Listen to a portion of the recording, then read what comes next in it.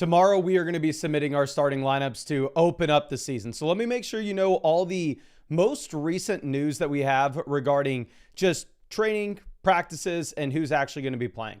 So first thing is Darren Waller doesn't practice Wednesday. Don't plan on playing Darren Waller. Maybe you can add him on a watch list, but obviously no reason to get him in. Jaden Reed does not practice on Wednesday. This is going to be something that's super important to monitor. If Jaden Reed does indeed miss, Tucker Kraft is going to look extremely interesting, as well as Matthew Golden. Terry McLaurin got asked if he thinks he needs to be on a snap count week 1. Keep in mind, Terry McLaurin wasn't there at any point during the training camp process for Washington. He says, I feel like I'm in great shape now. I'm going to be communicative throughout the weekend and how I'm feeling Sunday. But as of right now, I feel good and ready to go. Cade Otton gets in a limited practice. If Cade Otton misses, it's really only going to be Egbuka and Mike Evans left. Stephon Diggs says he hopes he isn't on a snap count in week 1. Oh, buddy, oh, pal, I hope you're not either, because I'm starting you in the flock league.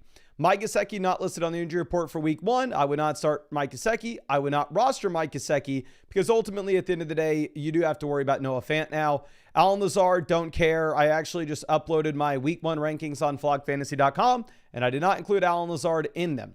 Curtis Samuel, good, it doesn't matter. Khalil Shakir gets in a full practice. Khalil Shakir is in a really good matchup with the Baltimore Ravens. Should be the highest scoring game of the week, or at least that's what sportsbooks are saying right now. Shakir will be very interesting if he's fully good to go. Darnell Mooney gets in a limited practice on Wednesday. Juwan Jennings expects to play week 1. I would not start Juwan Jennings, but this does mean that maybe Ricky Pearsall is a little less interesting.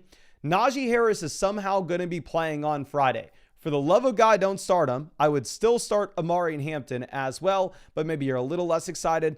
HN said he feels like he's 100%. Please make sure you're starting Devon HN. And if you have a really strong waiver wire option like Tank Bigsby out there in a shallower format, drop Ollie Gordon for the strong player. Make sure you just link your team with flockfantasy.com. Go to the My Teams page, and you can see the best waiver wire options in your specific league. Josh Downs not listed on the injury report, so Josh Downs is going to be moving up my rankings. Going through and trying to find our next thing that maybe is relevant here. Commanders running back in quarterback running back drills. You had Eckler in first, Bill in second, McNichols in third, Chris Rodriguez in fourth. Maybe this means Chris Rodriguez needs to go down to somebody that you're not interested in rostering at the bottom end of your team, but do not worry about all the depth chart nonsense that we had a couple of days ago. And then going through and looking at what we have with the rest of this.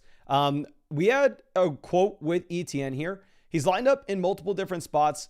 We've got to use him as a guy that can help make plays, turn those 10-play drives into 4-play, 5-play drives. So I don't know if they're referring to potentially lost fumbles, but I have Travis Etienne. I'm currently planning on benching him week 1 in favor of Stephon Diggs.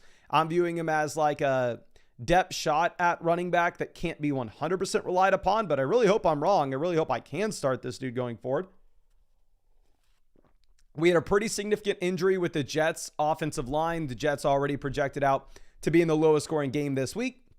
Definitely not interested in playing any Jets if we can avoid it, but you probably got to play Breece. You probably got to play Garrett Wilson. Isaiah Likely is not going to play week 1. Mark Andrews is going to be extremely high in my rankings. I think that's everything that we have for today. But let's go ahead and let's look at all this news. Let's submit some starting lineups and let's make some trades. So all these questions were submitted on flockfantasy.com. Just in case you don't know how this works, and you're going to wonder, hey, Mason, how the hell are you answering a start-sit question from 21 hours ago? The guy may not be in the live stream right now. Whenever I answer a question on this live stream, it is automatically, the second that I answer it, going to send a message to the person who asked on flockfantasy.com with a custom link where they'll click that link and it will take them to this live stream with the timestamp embedded of the exact time that I answered their question for them. The developers on flockfantasy.com cooked it up, and it makes it so much better than how we used to do super chats back in the day, where if you super chatted and then I didn't get to your question until 30 minutes later, possibly you missed it. But with our new system, there's no way you possibly can miss an answer. I understand that right now we have the team review options turned off on the site where you cannot purchase a team review from myself. I will let you know when we turn those on. Will probably be later today, but I just had too many team reviews waiting for us. And I'm probably going to have to throttle those, turn them on, turn them off, turn them on, turn them off, because I want to make sure that I can get back to guaranteeing that if you ever ask anything on flockfantasy.com, I answer it within 24 hours of you asking. And with start, sit, trade, and super messages, that's still the case. But sadly, with team reviews, we are falling behind with how busy it's been. Now, let's move over to this with Harry Grossman. A running back, we are going to be starting. Oh, this is gross. We have Rashad White, Scatterboo, Bill, Najee Harris, and Trey Benson. I do not want to do anything here. I really do not want to play a single one of these backs. If I had to choose somebody, it would be Ja'Cory Krosky-Merritt. Najee Harris has had like 2 practices with this team this entire offseason. So I'll go JCM. I think all these running backs are backups. I think JCM's like the only guy that has a shot to maybe lead his backfield in touches, but probably not going to happen. Now, Call Me Dada coming through with our next question. This is London and Purdy versus Burrow and JSN. So clear down tier from London to JSN, clear up to tier from Purdy to Burrow. I think this is a fair deal. It's going to be up to you. I would probably lean with the Drake London side of this, though. For me, I would make sure that if you're trading for an upgrade at quarterback, you're getting one of the big 4. You're getting Daniels, Hurts, Allen, or Lamar, unless it's a 6-point passing touchdown format, where their Burrow will be a little more enticing. Now, Yusu F. Baller. Here for the flex spot, we are choosing between Rome, Pearsall, Jennings, and I guess you could go J.K. Dobbins, to be honest with you. But this is a full PPR format, so with this being a full PPR league, I think the wide receiver is going to be very compelling here. Now that we got official word that you do have Juwan Jennings playing, maybe I'm a little bit less excited to get Pearsall in, but Jennings missed so much of camp. I'm still going to go with Ricky Pearsall. Now, Z Mitchell coming through with our next question. This is Garrett Wilson, Mike Evans versus Nico Collins and Rashee Rice. So I would rather have Nico Collins than the entire other side in a 10-team, 2 wide receiver, 1 flex, where you have plenty of wide receiver depth already. So yeah, go get Nico Collins and Rice, and it is a very, very easy trade. Now, Code says, if I bought the pass with code FLOCK, do I get the free questions? Yeah, so if y'all got the $34 flockfantasy.com season pass, you should have free vouchers on your account to ask me start sit questions, trade questions in the live streams that we're doing every single day. For those free vouchers, you would have had to use code FLOCK when you signed up. That's why it's on the graphic here. That's why we said it in every single time we ever said go get the season pass. But whatever code you signed up to the site with is where you got free vouchers to ask that question. So if you use code FLOCK and you got the 2025 flockfantasy.com season pass, you should have those free vouchers to send in questions. It's not too late to get the season pass if you still wanted to. You still have access to all the tools and all the updated rankings on the site throughout the entire season. Plus, again, use code FLOCK and you'll be getting those question vouchers that you can send me questions in on the stream. And with that as well, it's not even a subscription. It's a $34 one-time payment. In my opinion, by far and away the most affordable way to win your league this year. Now, let's move this over to our next question. It's going to be blip, blop, bloop. Now, here for wide receiver, I think we are going to have to go ahead. You're going to have to play Metcalf. Don't like the game environment. I know Downs is in a much better matchup, but Downs is still coming off the hamstring, even if they're telling us that he's fully good to go. And Amari and Hampton, I know you're going to have to deal with Najee Harris, but again, Najee wasn't at training camp at any point during the process. So I'm going to go ahead. I'm still going to be jamming in Hampton week 1. Now, S. McCoy's trading Bucky, London, Downs for Puka Jacobs. Bucky Jacobs, tomato, up to you. Drake London versus Puka Nacua. Easily give me Puka Nacua. Paying Josh Downs, in my opinion, is not that bad of a price tag to get that up tier. So I'm going to go with Puka Nacua and Josh Jacobs. But it looks like we had 100 likes on the stream. So go down there and drop your flockfantasy.com username in the chat. Every single time we hit 100 likes on the stream, or like 200 likes, 300 likes, whatever it is, we give away those free start set questions and trade questions for the people hanging out in the live stream. So just drop your username in the chat and be happy to try to find you. Now, EMK Dude, with our next question. This is Lamar and Rome versus Burrow and Brian Thomas. I'd rather have Brian Thomas over Lamar, and I'd rather have Burrow over Rome. So I think this is going to be the best player with Brian Thomas here. Now, next question is going to be Jack Morocco. Here we got to submit a starting lineup. Obviously, Allen's going to be the auto start at quarterback. Running back, we're going to go with Bucky and James Conner. Great matchup where they can run the ball consistently in the second half. JSN and Jamar Chase are auto starts at wide receiver. I'm going to go David Njoku at tight end with a phenomenal matchup and Flacco under center. And then we're going to go with Sutton and DeAndre Swift for the 2 flexes. But let's find somebody in the chat real quick to give away some free questions to. We got Fantasy Genius. Let me see if I can find you on the site. If I can find you on the site, I'll be happy to send you over those free vouchers. And again, we're going to be giving away more free questions and just a little bit whenever we hit 200 likes. I have no idea how many of y'all are here, but if you haven't already, go down there, hit the like button, subscribe to the channel. We live stream answering fantasy football questions legitimately every single day. I found you, Fantasy Genius, and I just sent you over a couple free vouchers for you to get some questions in on the thing. I'm not going to lie to you. I try to typically send 1 free start set question and 1 free trade. I accidentally just sent you 2 free trade questions instead. Now, Deadhead Zed with our next question. This is going to be double flex. I'm assuming maybe you're asking like, hey, man, maybe we really only need 1 flex spot here. I would rather have JMO over Ricky Pearsall this week. I don't love the game environment that the Detroit Lions are going to be in going up against the Packers. But again, you have Juwan Jennings going to go in San Fran at this point, and we've had just a much larger sample of Jamison Williams being viable in fantasy. Now, Soggy Potato coming through. We're trading Kyron and Kittle for James Cook and Brock Bowers. So I still view Bowers in a different tier than Kittle. Very similar seasons last year, while technically George Kittle did outscore Brock Bowers in a points per game context. You are looking at one of these players being 32 years old and the other one going into their second season. I'd rather have Kyron over James Cook, but I think at the end of the day, this is very much going to be down to your personal preference. And for me, I think we probably go ahead and we probably take Bowers. Now, Burger with our next question. Here we need 3 flex spots.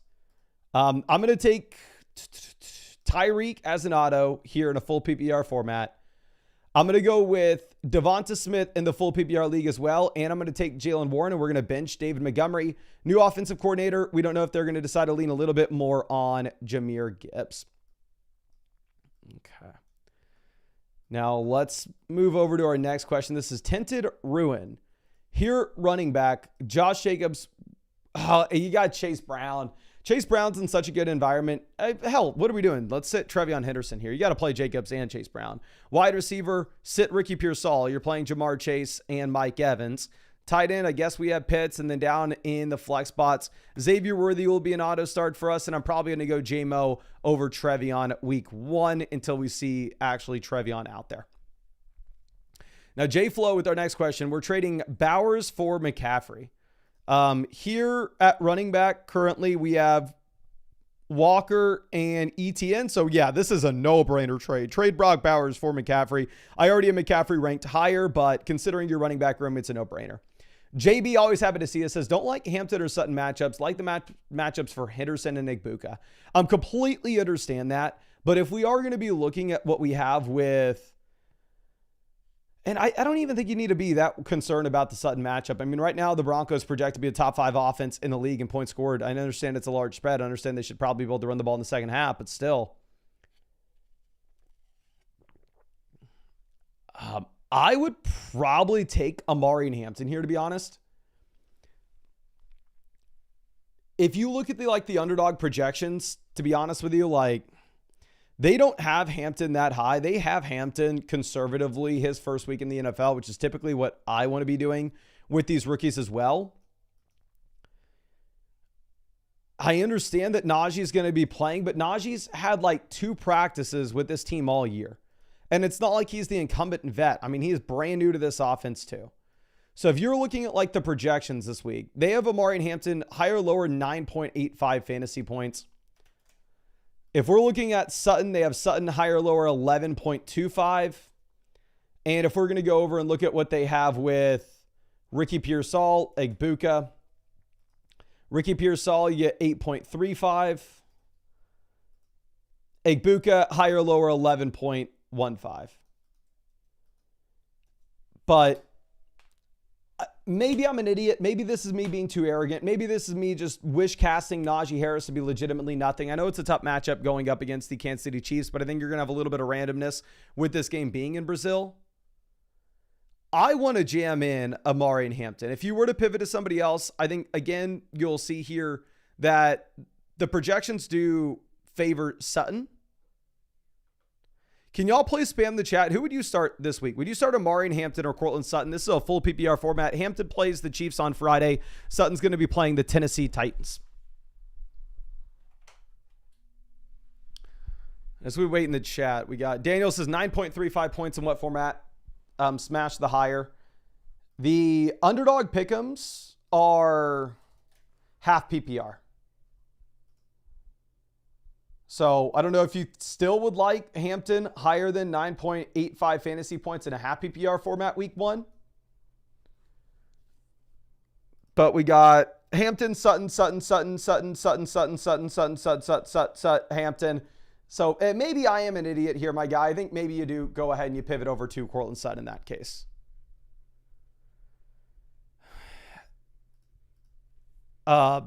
Again, especially with this being a full PPR format, you have a phenomenal team, though. And let me make sure that we can send over another free question to you. I appreciate you always hanging out with us. And again, if you need any help, don't hesitate to ask anything else. Now, Melvin coming through. This is Purdy, Kyron versus Lamar and Pacheco. Lamar, Kyron, give me Lamar slightly. Purdy, Pacheco, give me Pacheco easily. So I'm going to go with the Lamar and Pacheco side. Ryan, this is Pacheco and Jamar Chase versus Achane and Chase Brown. I'm sorry, Achane and AJ Brown. 10-team league where you can start up to 4 wide receivers weekly, not including the super flex.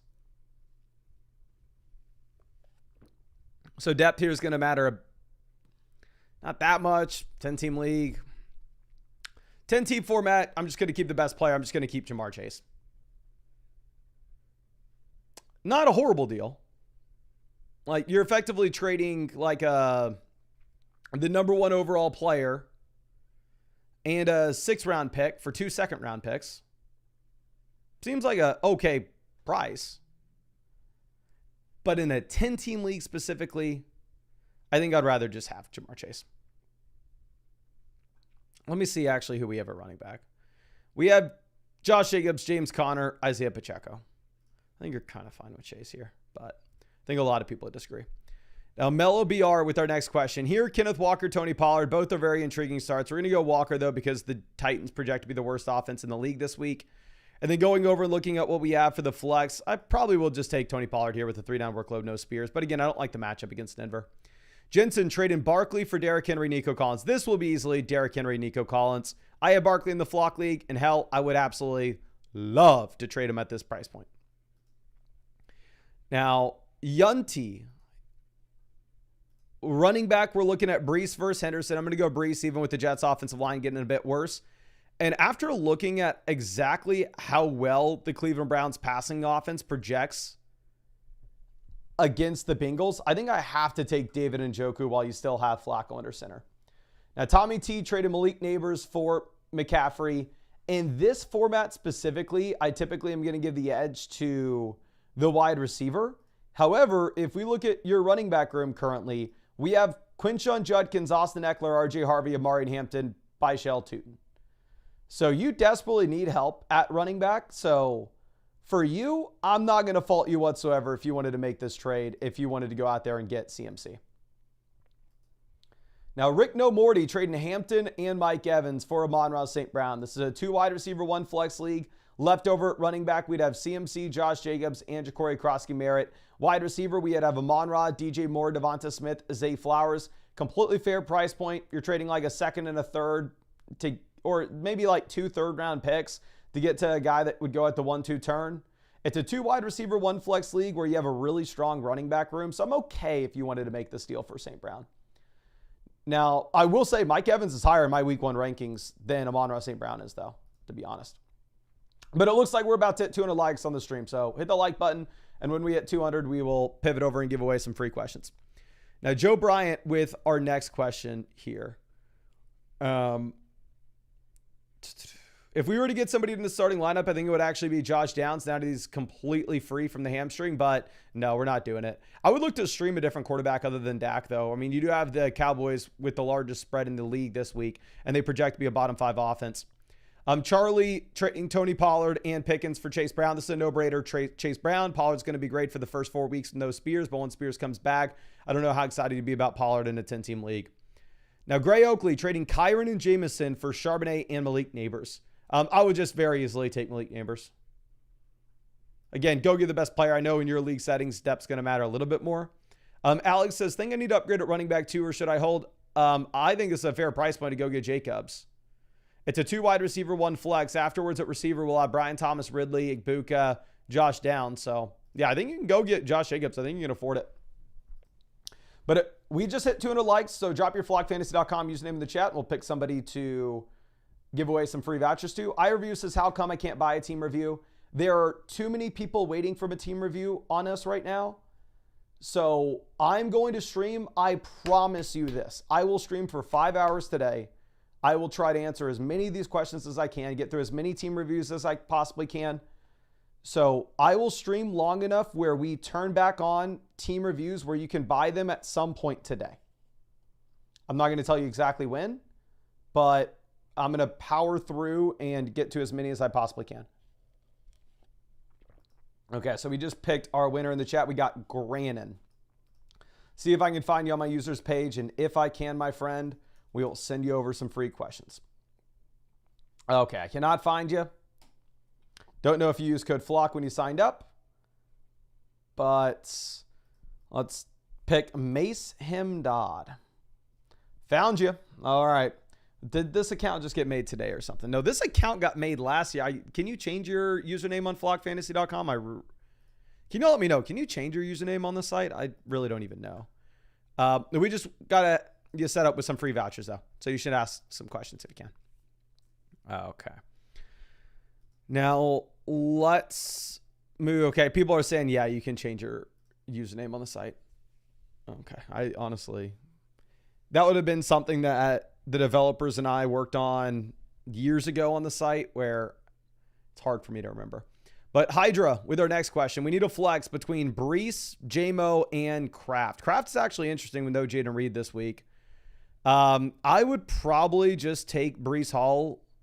The Lions project worse going into this week than they have in the past 2 years. Like, it's a really tough matchup that you have going up against the Packers. Now, Jack, with our next question, here for the flex, if we wanted to take out Travis Hunter, it would be in favor of Chris Olave. If I'm looking at my rankings right now, I do have Olave ranked slightly ahead of Hunter in a full PPR format. I think Travis Hunter gives you the higher ceiling, but at least we know Olave is going to be out there running all the routes. Now, R. Farrell, we're starting Bo Nix. Running back, we're going to be playing the combo of Trevion and Bucky. Wide receiver, we're playing the combo of Neighbors and Rome. Tight end, we're going to be playing Kittle. And for the flex spots, we're going to be going Jacoby Myers. And yeah, I guess you can start Zach Charbonnet if you really wanted to, but I honestly don't. How many teams are in that league? Oh, it's a 14-teamer. Okay. Much more understandable. I was going to say I do not like your team, but 14-team league, completely fine. Now, J-Flow, Spears, Kenneth Walker, Brock Bowers versus Aaron Jones, CMC, and Josh Downs. Bowers versus CMC, give me CMC. Kenneth Walker versus Aaron Jones, give me Kenneth Walker. Spears versus Downs, give me Downs. I think we're going to go ahead. I think we're going to take the McCaffrey side. And again, if we are looking at Christian McCaffrey, you are seeing a running back that projects currently as a top 3 player in total fantasy points this week. So maybe you're a little bit concerned about the injury, but kind of looks like somebody that you're just going to have to play. Now, K9 with our next question. This is Brees, Cam Scatterbu, Cortland Sutton, Kyle Williams, Zach Ertz versus Swift, Tyreek, Jake Ferguson. When I look at a trade like this, it is so much easier if we just take out the irrelevant pieces. Cam Scatterbu, Kyle Williams, Zach Ertz, and Jake Ferguson are kind of irrelevant. What are the meat and potatoes of this deal? The meat and potatoes are Brees Hall and Cortland Sutton versus DeAndre Swift and Tyreek Hill. I'd rather have Tyreek over Sutton. I'd rather have Brees over Swift. I think this is a 2v2 swap with a bunch of crap added in. That's a fair deal for both people. I typically don't love making like 5-player trades for 3-player trades. It is going to be up to you, though. I'm not going to fault you if you wanted to make this. Now, Tucker with our next question. This is a dynasty trade where we're sending a future first Kyler Igbuka in a Superflex league for a couple seconds, Mahomes and Kenneth Walker. Would I rather have Kyler and Igbuka or Patrick Mahomes in a dynasty Superflex? I'd rather have Patrick Mahomes personally. Would I rather have a future first, or Kenneth Walker and 2 future seconds? I would rather have Kenneth Walker and 2 future seconds. So for me personally, dynasty Superflex, I'm going to be going with the Patrick Mahomes and Kenneth Walker side. GG says, feel Sutton is the move, but I like Ricky with the stack. Do not worry about stacks when you are submitting your starting lineup. Cortland Sutton projects to be a much better option than Ricky, so you just play Sutton. Now, SWTX, this is JCM, Amon-Ra, Jamison Williams versus Bucky Irving, Ricky Pearsall, and Jackson Smith and Jigba. If I'm looking at Amon-Ra St. Brown versus Bucky Irving, give me Amon-Ra. But you are upgrading at 2 other spots. What's the setup right now at running back? We have Chase Brown, Kenneth Walker. Wide receiver, after this, we'd have JSN, Ricky Pearsall, Tet McMillan. And a running back, we would have... This trade's kind of whatever. It is going to be up to you. If you wanted to go with the Bucky and JSN side, I'm not going to fault you whatsoever. But I don't think like you are robbing the guy. Now, Pickles with our next question. This is a double flex where Flowers kind of looks like a lock in this matchup against the Bills. And then half PPR format, I do kind of like just going ahead and taking the running back with Tracy here or taking the running back with Jaylen Warren. Both should be starters in their own backfields.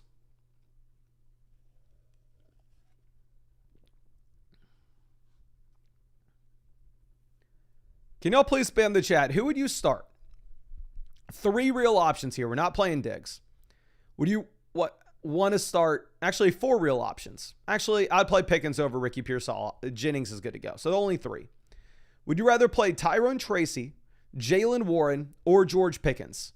Tracy is going up against the Commanders. Warren's going up against the Jets. Pickens is going up against the Eagles. Off the top of my head, all 3 of these offenses project to be bottom 5 offenses in the league this week in scoring. The Giants, I believe, are about 6-point dogs. The Cowboys are about 8.5-point dogs. And the Steelers are about 2.5-point favorites. But let's see. We got Tracy, Warren, Tracy, Pickens, Tracy, Pickens, Tracy or Pickens. Warren, PPR, it's Pickens, but this is half PPR. Pickens, Pickens, Tracy, Pickens, Tracy, Pickens. Tracy, Tracy. Pickens, Pickens, Warren, Pickens, Tracy. It does look like it's split 50-50. If you look at my current running back rankings, I do have Tracy ranked at 26 and Jaylen Warren ranked at 27. So I have Tracy as the play over Warren, but it's close. It's going to be up to you here. Can we look at what the underdog pick'ems say? This is one of those calls that I do think it's just like a razor's edge. They have Tracy, and Tracy's underdog's half PPR as well. They have Tracy higher, lower, 10.15 fantasy points. They have Tracy projected for more points than Amari and Hampton. And they have George Pickens at 9.55. But I would say that Pickens gives you a higher ceiling. So it is going to be up to you. If you wanted to have some extra fun tomorrow night and just get somebody in on the Thursday night game, you could start Pickens. Relic, this is Marvin J-Mo versus London. This is London, and it's not close. 10-team league, just go with the best player here easily. Now, Big Wall says, should I start Garrett Wilson, Adams, or Pacheco in a half PPR format? Garrett Wilson, Adams, or Pacheco. I'm going to take Devontae Adams. Right now, the Jets project to be in the lowest scoring game of the week. And Pacheco, I just don't know if we want to start him coming off the ending that we had to last season until we actually see him bounce back. Now, Dan says it would be his pick of Tyreek, Harrison, Devonta, or Tet, which I think out of that list, you probably opt to go with Tyreek. So just looking at it this way is nice. Would I rather have Josh Allen or Lamar Jackson? It literally doesn't matter. I have Allen in the flock league, and if the person who had Lamar offered me Lamar and 30 fab dollars, I would take Lamar and the fab dollars. They're the same. Now, Tyreek and Ingram versus St. Brown Andrews. I would way rather have Amon-Ra and Andrews over Tyreek and Evan Ingram. So we're going to go with the Amon-Ra St. Brown side. I think it's an easy call. Now, Austin with our next question. Here, quarterback, 4-point passing touchdown. I'm going to go with Fields. 6-point passing touchdown, go Penix. Hawkinson over Loveland easily for week 1. And then for the flex, full PPR, I'm actually going to be going Josh Downs now that Downs got in the full practice. Now, Blogic says bench 1 of Tet, J-Mo, Pickens, or DJ Moore. I would bench Pickens in this. If we look at the Cowboys, I know a lot of people are excited, maybe thinking that they're going to have to throw the ball a ton against the Eagles. But again, this is the largest spread of the entire week. So there's a chance that, like, even if the Cowboys are having to throw the ball consistently in the second half, they're just simply unable to move the ball down the field, and we get a lot of 3-and-outs.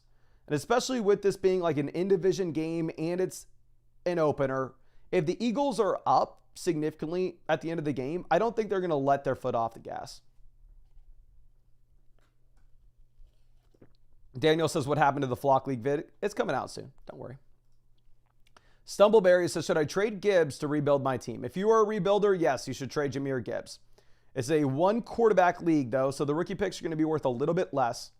So if I was looking at Gibbs versus 2 first and Kenneth Walker, if you could then flip Kenneth Walker for an additional 2 first in your league, if you know that's how first-round picks are valued, then 100% you do it. But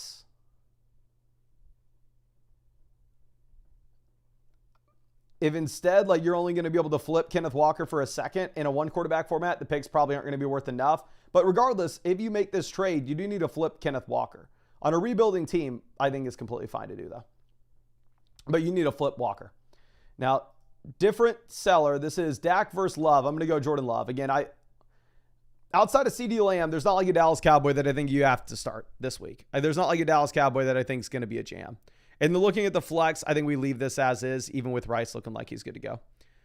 Now, based on here, okay, so it looks like you didn't actually put the players down there that we would consider. So I'm going to send over a free start set question voucher so you can resubmit this to us, my friend. I'll be happy to look at it for you again. Now, J-Tom going through, this is Byshell Tuden, Trevion Henderson, Brian Thomas, Tucker Kraft versus Trey McBride, DJ Moore, and Saquon Barkley. Brian Thomas versus Barkley, give me Barkley. Henderson versus McBride, give me McBride. Byshell Tuden and Tucker Kraft versus DJ Moore, give me DJ Moore. So I think you're getting the upgrade with the best player in the deal. I think you're upgrading the second time, and I think you're upgrading a third time. I think I would maybe even do this deal without DJ Moore involved. Okay.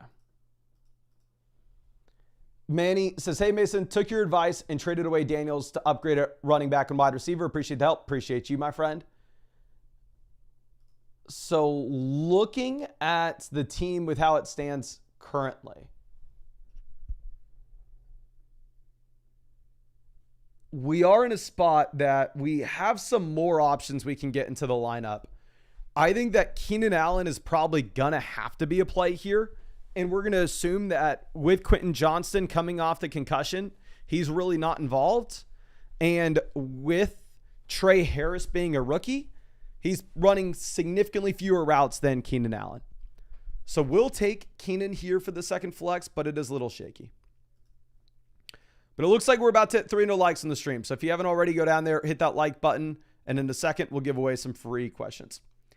Now, Jacob, this is Brees versus Henderson. Give me Brees still. And then for the 2 flex spots, I would go with Waddle and Igbuka. Especially you have no Jonnu. Darren Waller's going to be out. It looks like Darren Waller's not at practice right now. So everything is going to be funneled through Waddle, Tyreek, and Achane. Literally every single touch. GT007, tight end McBride, and then in the flex, we're looking at Pollard versus like Ricky Pearsall, like Buka, and Dobbins. We're going to go with Pollard. Hate the matchup. Hate the overall offense for this week specifically. But you have no Spears, so he's going to have all the volume. Now, it looks like we just hit 300 likes on the stream. So go down there and drop your flockfantasy.com username in the chat, and we'll pick somebody for some free questions in a second.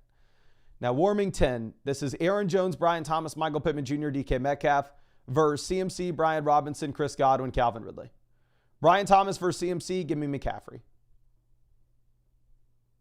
Metcalf versus Ridley, slight downgrade. Pittman to Godwin, slight upgrade. Aaron Jones to Brian Robinson, slight downgrade. Actually, I can't even guarantee what the league settings are. I think that if like DK Metcalf, Aaron Jones are on your bench, then yes, you go ahead and make this deal.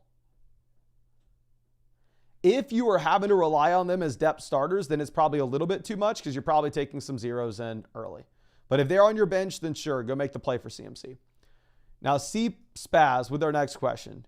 Here for the flex, the only guy that we would consider getting in would be like Calvin Ridley. No way in hell I'm playing Ridley over Puka, Sutton, or Tet, given the matchup that you have. So we're definitely leaving this as is. But let's find somebody in the chat to give away some free questions. Who we got? Grimpus. I think after picking you, I just immediately realized, yeah, we've definitely given you a free question before. But no, I'm not going to sit here and punish people for hanging out with us in the live stream too much. So let me go ahead and send over some free questions to you, my friend. And if I remember correctly, you should already have some free questions from another stream in here. But if we're giving away this many free questions every day, obviously there's going to be some overlap. Okay, just sent those over to you. And again, thanks for hanging out in the stream. Okay, now John Hughes with the start set. We're going to go with Bo Nix over Jared Goff at quarterback easily. Running back, Achane and Connor auto starts. Wide receiver, Brian Thomas is an auto start. Kittle's an auto start at tight end. And in the flex, I'm going to go with Xavier Worthy over Devontae Adams. With no Rashee Rice, once Rice gets back, you can pivot over to Adams if you want. Okay, 19 Nick, 48. Trading RJRV, Devonta Smith versus Kyron Williams. This is Kyron Williams easily. Not close. Unless you really think that Blake Corum's going to have like some massive role this year. It's going to be easily Kyron. Now, Tontu with our next question. Quarterback, I'm going to go Baker over Goff, even with the receivers missing in Tampa. And then for the flex, we're going to go ahead. We're going to just double down on that. We're going to take Igbuka. With Ford, I understand he's probably the starting running back. Decent matchup, but still don't like the offense and don't like the player. LP says, love Igbuka, but is this trade worth it? I hate seeing trades like this. Hey, I'll give you my 5 best players. You give me your 5 best players.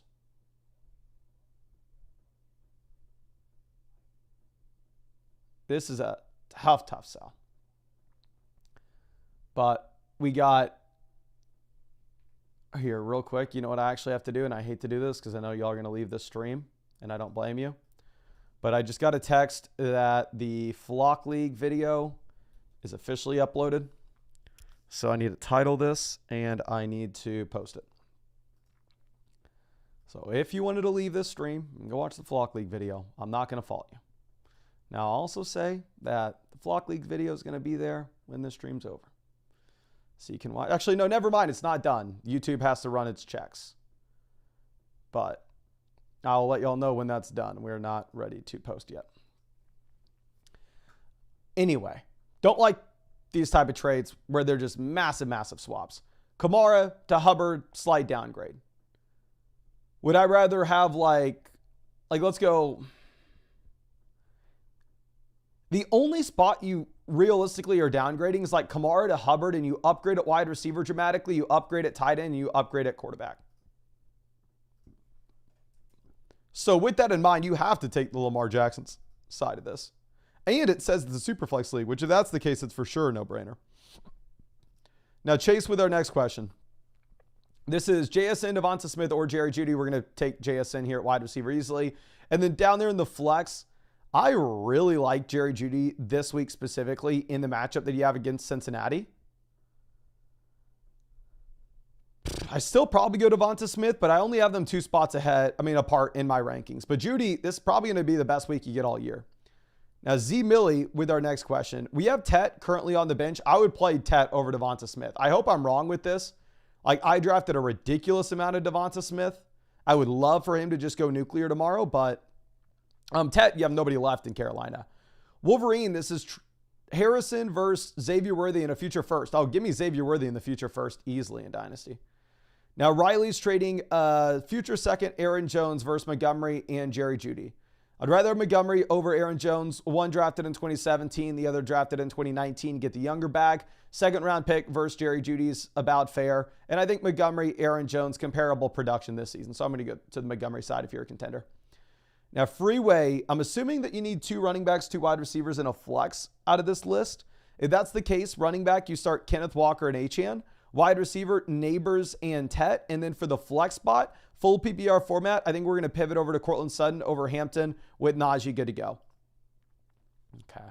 Sun God here at running back. We're going to go Chase Brown and Achane as auto starts. I'm assuming we're playing Kenneth Walker in the flex. Wide receiver, we're going to go Lamb and DK Metcalf. We have 2 flex spots. Thank God. David Njoku's a great tight end play this week. We're going to go Kenneth Walker at RB. And then between Travis Hunter, Stephon Diggs, Rome Odunze, it's not the easiest call in the world. I have Rome, wide receiver 34, Travis Hunter, wide receiver 36 this week. I think we go Rome, but they are in the same tier, and I think that's where you could pivot. Now, Brute Roots with our next question. Here, it's Tracy, Pickens, and that's really it. All I'd be considering between. Full PPR format, I think we're going to go Pickens. We went back and forth 1,000 times in a half PPR league, but in a full PPR format, I think I can just have the cop-out answer that, you know what, obviously you're going to get the target volume for Pickens that you want to get for Tracy. So let's go with it. And I don't love starting Loveland week 1, even though I really like him rest of season. Now, Jeff coming through with our next question. Tight end, I'm going to play Pitt. No, I got to go Loveland, right? There's no way in hell I can play Pitts over Loveland, even if I wanted to avoid Loveland the first week. But you got to play him. Hampton, I don't really care to feel like we have to avoid. And then I'm going to go with Garrett Wilson at wide receiver. I think the market share numbers are going to be great, but I really don't like the offense. Now, Aaron says RB2 is gross. Waiver wire options are Ollie and Sampson. I would probably play Jordan Mason over them. Who do we have on the flex bench? If Rashad White's banged up, I wouldn't mind if you wanted to drop Rashad White and go pick up like Dylan Sampson if you think he'd be a starting running back. But not something you're doing right now. Big dog coming through. Quarterback, we got Bo Nix to jam in.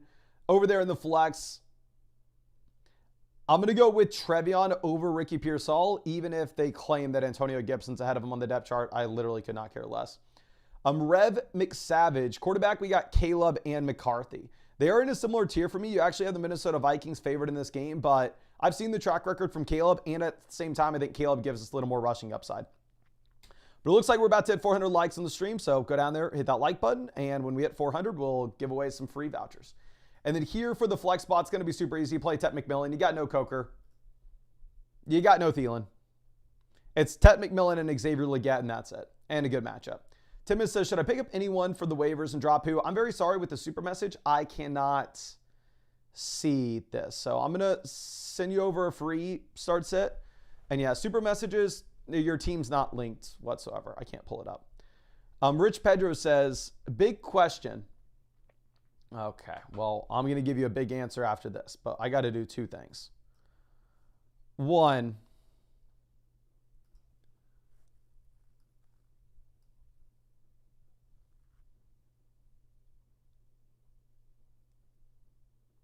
I got to text the editor.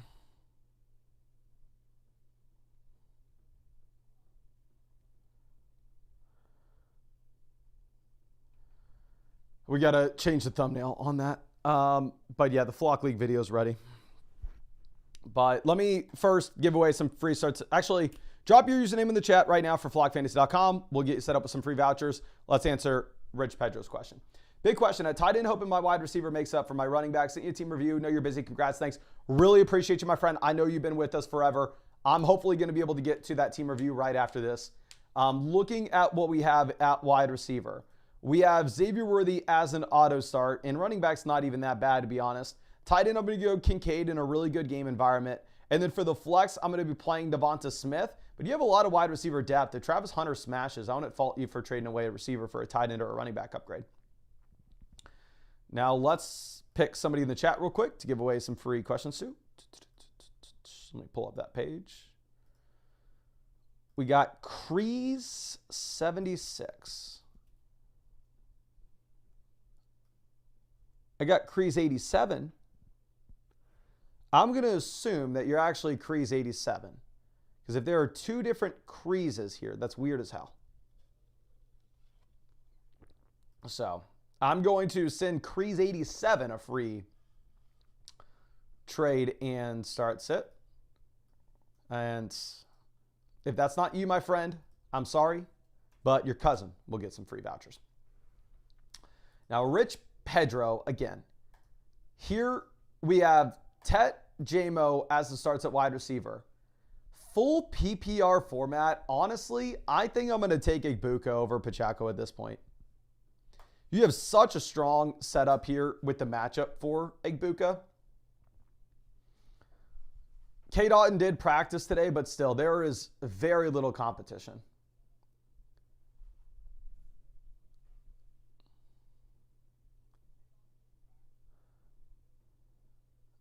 Okay, W. Little with our next one. For the flex,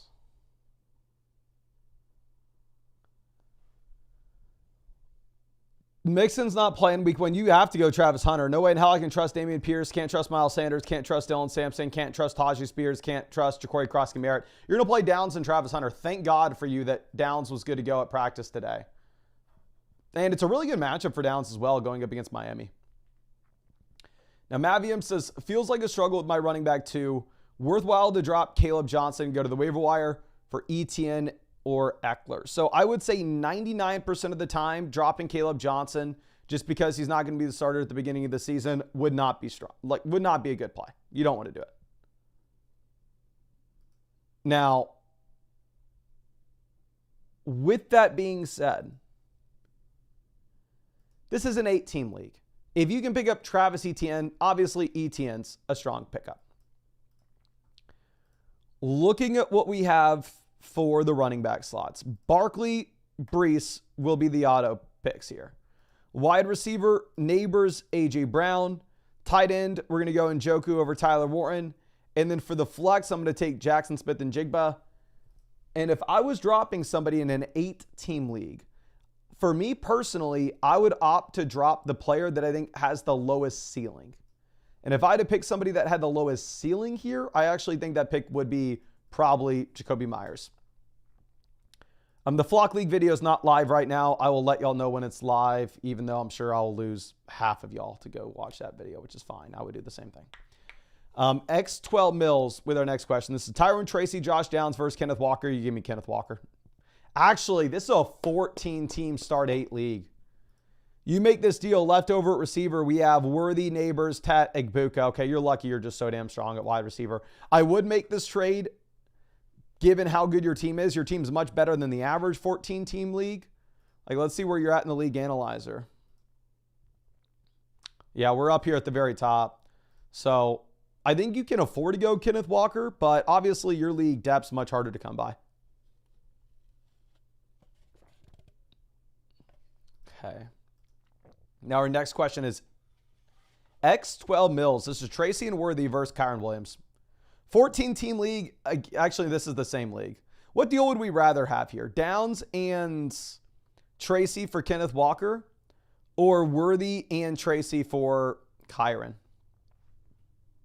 I think I would rather have the previous. I mean, both are fine values given how strong your roster is. You can get away with it. But I think I would prefer to go with the Walker deal. Maybe I'm just a little bit too optimistic with Worthy. Maybe I'm just a Worthy fanboy. But I think I'm going to go with the Kenneth Walker one. Actually, we got a lot of people in the chat saying Kyron. Spam the chat. Would you rather sell Tyrone Tracy and Josh Downs for Kenneth Walker? Or would you rather sell Tyrone Tracy and Xavier Worthy for Kyron Williams? Do you want the Kyron side of that, where you essentially pay Worthy instead of Josh Downs? Or do you want the Kenneth Walker side, where you pay Downs instead of Worthy? So, are you going to go Walker or Kyron? Obviously, Kyron in a vacuum, but you got to pay a little bit higher price. We got Walker, Kyron, Walker, Kyron, Walker, Kyron. Walker, Walker, Walker, Kyron, Walker, Walker, Walker. Kyron, Kyron, Walker, Walker, Kyron. Walker, Walker, Walker, Kyron, Walker, Kyron. So it does look like most people are on the Kenneth Walker side, which is interesting. Now let's move this over. I just got a text. Is that from the editor? I am sorry. The editor just texted me. I have to re-upload the vid. Spotted an error. So I'm sorry for the, I swear to God, I'll show you all this text right here. Sorry for the tease on the Flock League video, but it looks like it's probably going to be another 30 minutes or so. Now, Joe Pick with the next question. Here are the best option we have on the bench for week ones, maybe like Rome Odunze or Travis Hunter. Not playing them over Hampton, Lamb, Worthy. So you're leaving this as is. Who do we have a quarterback? And I'd play Tyler Warren over Hunter Henry as well. Now, Michael, always happy to see you. Here, quarterback, I'm going to be going with Caleb over Fields. Wide receiver, give me Sutton and Devonta Smith in the flex. But since Smith plays on Thursday night, we're going to put Smith at wide receiver 2 and Sutton in the flex just in case something happens. Now, hi, my name is Phil. Here at wide receiver, we have drop Hunter Renfrow. Actually, it's a 14-team league. Never mind what's on the waiver wire. Oh, dear God, this is disgusting.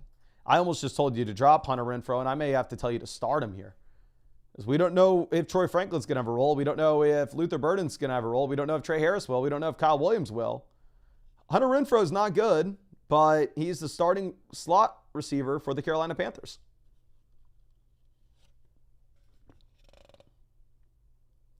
This is disgusting. Oh, my gosh.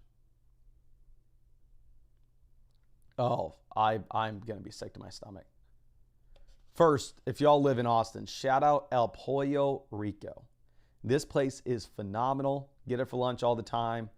Mexican place. Speak Spanish when you go up to the counter. It's great. Don't get like the actual meals. Just get you a half roasted chicken, double rice, corn tortillas, double green sauce, no beans. Make little tacos from them to die for. But this is not speaking down on El Pollo Rico. This is just me holding the cup. However, I ran out of my normal little caffeine packs that I get. I had leftover caffeine packs from like maybe 2-3 years ago at this point in the drawer. Don't know why they were still there. And I don't have to, I'm too busy right now to go to the grocery store. The lady's out of town. She gets back. She's landing any second now. But I can't send her to the grocery store, so I've been having to do these caffeine packs from like 2-3 years ago. I looked into this cup at what's left over from like the little caffeine pack that I put in. I don't know if you can see this at the very bottom. Do y'all see that like nasty ass dirt looking stuff? Like look in the liquid. Ugh. So I'm going to pretend that I've not been drinking those for the past few days. I'm going to pretend that my stomach does not hurt, but ugh. Now, going back to this is maybe even grosser, what we have to do at wide receiver. For the love of God, tell me we have running backs for the flex. I'm starting Caleb Johnson here, as gross as it is. But we have to start 2 of these receivers. We have to start one of these receivers here.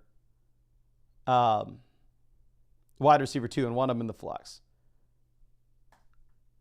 I'll go Hunter Renfrow for this week. And I guess the other guy I'm going to go with is it Luther Burden? Quentin Johnson got cleared from concussion protocol. So Quentin Johnston's going to be good to go alongside Keenan Allen. Luther Burden, in theory, is wide receiver 3 on the team, right? So I think I take Luther Burden here. Don't love it. Not going to pretend like I do. But I think we do it. Okay. Now, let's move this up. I got a bunch of people asking when the wide receiver tier list drops. I do not know. I do know my wide receiver rankings on the site are already updated. In case you hadn't seen, go over. You can change to the weekly rankings on the site now. And if you click Mason Dodd, mine are already submitted. You can see my week 1 rankings currently. And it actually looks like I need to move Brian Thomas up. So Sika says, different league, much stronger. Are we going to go Jacoby Myers or Jerome Ford? I would go with Jerome Ford. Good matchup that you have against the worst defense in the league.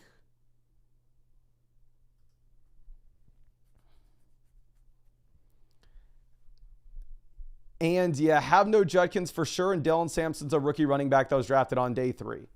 Jacoby Myers, you have a new coaching staff, you have a new quarterback, and the man just requested a trade. I have no idea what the hell to expect.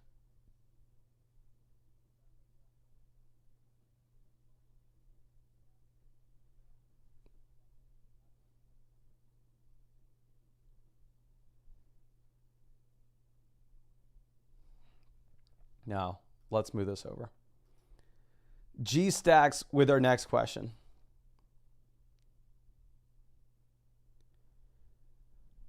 Week 1, I think you have to take Debo here. If we're looking at the other options, Godwin's not viable, Amari's not viable, Kyle Williams isn't viable, neither is Bichelt. It would be like essentially Debo or Ramondre Stevenson. Full PPR format, I think Debo for sure is going to see more target volume, and Debo potentially get some usage as an RB with no Brian Robinson. Now let's move this to our next one. Matt is trading Cam Ward and David Montgomery versus CJ Stroud. It is a super flex league. Super flex. If this is a super flex 10-team format, give me CJ Stroud. Because there, you're not going to have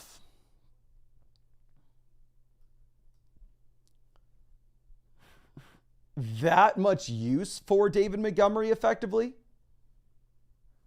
Whereas obviously if it were like a 14-teamer, like some of the other start-sit questions that we just had to answer, there Montgomery would be like an auto start for you every single week. But I think we're going to have to log out and log in real quick to make sure we can keep answering these. And as I do this, I'll remind you, if you haven't already, go down there, hit that like button. And because I got to kill some time here, I'll also remind you that you can still get the flogfantasy.com season pass. It'll set you up for the entire year until January 1st. You will get access to all the rankings on the site, both weekly and rest of season, all the way up until January 1st. They're going to be updated. Mine will be updated essentially every single day. And at the same time, if you use code FLOCK when you get the season pass, you'll be getting free questions to send in on the live streams that we are doing pretty much every day. And Yoink says the price of a cup of coffee. It is one expensive coffee at $34 a one-time payment, but I guess maybe if you're in Dubai or something and you're going to get a coffee with a gold cup, maybe it's the price of coffee. Now, Matt with the next question. This is Cam Ward, David Montgomery versus CJ Stroud. We already answered this. Superflex 10-team format. If those settings are correct, we're going to go Stroud. If it's a one-quarterback league, obviously we'd never do that. CX Lids. This is Kyler Ladd versus Jaden Daniels and Xavier Worthy. 10-team, 2 wide receiver, 1 flex. Give me the elite quarterback. Give me Jaden Daniels. The wide receiver production is not going to matter as much. Lucas Panny, a running back. Jacobs is an auto start. And then for the flex, I would play Devonta Smith over Ricky Pearsall now that Jennings is good to go. Pet Frog, quarterback. You did not put somebody in. Wide receiver, it's Tet over Igbuka easily. I'll go Igbuka over Pacheco here for the flex, though. CJS, quarterback, you go Kyler. Offense should score more points, and you're going to get more rushing upside as well if it's a 4-point passing touchdown league. King Avery. What the hell is this name? Are you kidding me? So I'm weak at running back. P.S. MVP of fantasy football. Better be in reference to the guy answering this question, not King Avery. I'll tell you that much. Now, looking at James Cook, Rome Odunze versus Chase Brown. Wide receiver, we have London, Amon-Ra, Ricky Pearsall, Jerry Jeudy. Who gives a damn about Rome Odunze in a 2 wide receiver, 1 flex league at that point? Go ahead and you take Chase Brown easily. AJ Case is not sure about tight end or my flex this early. Tight end, Dallas Goedert over Brenton Strange easily. And then for the flex, we're going to go Tet McMillan there easily. Again, Tet, great game environment, great matchup, no competition, great wide receiver. Now, AJK with our next question. Wide receiver, we're going to go ahead and we are going to be probably... So when the wide receiver rankings video comes out, hopefully soon, the editor's still working on it, you will see that Chris Olave is higher than Josh Downs in my wide receiver rankings that we had made and sent to the editor late last night. But they just removed Josh Downs from the injury report.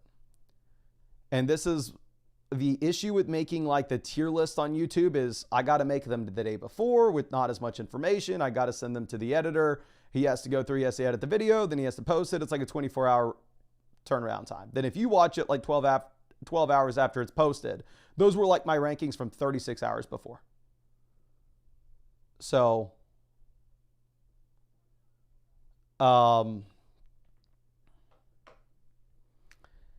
you'll see that those rankings are going to tell you to go with Olave very soon. But honestly, now that Diggs is removed from the injury report, if you're going to look at the rankings on the site that I'll update tonight, I'll have Josh Downs higher.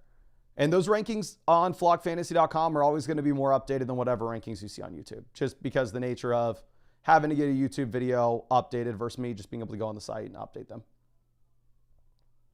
Okay.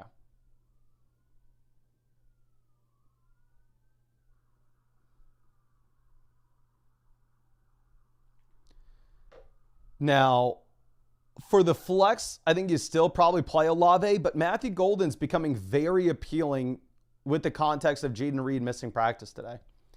Now, Binks with our next question. I would love to avoid Dak if we could. I don't see another option here, though. And then wide receiver, for me personally, I'm going to play Devonta Smith over Egbuka. Running back, I think we leave as is, though. I think we have Eckler in there. But it looks like we're about to hit 500 likes on the stream. So hit that like button if you haven't already, and we'll give away some free vouchers. Here, this is Chase Brown versus Drake London. Running back, we have Gibbs, Kyron, Kenneth Walker. So we have plenty of running back production. Wide receiver, we have Neighbors, Jeudy, Ricky Pearsall, Cortland Sutton. So completely fair deal. I have them ranked back to back. Looking at your team, you can't afford to move on from a running back. What I'd probably rather do is try to sell like CMC and a depth receiver like Ricky Pearsall to get up to like the elite wide receiver tier of guys like Nico Collins, if that makes sense. But it looks like we just hit 500 likes on the stream. So go down to the live chat and drop your username in the chat, and or your flockfantasy.com username, and I'll try to set you up with some free questions. Now, MD Vulcan.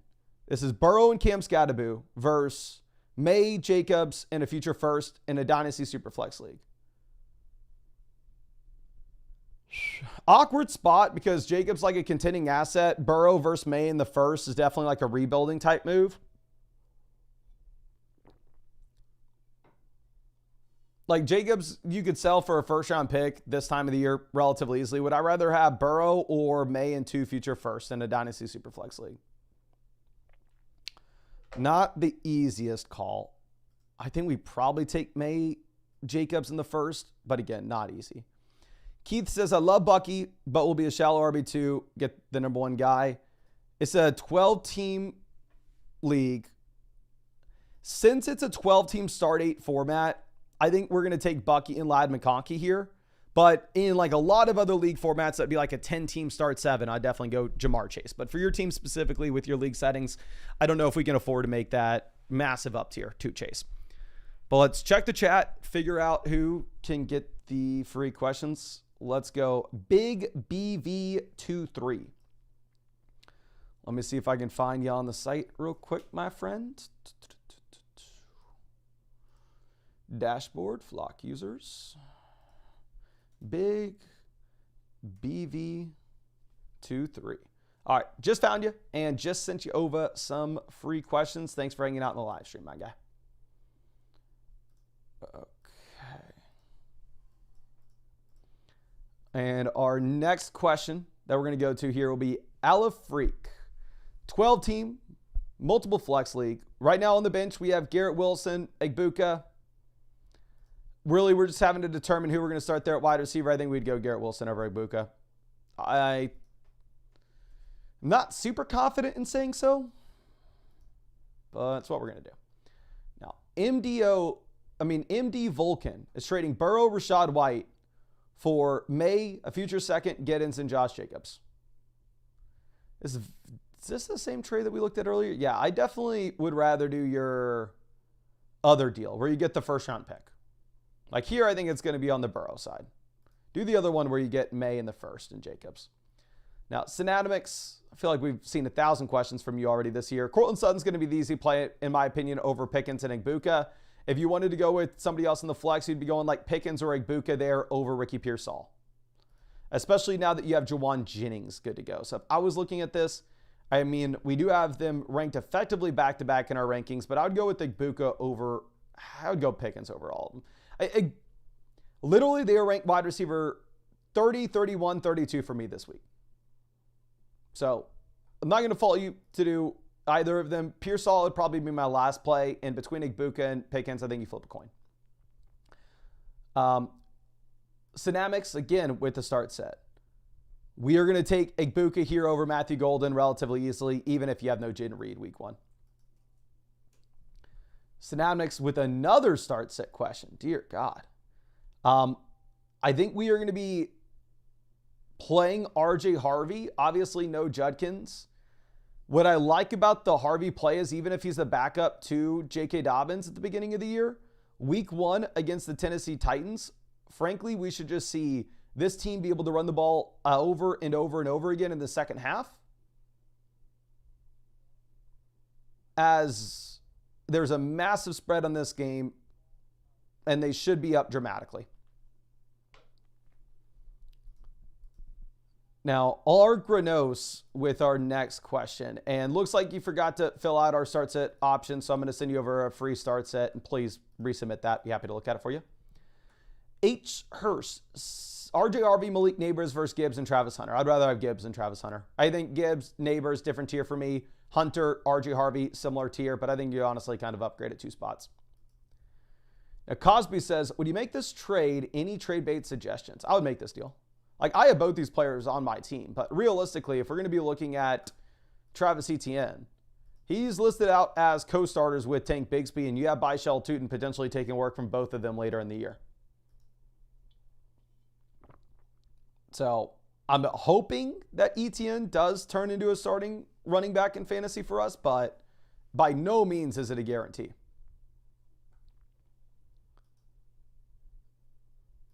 Now, J-Dang with the start set. Here, right now, if we were to pivot from anything, looks like on our bench we have Keenan, Keon as the top 2 options.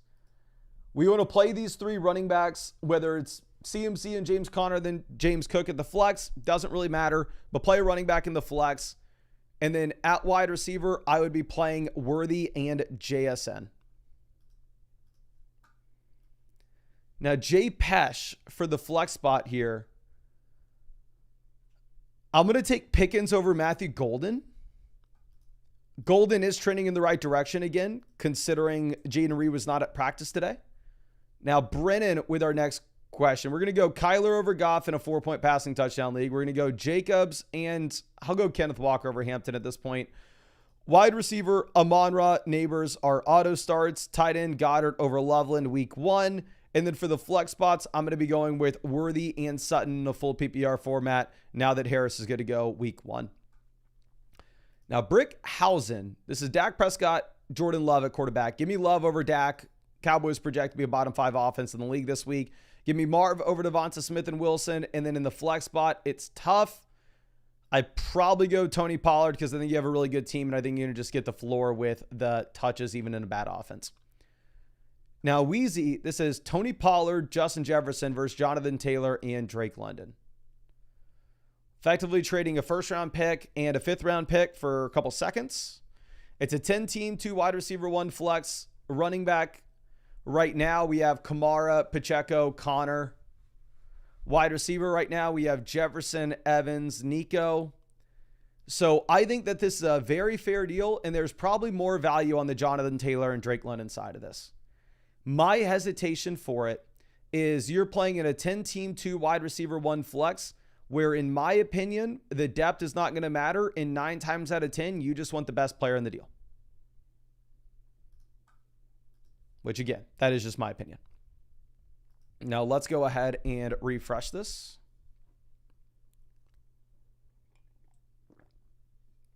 Isaiah FC, always happy to see you. We're trading here Worthy, Addison, Judy for Kenneth Walker and Travis Hunter. So 10-team league, start 8 players. Running back right now, we have Hampton, Jacobs, Montgomery, so we're okay. But we have plenty of depth with this team, and it's a 10-team format, so I think you are getting the best player in the deal with Kenneth Walker. I'm completely fine going getting the extra running back like that. Now, Jayville with our next question. You go Bo Nix over Lawrence. Lawrence is a great matchup this week, though. We're going to go Bijan Chase Brown as the auto starts at running back. We're going to go Terry and Matthew Golden at wide receiver, and Josh Downs as the wide receiver 3. We're going to go Trevion as our first flex. If you accidentally put in the 3rd wide receiver slot and you didn't mean to, then you'd go Josh Downs in this other one. But I think we go RJ Harvey if you truly do need to start the 3 receivers and 2 flex spots. Now, Irizarry, this is CMC, Tracy, Smith versus Ollie Gordon, Aaron Jones, Lamb. CMC versus Lamb, give me Lamb. Smith versus Aaron Jones, give me Smith. Tracy versus Ollie, give me Tracy. I'd probably go with the McCaffrey, Smith, Tracy side of this because I almost effectively view Aaron Jones and Ollie Gordon in your league as players that don't move the needle. Now, me Gizzle, this is Rashee Rice, Ricky Pearsall versus DJ Moore and Trey Benson. Give me DJ Moore over Rice. Give me Ricky over Benson. Are we good with the production early in the year? Actually, I can't even see the team. If you are desperate for points early and you have also Jordan Addison and Chris Godwin on the team, I understand selling Rashee Rice. But if you can afford to get by and wait for Rice to come back, I think that side's going to have the more long-term value. Now, Nocturnal Wallaby, we're going to be starting Lawrence over Goff this week. Running back, we're going to be going with James Cook and Trevion. Actually, no, I'm sorry. We have Pollard here. I'm an idiot. You go James Cook and Pollard easily.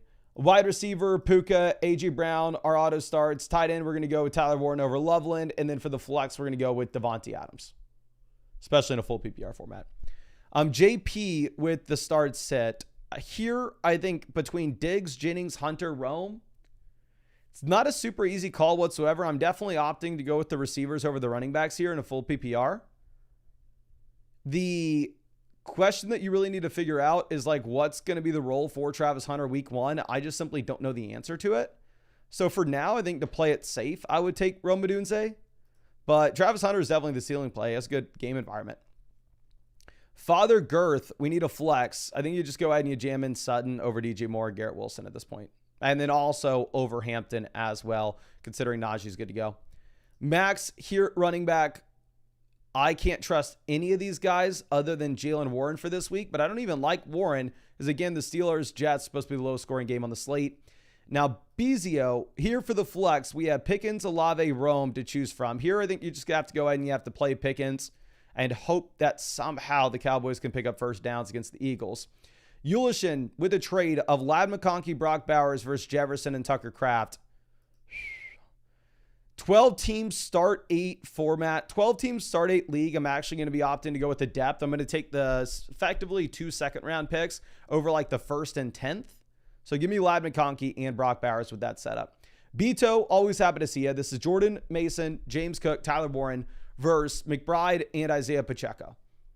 Pacheco versus Jordan Mason. Give me Pacheco. James Cook, Tyler Warren versus Trey McBride. Give me Trey McBride. I'm going to go with the McBride side, even though depth does matter in your league. Now, Bookley J2. Quarterback, give me Kyler over May, especially week 1. Tight end, give me David Njoku over Tyler Warren. And then for the flex, Tet McMillan is just going to be an absolute auto start. Mr. Briggs, this is Braylon and JSN versus Chuba and Matthew Golden. 12 team, 2 receiver, 1 flex. Running back, we have Gibbs, Tracy, and then I guess Caleb's not really viable early on. So it's a very fair trade to go out there and get Chuba Hubbard and Matthew Golden, and I wouldn't fault you for it.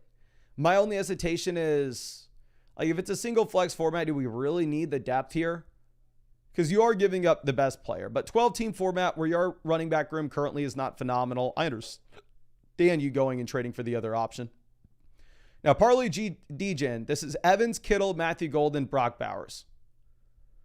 I think when I look at it this way, especially if I'm looking at week 1 projections for Kittle versus Bowers, and they're not that far off. Don't get me wrong, I still definitely prefer Bowers. Like, similar points per game last year. You're looking at Bowers going into year 2, George Kittle going into his age 32 season. But Mike Evans just has a massive upgrade over Matthew Golden. So I think we're going to go with the Evans-Kittle side. Now, Geeglin, this is Harrison Kincaid versus Rice and Laporta. Dynasty formats. Actually, I don't think this is Dynasty. Never mind. Shallow. If it is Dynasty, this is like the shallowest Dynasty league ever. I think the league analyzer's pulling this in wrong. Redraft, give me Harrison. Dynasty, it would be a lot closer because obviously the Rice suspension is less impactful in Dynasty for long-term value. Reed did not submit this correctly. I'm going to send you over a free start set voucher. Please fill out those options for us and then send it back. Oscar with the trade. This Kyron, Tyler Warren versus Bucky and Jake Ferg. 14-team format. Options on the waiver wire are going to be extremely limited. However, I do think when you're looking at the Bucky side of this, you almost have no red flags whatsoever. So I'm going to go with the Bucky and Jake Ferg end of the deal. Sinful assists, we need to be playing JSN over Tet at wide receiver, but we're going to be playing Tet anyway at the flex spot, given how good that matchup is for the Panthers receivers, and Tet's the only guy left. Running back, Chase Brown, Bijan Robinson will be an auto start for Balds forever. We're going to go Tet and Garrett Wilson here as well. Receiver, tight end, Tyler Warren. And then for the flex, I'm going to be going with Igbuka over Pearsall, especially now that you have Jennings playing. Now, Am Hoffman says wide receiver, Rice, Pearsall, Golden, Kirk, Smith. Running back, we have Bijan, Achane, and both handcuffs, plus Henderson. So after this wide receiver, we would have Higgins, Rice, Pearsall, Golden. Running back's definitely a lot stronger. I don't know if the wide receiver upgrade here from Smith to Higgins is enough for this, because the fact of the matter is it's in the range of outcomes for us to get halfway through the year and Trevion Henderson to be worth more than T. Higgins. So I would have a difficult time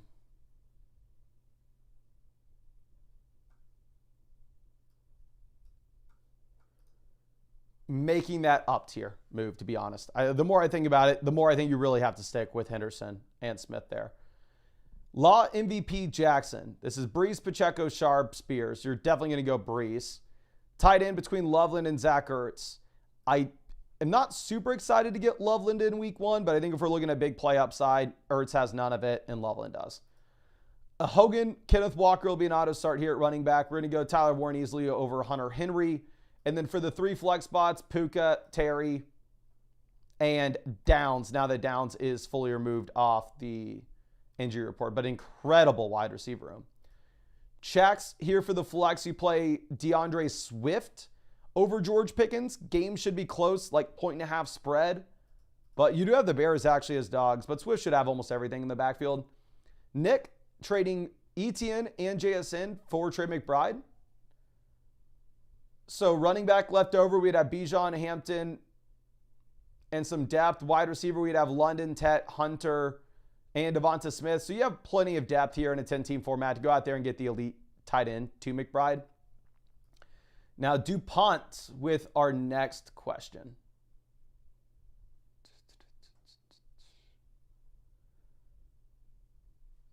Ooh, what do we want here? Jaden Reed's probably not going to play. I think you have to play Travis Hunter here in one of the flex spots. This is a deep dynasty league, right? So you're going to have some of these difficult starts and decisions. I think we're going to go Eckler as well. I mean, if I had to put money on who was going to lead the Washington backfield in points week 1, it would be Eckler. But again, it could be such a large committee mess that nobody's exciting. But if I had to choose one guy to be excited about, it would be Austin Eckler there. Okay. But it looks like I got good news for you, and we're about to have something that's probably not good for YouTube, but you know what? Who cares? I don't want to hold off on the videos from y'all at all. So we are going to get these out as soon as we can. If you leave me, I understand it. I'm not going to cry about it. But it looks like one of the editors is currently uploading the wide receiver rankings and tiers list on this channel. And the other editor is currently uploading the Flock League video on the other channel. So if you wanted to leave me for one of those, I'm not going to fault you. I'll let you know when they actually get posted. It's going to take a little bit of time for them to upload, probably 15, 20 minutes. And I'll let you know when both of them are up. Now, Todd CS98, trade in Brees for London. This is London, and it's not even really close. I literally could not even care about what your team is. It's London so far. Now, Jacob with our next question. Kyler over Caleb easily. Running back, we're going to be going with Trevion and, I guess Caleb Johnson, but I would absolutely hate it. And then wide receiver, we go Ted McMillan. And really painful actually having to bench Jerry Jeudy this week in such a strong spot. Griffin coming through with our next question. Let's see what we got here. I think you go with George Pickens over Ricky Pearsall and Travis Hunter. You have Jawan Jennings good to go. And with Travis Hunter, we just have no idea what the role is going to be the first week. Now, Nico Nix with the start set. We got double flexes. We're going to go Xavier Worthy as well as Cortland Sutton. Harrison, super exciting. I think you could make an argument for Harrison. They're in a similar tier for me. And then obviously with Hampton, we are moving him down ever so slightly now that you have Najee good to go for Friday. Going over to our next one from Donnie, we got to figure it out. I think we're going to play Jerome Ford in the second flex. I don't really love the Ford play, but it's a really good matchup, and I wouldn't expect Dylan Sampson to be the starter week 1. Blake with our next question. Here we're choosing really between Egbuka and Ricky Pearsall. Now that you have Jawan Jennings good to go, just give me Egbuka in a good matchup. Nor with our next question, we got double flexes, Tets and auto start. And again, this goes back to, actually, no, never mind. We're probably going to go Ricky Pearsall here. But Josh Downs is very compelling. And I just want to say that when y'all see the wide receiver rankings and tier video that drops any second now, just know that that was recorded before they removed Josh Downs off the injury report. So Josh Downs is going to get moved up dramatically on the website. And again, like I said, it's much easier for me to update the rankings on the website than it is on YouTube, because YouTube, an editor has to deal with it. The website, I just click 3 buttons and then they're updated with all the most recent information. So Blake 1847 with our next question. Here for the flex, we're going to take, actually, I'm going to go with DeAndre Swift. Swift, maybe he's not as good of a player as Egbuka at this point. I think Egbuka maybe have more long-term upside with, but we know who he is, and he is going to have the role in Chicago pretty easily. Now, Timmis, we have Pollard and Swift on the bench right now. I would actually try to start one of these running backs. Swift versus Pollard. Pollard's going to have a better workload. Swift's going to be in a better offense, at least this week, given the matchups. So I have Pollard and Swift rank at 20 and 21 in my respective rankings.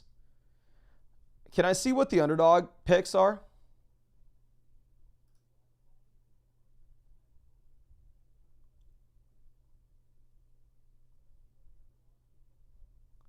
Because, like I said, I have them ranked legit back-to-back. So they have Tony Pollard, higher, lower, 12.65 fantasy points in a half PPR format. They have DeAndre Swift, higher, lower. Oh my gosh, what the heck? Am I wrong on DeAndre Swift here? They have DeAndre Swift higher, lower, 9.45 points.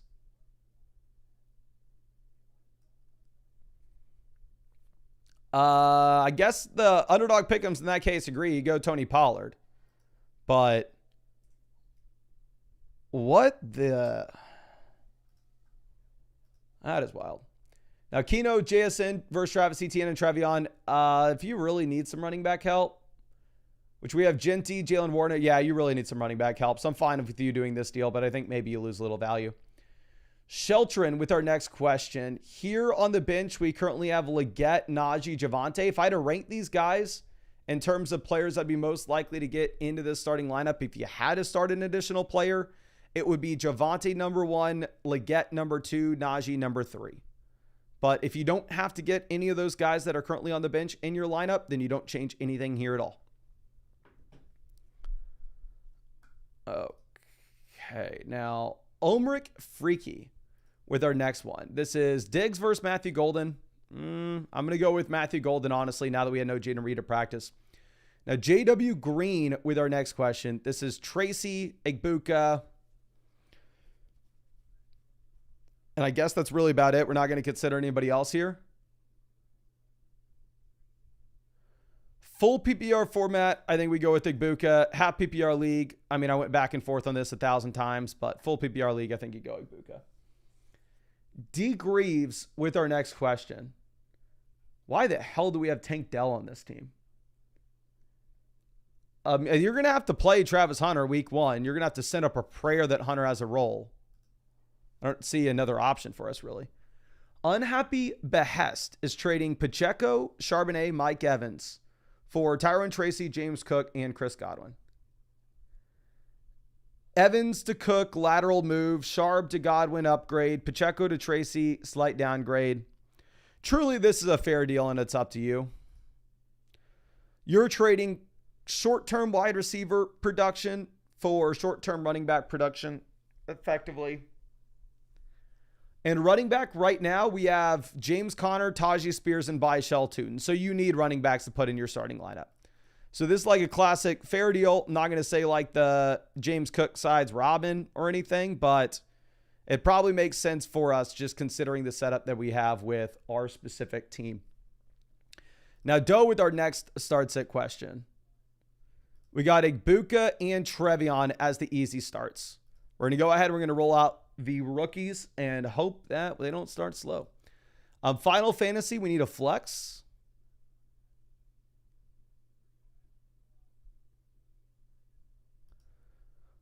We'll take Trevion Henderson here. Again, actually, no. Do we go JMO? What are the projections saying? You actually have sportsbooks putting the Lions as a much lower scoring offense than at any point they projected out to be last year. You have Jameson Williams on Underdog, like higher, lower 9.5 points. You have Trevion up at 10.25. It's a full PPR format, but it's not like Jameson's a super high volume target earner. So I think you probably go Jameson here. Now, Sheltrin trading JMO Kittle for Baker and Evans. Kittle versus Evans. Honestly, I probably need to move Kittle higher in my rankings because after looking at so many of your teams and like going through and making suggestions and seeing the different formats and blah, blah, blah, the average league, like the average spot that y'all are in, I would rather have George Kittle over Mike Evans at this point. So let me move Kittle up these rankings. So these are my rankings on the sites. I know y'all's rankings page looks a little bit different than the creators rankings page right now. Again, we're trying to get this rankings, the new updated rankings page out for y'all ASAP, where you can also look at the rankings in the form of a tier list on the website, which is really, really cool. But the devs are working super hard and they just haven't been able to get everything ready for you. But I think I would rather have Kittle. I would rather have Kittle over Hampton. I'm going to move Kittle up to 28. Like Kittle versus Kyron Ladd is probably where I draw the line, but especially with seeing how good Kittle projects out week 1 and how hard that production is to come at tight end. And then I'd rather have JMO over Baker as well. This is a start 6 league. So if you're telling me maybe you don't have to start a tight end, if this is a league where you only start a flex instead, then you obviously value Kittle lower than this, but the value over replacement that you're going to get the tight end position's easy. Lauren, please drop what your question was in the chat and I'll be happy to answer it. Now, La Faro says, bench Egbuka, Flowers, Hunter, Rome, Golden. Should I keep Henderson as the flex? I would flip Zay Flowers and Henderson in the flex for this week specifically.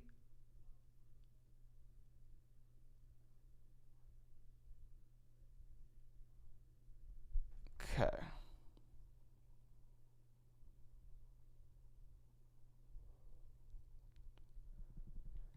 If you're looking at the over-under of the game that we have for Buffalo-Baltimore, currently sportsbooks are projecting out that game to be the highest scoring game on the slate. So I would swap Henderson, Flowers. And then I think we leave everything else as is. And we have a lot of wide receiver upside here.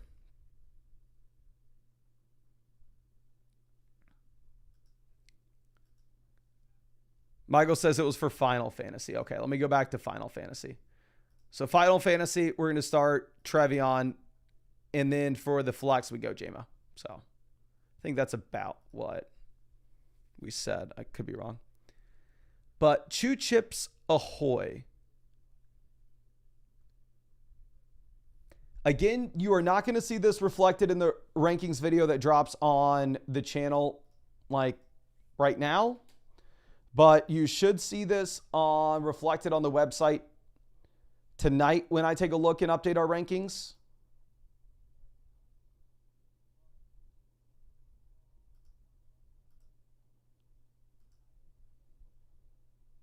I'm going to have Josh Downs ahead of Calvin Ridley.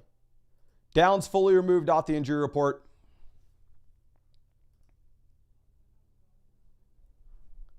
And you have a really good matchup going up against the Miami Dolphins. A really good matchup.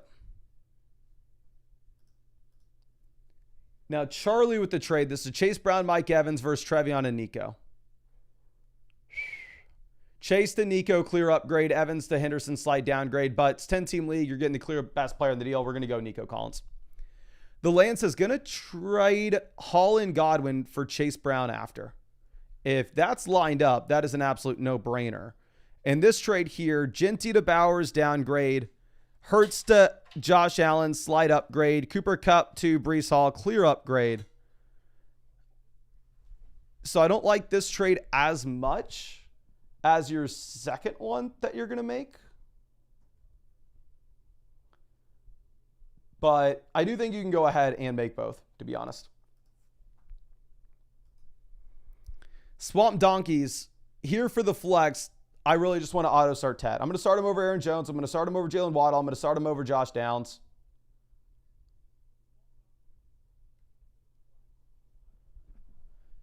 Yeah, you just have a great matchup going up against the Jags. The game's supposed to be surprisingly high scoring while at the same time.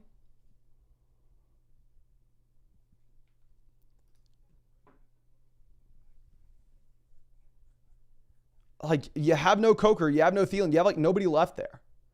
Going over looking at this for Rip Neb, we have Achan Chuba currently in the starting lineup at running back, Tracy in the flex. Wide receiver, we have Ladd, Nico, Puka. We need to figure out a flex play. I think you probably end up going with Travis Hunter looking at all these options. A deep dynasty league like this, honestly, I'm not that worried about starting Travis Hunter because even if he flops week 1 and gives you like a week 1 that we had from like Marvin Harrison last year, you still have so many other opportunities to win the matchup in other spots with your lineup. Now, zone 3 with our next question. Ridley, horrible matchup. I would like to avoid him if we can. I think Dobbins, good matchup. I honestly think you play Dobbins here.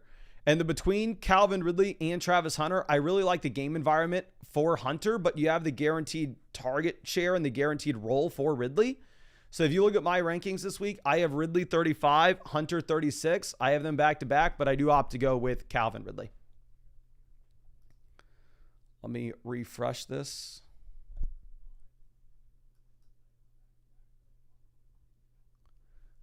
It's your daddy, Roberto. Running back, Bijan, Genty are the auto starts. Wide receiver, Evans, Worthy are auto starts. Tight end, we're going to go Kincaid over Loveland week 1. And then for the flex, Kenneth Walker. And I'm going to... Devonta Smith, Terry McLaurin's tough because obviously you have missed Terry through all of training camp. So maybe you can be a little concerned that he starts slow. Still, the Commanders do project very nicely here against the Giants. Devonta Smith's clearly the third option in his own offense, where at this point, Terry looks to be number 1. So I think we're going to go ahead and we're going to take Terry. Okay, now H. Martinez says Trevion or Pollard in any trade opinions. I would go Pollard week 1, but if you think that Trevion and Pollard are comparable, if you wanted to try to sell Pollard and Evan Ingram to get to an elite tight end, not going to fault you because Pollard's only going to get worse when Spears comes back. Now, CF Wrestler says, I'm thinking I'm lacking at running back. What are your thoughts on the upgrade? Warren and Godwin to Chuba. I think that this is an absolute no-brainer considering your running back room because I would 100% agree you are lacking at RB. P. Dunks with the start set. Running back, Hampton versus Brees week 1. I'm still going to go Hampton even if you have Najee good to go. For the flex, I'm going to take Marvin Harrison over Brees. Start 2 tight end league. I'm going to go Brenton Strange over Chig. I like the matchup a lot more for Strange going up against Carolina. And neither tight end's really proven anything. Broheem with our next question. Wide receiver, we're going to go ahead. We're going to be taking Egbuka over Pearsall, Rome, and Ridley. For the flex, give me the combination of Pollard and Hampton, even with Najee back in this offense. Fuji Apple says, hey, Mason, love the live streams. Help me a ton. I know you're always out here, my guy. I really do appreciate you. Here for the flex, I guess we are trying to pick between Hollywood, Dobbins, and Tyler Warren. It doesn't really matter what the league settings are. I guess if it was a tight end premium format, Tyler Warren would be a little more appealing here. But I think the best option that you're going to have at this point would actually end up being J.K. Dobbins, considering what we're looking at with the spread on this game between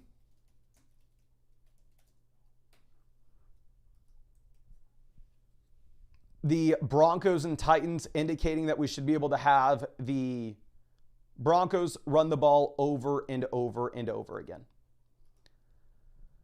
But real quick, ladies and gentlemen, I don't want to say this because I know most of y'all are going to leave me probably, but I will be honest with you. The wide receiver rankings and tiers video did just drop on this channel. So if you had been waiting for that, we just dropped the top 50 wide receiver rankings and tiers. And let me move this.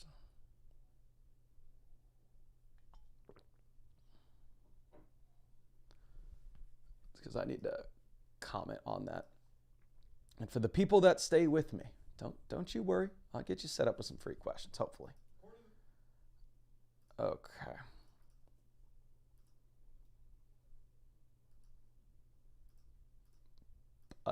Okay, that is now officially uploaded.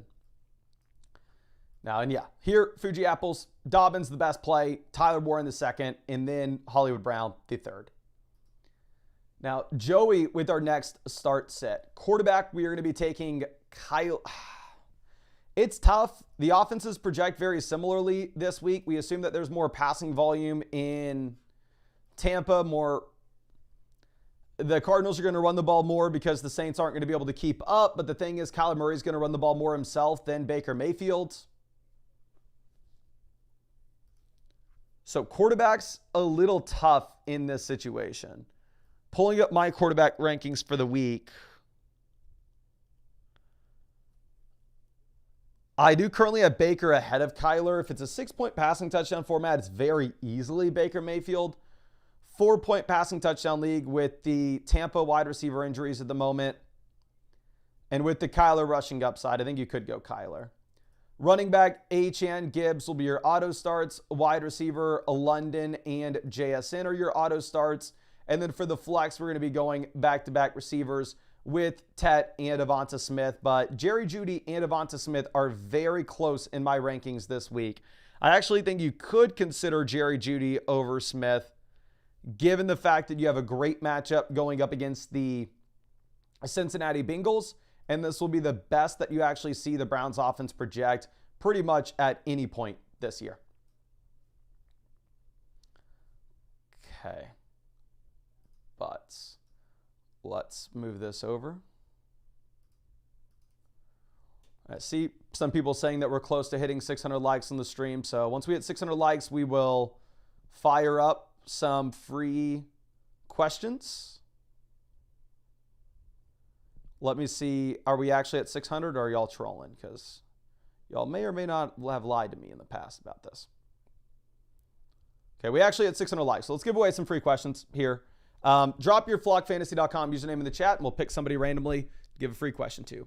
Heifer needs help at quarterback between Caleb and McCarthy. The Vikings are actually favored, but we haven't seen McCarthy yet. And also at the same time, Caleb does give you a little bit more rushing upside. I know that he had no rushing touchdowns last year, but honestly, I think that's going to be a big difference between last year and this one. Here for Arrowsent, I'm going to play Tet McMillan. And then in the flex in a full PPR format, now that Najee is good to go, I think I play him. I think I play Terry ahead of Hampton, to be honest. Now, Rob Dogs, wide receiver. We're going to go ahead. We're going to take the combo of George Pickens, Ricky Pearsall. Ridley has too bad of a matchup where realistically, I would rather avoid playing Ridley against the Broncos.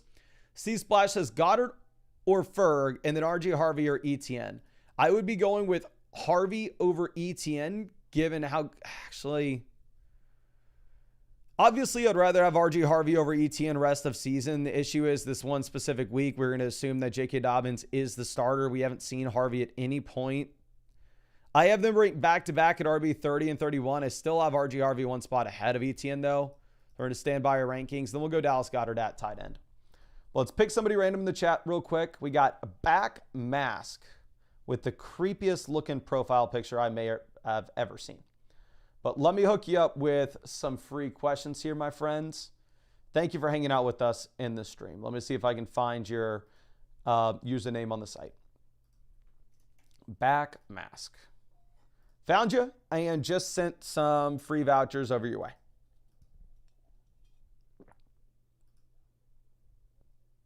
Okay.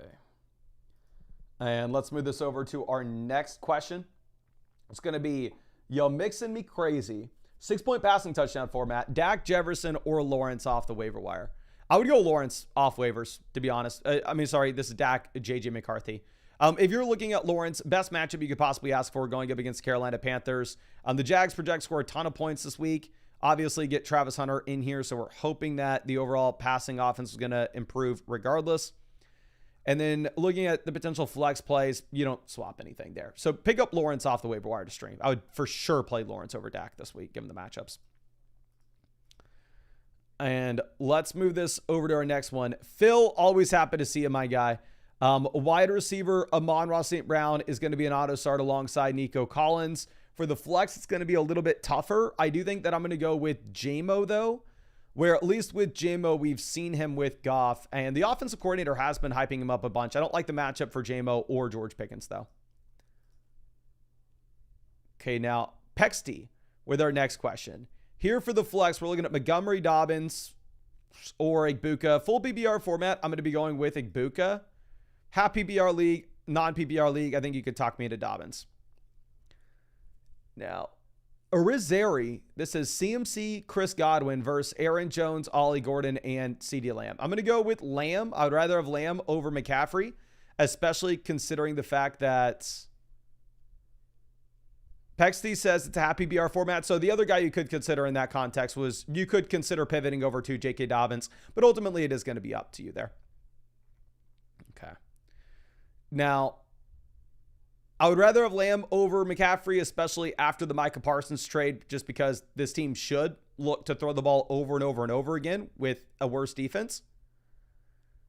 Looking at Aaron Jones versus Chris Godwin, given the Godwin injury, I'd probably rather have Aaron Jones as well. So I think you're just kind of easily winning this, to be honest, with the CeeDee Lamb and Aaron Jones side of things. Okay. Now let's move it over to Tinder Mixture. It's a start-sit question. So don't know who to start from my wide receiver 2 in the flex. We have Sutton, Ricky, and Henderson. Pick 2, please. Sutton, Ricky, and Henderson. I would bench Ricky Pearsall in this case. I'm going to start Sutton and Trevion Henderson.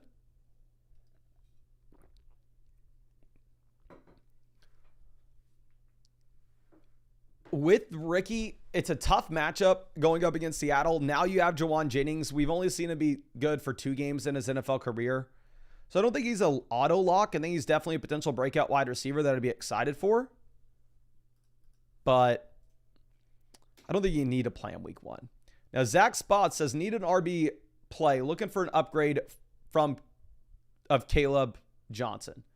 Pollard to Caleb Johnson, clear downgrade. Diggs to Jamison Williams, clear upgrade. If you need a running back to play, Tony Pollard's the guy you're going with. Because Caleb Johnson, all his value is going to be in the long term, what you potentially could get. But short-term wise, you have nothing. Teresa, always happy to see you. Thank you so much for always hanging out with us in the streams. Let me send you over. So I think I already sent you some free vouchers. Let me make sure that you got free vouchers, though. Running back, we are looking at Hampton. Now that you have Najee good to go versus Tyrone Tracy. The underdog projections have Tracy higher than Hampton. But I think Hampton's a much better running back. I'm not that worried about Najee Harris. I think the Chargers offense is better than the Giants offense. So I'm going to take Hampton here. And then over in the flex, I'm going to be taking probably still Garrett Wilson in a full PPR format. If you wanted to pivot over to Tyrone Tracy, I'm not going to fault you though, especially now that you've had the Jets offensive line get even worse with the injury. E-Piz says, can start 4 receivers in my league. Should I trade for a better wide receiver? If you can start 4, you got Ladd, Harrison, Metcalf. You don't have a ton of depth. And then at running back, I mean, we're not sitting pretty beyond Bijan. So no, I think you kind of got to sit with your team right now. If you can start 4 wide receivers in your league, I think you have to hold on to your depth. I don't see a path for you to really be able to make a clear 2-for-1 deal to get an improvement. Okay, so let's refresh this. Manifest Destiny, happy to see you. Here for the flex. I'm going to take Xavier Worthy super easily, to be honest. I'd play even Worthy over Sutton with no Rashee Rice week 1. Phil, happy to see you again. Assuming this is a different league here. We're going to go with T. Higgins. I would play Worthy over Adams with no Rice. And then for the flex spots, I'm going to be playing Jonathan Taylor and Devontae Adams in a full PPR format where the Bears are dogs. But I do think DeAndre Swift is very interesting. We'll clap thy cheeks with a pretty funny name here. Tight end, I'm going to go Loveland and Hunter Henry are very close for me this week. Obviously, you would way rather have Loveland rest of season, but you assume that the rookie pass catcher, especially at tight end, starts off a little bit slower. But at least with Loveland, you could get the big plays that Hunter Henry doesn't have access to. And then for the flex spot,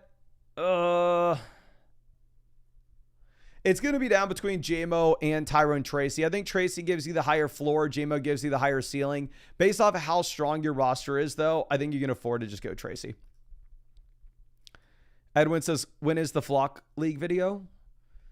Any minute now. I'll let you know when the Flock League video is posted, but the editor's been having some problems with it. I keep on checking my phone. He said, hey, so for whatever reason, the quality shrunk to 780, which is annoying as hell. The vid can be previewed, though, but wait to upload. I'm going to fix this ASAP. Hopefully it won't take long at all.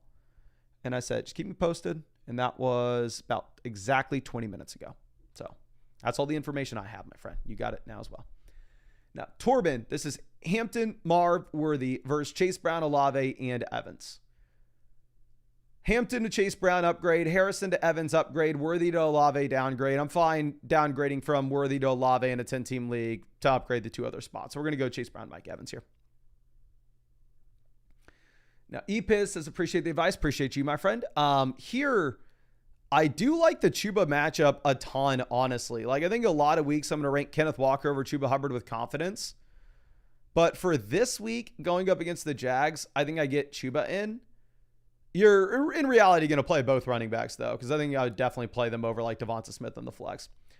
Kilroyds with our next question. Ted McMillan's going to be an auto start week 1. Don't hesitate. And then for the flex, James Conner is going to absolutely smash, considering the massive spread you have in this game going up against the New Orleans Saints. Now, I'm assuming what we intended to ask here was like 2 wide receivers, 2 running backs, and a flex spot or 2. So here, quarterback, I'm going to go Lawrence over Dak easily. Our running back room, I would rank it as Pollard, Henderson, Ford. Wide receiver, we would rank it as Brian Thomas, Puka, Evans, Pickens. For the flex play, I would definitely play Evans over the RB3, and I'd play Pickens over the RB3 as well if we need 2 flexes.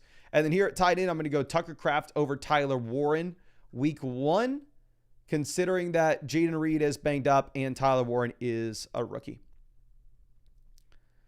But it's Waka with our next start sit. Here for the flex, we will go ahead and we will take Darnell Mooney.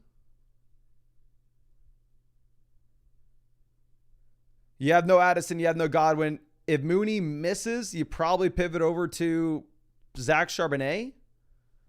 But I don't know. Rob, appreciate you. I don't know what you're trying to trade Devontae Adams here for. I didn't see the other side. So I'm going to give you another free trade voucher, and please just resubmit this. I'd be happy to take a look at it for you. But it looks like we caught up on all the start sit, super messages, and trades. So now we can pivot over and we can start looking at some of these teams. Like I said, I'm going to be doing this live Q&A for at least 5 hours tonight. So my goal is to get through as many teams as we possibly can. We're going to skip by all the dynasty teams. We'll do these in a dedicated dynasty live stream. But I'm going to try to do as many team reviews as I can for y'all today. That way, the goal is I can hopefully turn them back on where if you wanted to submit a team review at the end of this live stream, you can. But I promise you that I'll be live for at least the next 3 hours. Now, Matty I says, hey, Mason, appreciate your thoughts. I'm thinking I may have rushed the Rice pick over a high upside QB. Do you think I should hold tight or make some moves? Really appreciate you, my friend. This is going to be a 12-team start 8 format, so the wide receiver depth matters a bit. According to my rankings, we are currently 4th out of 12 in the league analyzer. Looking at the squad, why the hell is that team rostering 3 QBs? The waiver wire looks like we have decent options. We got Ray Davis, we got Rashad Bateman, we got Jonnu Smith, like if we got really desperate at these positions. And you have Caleb and Goff both sitting out there at quarterback. Now, I would in general be fine rostering 2 quarterbacks if our QBs were Justin Herbert and that's it. Like effectively you are just streaming QB, right? For me personally, if I'm in a situation where I'm going to stream, I'm fine rostering 2 that we like and playing the matchups between those 2 players. And then hopefully you have a situation where like you had either Baker Mayfield on your roster last year, broke out, turned into a league winner, or Bo Nix on your roster last year, broke out, turned into a league winner, right? So I'd be fine if you wanted to pick up Caleb Williams here, but the issue is your team's pretty good in terms of like, who could we drop? I think our drop would be like Kyle Pitts if you plan on starting Tyler Ward in week 1. If you're hesitant to start the rookie tight end, not going to fault you for it though. And I think you would leave that as is and not make any waiver wire moves. Looking at what we have with running back, we have Hampton, Kenneth Walker, RJ Harvey, and Zach Charbonnet. So, I mean, if we're looking at RB right now, there's really nothing that we can do in terms of trades. We are fine with Amari and Hampton, Kenneth Walker in the short term, and then the long-term upside of RJ Harvey. And then obviously Zach Charbonnet is the premium handcuff where any week that Kenneth Walker were to miss, Zach Charbonnet is just an elite handcuff. Like he would be an elite top 5 running back the second that Kenneth Walker is announced out. So completely fine with this running back room. I think the issue is it's going to take a little bit of time because RJ Harvey's not going to be viable at the beginning of the season. For that reason, you really can't sell RJ Harvey for much right now. But at the same time, we don't really need his production right now. So I think we're fine with our running back room. Going over to receiver, we have Neighbors, Brian Thomas, Rashee Rice, Stephon Diggs, Khalil Shakir, Jaden Higgins. So we have two hammers at the very top that we're excited about. We have the long-term upside of Rice. We have Diggs and Shakir as depth pieces. It's a league where we can start 4 wide receivers weekly, and it's a full PPR format, so we kind of need the wide receiver depth. And we have the second best wide receiver room in this league, according to the league analyzer. And then going over looking at what we have at tight end, we have Tyler Warren. So I hate to say this. The only move I would potentially make is dropping Kyle Pitts and picking up Caleb Williams or Jared Goff. Outside of that, you're not making anything happen. The fact of the matter is your team's probably going to start a little bit slow. The reason is we have 1, 2, 3, 4 rookies. We have 1, 2 second-year players. And we have a suspended player and a player coming off a torn ACL. So we have enough depth to fill a starting lineup week 1, but nothing beyond that in terms of the depth. And we are ultimately just kind of going to have to be sitting on our hands here and waiting for hopefully a rookie breakout or Rashee Rice to get back from his suspension. And once that happens, then maybe you have a little more flexibility where maybe you can make a pivot. But until then, you're leaving this team as is, in my opinion. But I really wish I had a trade for you. I wish I had a waiver wire move for you, but I think you drafted well for your league format. I don't know if I would start Justin Herbert week 1 against the Chiefs. I think I'd potentially stream a different quarterback. Again, you have a bunch of different options out there on the waiver wire right now. I'd love if Lawrence was out there to stream. But I think I would even maybe consider Caleb Williams if it's a 4-point passing touchdown format. But I really appreciate you. Really hope I was able to help you out in some way with this. But in reality, I think you just got to be patient. Let these guys come on. And once we get like a rookie breakout, once Rashee Rice is back from his suspension, then maybe at that point you can trade for a quarterback. Now, our next team is going to be from Afbel Train says, what do you think, Mason? Really appreciate you sending this in, my friend. But I will say that just for future reference, you should be able to link your team with the site. And we should be able to get more information whenever we look at it, or you should get some information as well, to be honest with you. Just with the My Teams page here, if this is an ESPN league, go ahead, hit manage, hit the ESPN button. It's a little bit annoying. What you have to do is you probably have to do it on desktop. I'd recommend Google Chrome. Log into flockfantasy.com on one window, log into ESPN on the other, hit that button that says get extension, open the extension, hit the big sync button, and it will sync your ESPN league with flockfantasy.com. But I could see a bunch of different information if you were to do that. Now, let me pull up the screenshots that you sent us. We kind of have to pull these up on another window at this point. And this is Afbel Train. All right, so we got the screenshot pulled. So this is a league in which you have 2 flex spots. So the wide receiver depth is going to be a little bit important. Looking at what we currently have at quarterback, we have Dak Prescott and Cam Ward. For me, again, I can't see your exact waiver wire, but my assumption would be that you do have a better option out there on waivers at quarterback that I'd potentially consider dropping Cam Ward for. And I definitely would like to try to, if Trevor Lawrence is out there, I'd way rather start Lawrence over Dak Prescott week 1. Dak week 1, in my opinion, is going to be a very tough start. Looking at what we have at running back, we have Gibbs, RJ Harvey. So running back 2 is a little bit weak, but that's completely fine for a team like this. And the reason is we are currently sitting with 4 hammers at wide receiver. So we have the anchor running back at the top, but then wide receiver, we have Higgins, Ladd, Metcalf, and Devonta Smith. So if this was a 2 wide receiver, 1 flex format, to be honest with you, I would say that, man, you really got to go out there and you really got to do what we can to try our best to upgrade tight end, try our best to upgrade running back too. But those spots in our lineup are inherently going to account for a smaller percentage of our scores.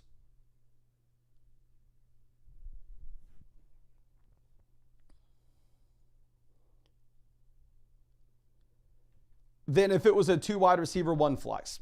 So I like that we have the wide receiver depth. I like that we have Matthew Golden as our wide receiver 5 in this league. Looking at what we have at tight end, we have Dalton Kincaid as well as Kyle Pitts. For me personally, given the game environment that we have this week, I would start Kincaid over Pitts, but I think here Again, very similar to quarterback. It's a very reasonable spot for you to be rostering 2 tight ends just because we don't have that number 1 hammer. And then looking at what we could potentially do down there on the bench, we have Kendra Miller, who looks like he's the direct handcuff at this point to Kamara. And he should have a small weekly role as well. We have Nick Chubb, who looks like he's potentially the starting running back for the Houston Texans. We have Tank Bigsby as a quality depth running back piece as well. I really like your team for the format you were playing in. If this was a 2 wide receiver, 1 flex, I'd have big issues with it. And I think you'd either have to trade for a tight end, trade for a quarterback, or trade for an RB2. But I like building around the wide receiver depth here. The only main thing that I think you need to be doing with this team is I think you need to drop Cam Ward and you need to pick up a different quarterback off the waiver wire to play the matchups with Dak Prescott and play a different quarterback this week. I would also, starting lineup wise, consider putting Dalton Kincaid into our lineup over what we have with Kyle Pitts. But I like the team built around receiver in the league where we can start 4 of them. Hopefully Matthew Golden smashes for us in a big time way. And if that happens, I think you're going to feel very comfortable with the squad. But really appreciate you and really hope I was able to help you out in some way with this, my guy. And again, I would have been very concerned if you only had 2 wide receivers and 1 flex spot, but I think you're going to be fine. And now let's move this over to, I don't even want to say it all. Bodhi Bree. The reason I feel so bad about mispronouncing this is he is always out in the live stream with us and is always hanging out in the chat. So really appreciate you, my friend. Says, I feel like I drafted well. We had the 105, which is what we wanted. Let me know what you think and what we need to be working on. And do you think it's smart to bench Golden and Hunter in week 1? So the first thing is 10-team league. So we're going to assume that the waiver wire is going to be a little bit better. Start 8 format so we can get 4 wide receivers into our starting lineup weekly. Pulling up our roster, we are number 1 in the league analyzer. We have the elite quarterback with Josh Allen. Obviously, we're not having to roster a backup. We have plenty of waiver wire quarterbacks if anything happened to Allen. This is the same exact spot that I have in the Flock League. Think it's great. Think you leave it as is. Going over to running back, we had Chase Brown, Tyrone Tracy, Tony Pollard. So we have a pretty good RB1, and then we have some RB2 depth pieces that we can kind of go back and forth and play the matchups with later in the year. Obviously, early in the season when you have no spears, you're locking in Pollard over Tracy. So running back, we are completely fine as well. Going over and looking at what we have at receiver, we can get 4 wide receivers into our lineup every week, and we have Lamb, Higgins, Evans, Worthy. So 100% you are benching Travis Hunter, Matthew Golden week 1. I like the idea of rostering Jaden Reed. I would potentially here cut Ollie Gordon. I would cut Ollie Gordon in favor of either Jaden Reed or Jaden Higgins. Jaden Reed missed practice today. If you think that Jaden Reed's going to be missing a considerable amount of time, obviously we would opt to go ahead and roster Jaden Higgins over Reed. But realistically, both wide receivers would give you a decent amount of upside here in a wide receiver. In a league where you can start 4 of them. And hypothetically, if you were to pick up Jaden Reed, if you were to pick up Jaden Higgins, and then all of a sudden, like, they break out, or we get a breakout from Travis Hunter, or we get a breakout from Matthew Golden, what that would allow for you to do is it would allow for you to trade T. Higgins and Tyler Warren to go get George Kittle. It'd allow you to trade T. Higgins and Tyler Warren to go get Trey McBride. Trade T. Higgins and Tyler Warren to go get Brock Bowers. Trade T. Higgins and Tony Pollard, or T. Higgins and Tyrone Tracy to go get Bucky Irving, to go get Josh Jacobs, to go get Jonathan Taylor. I want to be able to make a move like that by trading one of these receivers when we have the 3rd best wide receiver room in this league to get that elite tight end or the elite running back room. So I understand that we are already really strong at the wide receiver position, but when we have these like free high upside shots at receiver out there on waivers, I think that you could consider like going through and picking one of them up off the waiver wire. But let me hook you up with some free questions. Again, I think for now, definitely be benching the rookie receivers. The rest of your spots are a little too strong to get the rookie in. And then I think what you're going to do is you're just going to make the small waiver wire move now that you do officially have Devon Achane fine, 100% good to go week 1. I don't necessarily think you need to be rostering Ollie Gordon over someone like Jaden Reed. And then when we get an additional wide receiver breakout and that makes T. Higgins and or Mike Evans expendable, we trade either wide receiver to get an elite upgrade at RB2 or we get the elite tight end. But really appreciate you. Great team. Not much else to talk about. And yeah, thanks so much for hanging out with us in the stream, my guy. Now, Little Florida with Love. Happy to see you as well. Let me send you over some free questions too. Says, hey, Mason, I had the 5th pick. User draft guide for my exact settings. With Dow E, Think Boys, I don't know what this means. Think Boys, team $100 buy-in. Any immediate trades we go for position-wise. Let me hook you up with that start set as well. So we are number 1 in the league analyzer. Absolutely love to see it. And what our draft sheets would have optimized for in your league settings specifically, where this is a 12-team format where you can start up to 4 wide receivers weekly, and it's a full PPR league, so we're going to be excited to get the wide receivers into the flex spots, is our draft sheets would have hammered wide receiver. And you can even see that with us having CeeDee Lamb, Drake London, A.J. Brown as our first 3 picks. Incredible. I would be excited about that as our first 3 picks if it was a 10-team league. The fact that you got those 3 players in a 12-team format is absurd. And also, in a 12-team league where we can start up to 4 receivers weekly, the draft sheets would have probably not made you draft quarterback or tight end that highly, which you can see here as well. We have Baker Mayfield and Caleb Williams. We're fine at quarterback. We don't have the elite options, but we're okay.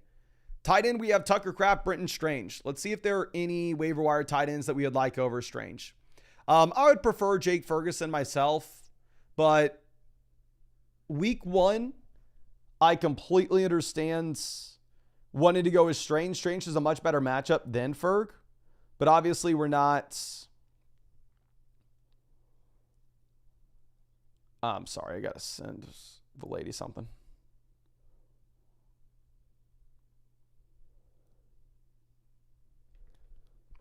But you're not starting either guy. Tucker Kraft's going to be an absolute smash if you have no Jaden Reed in a matchup against the Lions. But if you think like Strange can pop in a big matchup against the Panthers, then I understand rostering him. But I think I would probably drop Brenton Strange, pick up Jake Ferg for the long term. Waiver wire wise at running back, nothing changing. Waiver wire wise at wide receiver, nothing changing. We have Godwin, Jaden Reed, both injured at the very bottom of our team. So we don't necessarily have like a ton of wide receiver depth that we can be trading right now. We have Kamara, Trevion, Tony Pollard, so we can get by at running back in the short term. This is an incredible team. Realistically speaking, if we are looking at this roster, in the long term, you should be making trades. Once we get Godwin back, once we get Jaden Reed back, and like Chris Godwin's our wide receiver 4, Egbuka's our wide receiver 5, Jaden Reed's our wide receiver 6. Even though wide receiver depth really matters in this league, you could afford at that point to go through and try to trade Egbuka and Alvin Kamara and go get a true running back 1. However, you can't make a trade like that today because we are waiting for Chris Godwin to be healthy. We're waiting for Jaden Reed to be healthy. So today, you absolutely smashed your draft. You have the best team in your league. I don't even think it's close. And you have the long-term upside of those injured wide receivers coming back in. So you're going to leave this team as is, for sure. But then halfway through the season, then at that point, you're going to go through and you're going to decide to possibly try to trade away one of the wide receiver pieces to go get an upgrade either at running back, quarterback, or tight end. But for now, you hoard the wide receiver value and you hoard that long-term upside. But really appreciate you. Really hope I was able to help you out in some way with this. And again, phenomenal team, to be honest. Now, our next team is going to be Shar Ike's Bar. Says, put Ayuk in the IR. So we have an open slot to pick somebody up. Who should we get? We are king number 1. So this is the number 1 team in the league analyzer.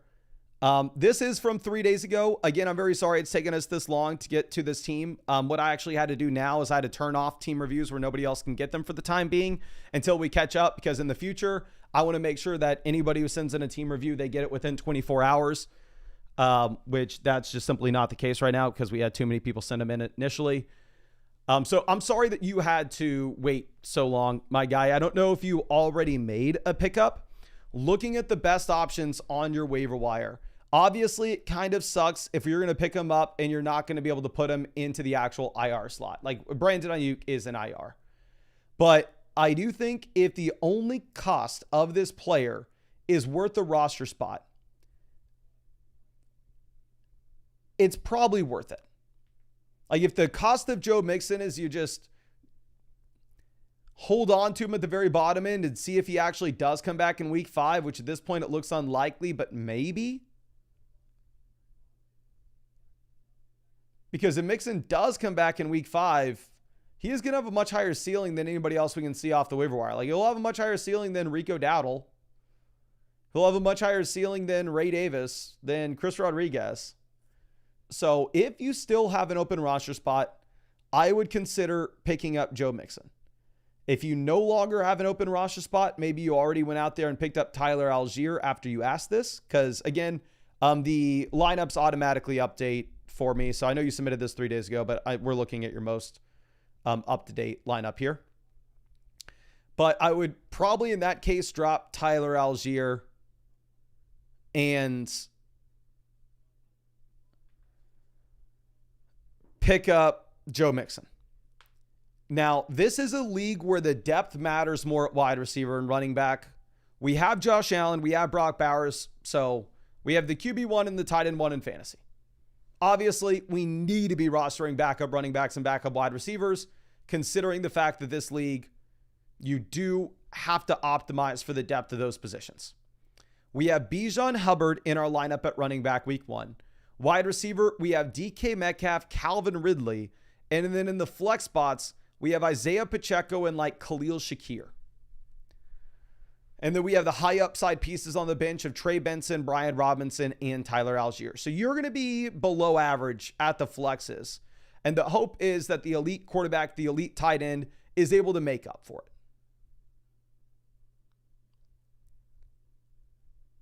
So I don't want to do anything right now other than pick up Joe Mixon if we have the open spot. And honestly, I would drop Tyler Algier for Mixon as well. But if somebody that we are currently projecting out to be in our flex face plants, like if Isaiah Pacheco goes out there on Friday and he's the backup running back to Kareem Hunt, he looks as bad as he did at the end of last season. I'm not saying it's going to happen, but it is a possibility. What you will need to do in that case is you will need to sell Brock Bowers, as much as I hate to say it, for Drake London, for AJ Brown. I mean, obviously, if you could get Brian Thomas, obviously, if you could get Puka Nacua, obviously, if you get Malik Neighbors, we would go for it. But you would need to pivot off of the tight ends, down tier to a wide receiver, and then go pick up like Brenton Strange on the waiver wire, or ask them to give you like a bum tight end on the way back around. People are going to get mad at me for saying bum tight end and this guy in the same sentence, but ask for Jake Ferguson on the way back. Ask for Dallas Goedert on the way back, right? Ask for Dalton Kincaid on the way back. I don't think you need to make that trade today. I think you have the upside for the flex plays for Shakir and Pacheco to maybe work out. For Pacheco and Kupp, for Shakir and Kupp, for 2 of those 3 players to be okay. But if after week 1 it looks horrendous,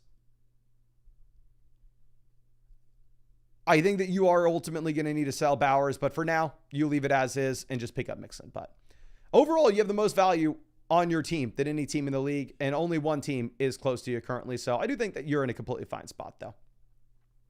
But appreciate you and hope I was able to help you out, my friend. Now, Cousin Noah with our next question says, what's up, Mason? New to the flock, looking to get some insight on what we could do to improve our team. Thanks for the help and love the content. Really appreciate you, my friend. So team name, really like it. Neighbors think I'm selling dope. Here we are currently the second spot in the league analyzer. This is a 2 wide receiver, 1 flex. So the wide receiver depth doesn't matter nearly as much. So what I love that we're doing in a 2 wide receiver, 1 flex is we are rostering more running backs than we are wide receivers. And we have the elite quarterback. We have Lamar. We have Kelsey. I think Kelsey should actually probably be a hammer early in the season with no Rashee Rice. Once Rice is in, I think Kelsey at that point is going to be looking probably like a sell.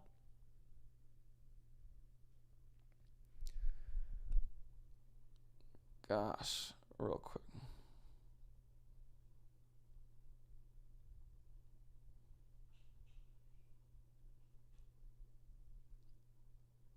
Sorry, had to talk about something with the Flock League. Let me see if that video is getting uploaded for y'all now.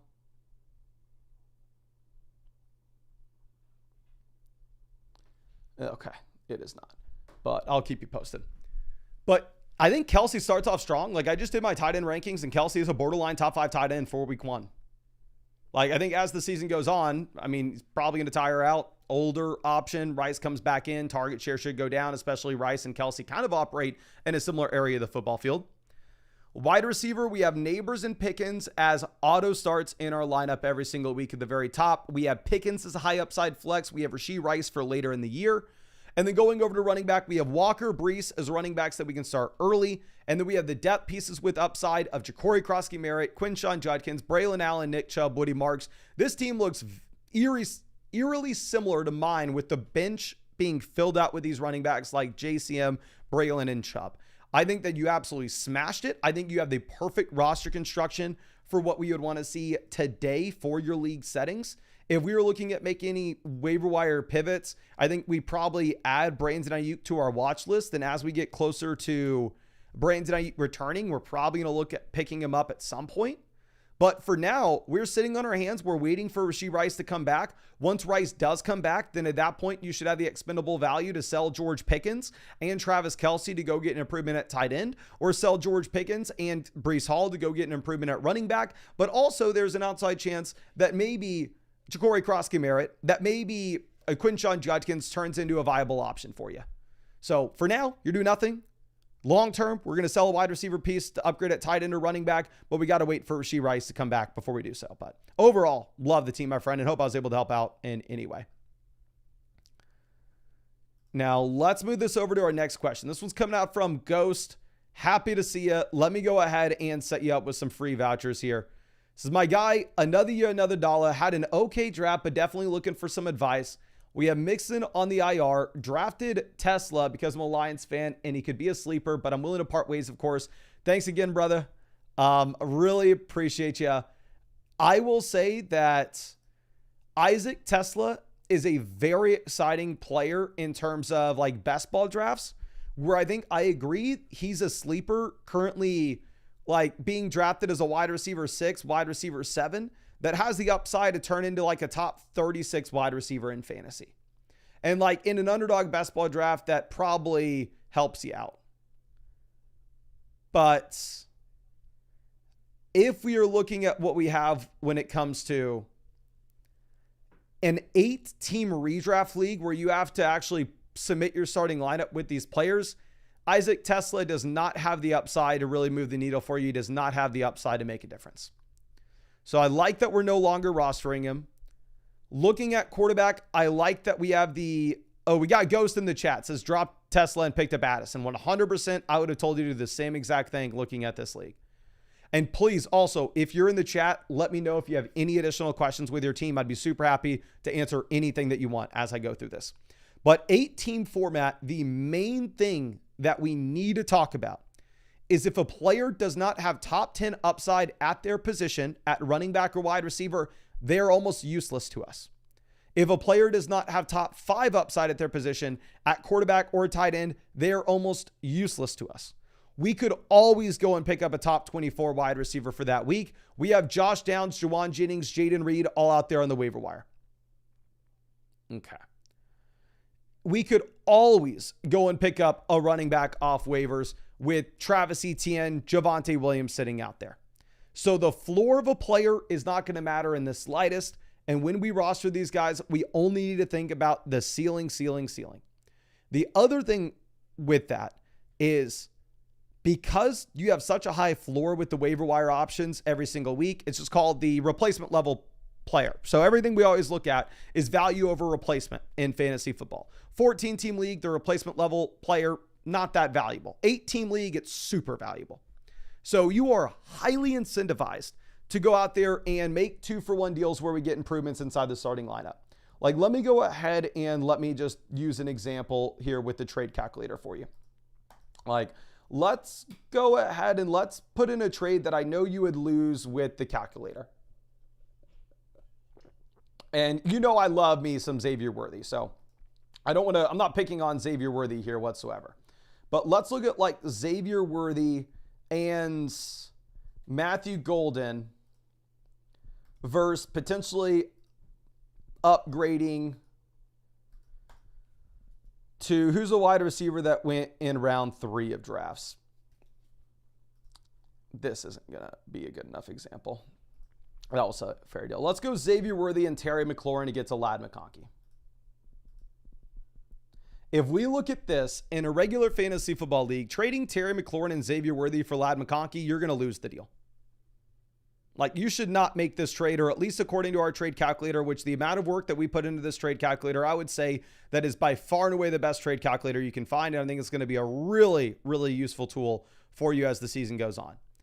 But we can go over and we can look at the waiver wire for you and go, oh, well, you're going to be able to pick up Caleb Johnson for free. So you essentially add Caleb Johnson to the other side of this. And once you do that, it's a fair deal.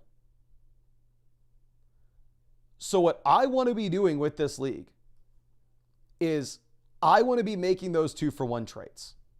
Let's try to trade Xavier Worthy and Tony Pollard and get to the best running back that we can. Is there a world in which I can sell Xavier Worthy and Tony Pollard and get to Kyron Williams? Again, trade calculator says, hey man, you're going to lose that deal. We'll tell the trade calculator, hey, I'm going to get to pick up Josh Downs with that open roster spot. And all of a sudden it flips and we actually slightly win the trade.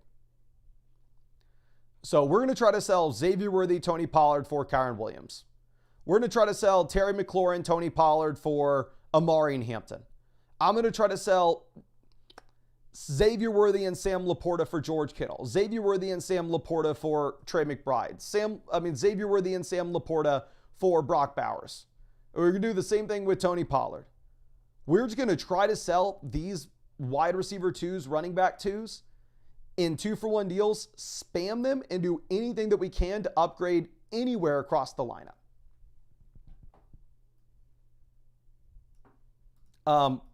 Danny coming through, dropping 20 Flock Fantasy YouTube memberships. Really appreciate you, my friend. Thank you for that. And looking at like your roster here, there's not much else for us to say. Obviously, we have the elite quarterback, which I love in an 8-team league. I would love to get an elite tight end as well. I would love to go get Kittle. I'd love to go get McBride. I would love to go get Bowers. I'd approach those owners. Waiver wire pivots that we have right now. You said Joe Mixon's on the IR, so we can't really cut Mixon for Caleb. So we probably just kind of leave this as is. But please let me know in the chat. I know that you were in the chat, Ghost. Is there anything that like you have questions about? Anything that you want me to look at? Any potential trades in your mind? I'd be super happy to try to help you out in any way that we can. I do really like your team, though. Go says he has an open roster spot. Okay, if you have an open roster spot, let's pick up Caleb Johnson. Because again, going right back to this, Caleb Johnson, super low floor. You are not going to start this dude anytime soon. But the only thing that I care about is, can you be top 10 at your position at running back or wide receiver? Do I think it's more likely that Caleb Johnson's a top 10 running back, or do I think it's more likely that Josh Downs is a top 10 wide receiver? I think it's more likely that Caleb Johnson's a top 10 RB. So I'd pick up Caleb Johnson there if we are just chasing the highest ceiling that we possibly can.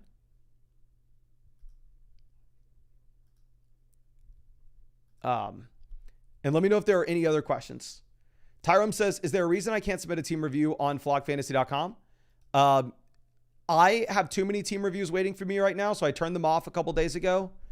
And what I think we're going to have to do this year is I'm going to have to turn off, turn on, turn off, turn on team reviews, because I want to get back to where we have a guaranteed 24-hour turnaround time, where if somebody submitted a question on the site, I can guarantee that I'm going to answer it within 24 hours. Okay.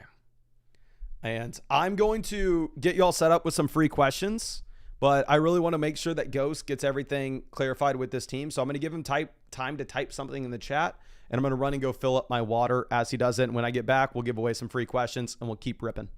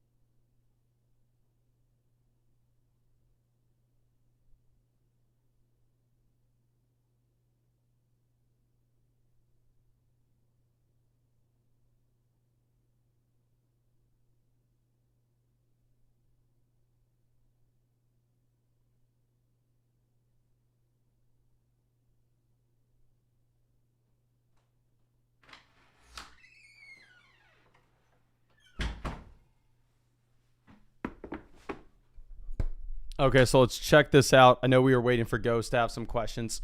Ghost says, I would trade Xavier and Sam for a high tight end. The T. Higgins owner wants to trade, but he was asking for Nico. Yeah, Nico would be the last player you'd ever trade in an 8-team league. Like, you would never be interested in trading Nico for a down tier. Like, you're saying I countered with Terry and Mixon for London or Ramadre and he declined. Yeah, like that would be what we're wanting to do. Like Terry and Mixon just straight up for London. Like Mixon's worth nothing in your league. If we're looking at where we're weak at, it's definitely going to be tight ends, and maybe we could get another wide receiver 1 in there. But do not trade away Nico Collins. The last thing you're ever doing is trading away the top end players in your roster. You're trying to just you're trying to take these down tiered pieces and move up to more players around Nico Collins. But I hope I was able to help you out in some way with that again. And thank you so much, my guy, for submitting this in. And now that we're back, please drop your flockfantasy.com username in the chat, and we will get you all set up with some free questions. And also, if you have not done so already, go down there, hit the like button, subscribe to the channel if you play fantasy football. I'm going to be live streaming every single day until Christmas. Answered as many questions as I possibly can. Okay, let's pick somebody in the chat. We got Cash Money Chris. Let's see if I can find you on the site. If so, we'll get you. Cash Money Chris, found you, my friend, and we just sent you over some free questions. Looks like you just set up your account today, too. So you should have those free vouchers in your account now. Now, let's move this on to our next question. This is Untried Ghost. So a different ghost here. And here, this is a 10-team, 2 wide receiver, 1 flex. The team at the very top of the league analyzer here has Puka, Barkley, Chase Brown, Jalen Hurts all in the same squad. That's very strong. We are the second team in the league analyzer, however. And honestly, I think that you can make some pretty easy moves for us to actually move up. Quarterback, we have Josh Allen, Justin Fields. Looking at the options that you have on the waiver wire at quarterback, it's like McCarthy, Lawrence, Michael Penix, Tua, Bryce Young. So for me personally, I actually would not roster the second QB here. If you're able to, I would cut Justin Fields and go and look at some of these other high upside running backs, because really you would never start him over Josh Allen. The only time you're ever going to be starting Justin Fields here is if you're in a situation in which you get a Josh Allen injury, and in that case, we can go out there and we can look at the waiver wire and also for the week 7 bye week for Josh Allen. But ultimately, I do think that you have high upside running backs on waivers that I would want to be able to pick up right this second. So I'd be cutting Justin Fields and I'd pick up Quinshon Judkins, hoping that we get positive Judkins news over the next week.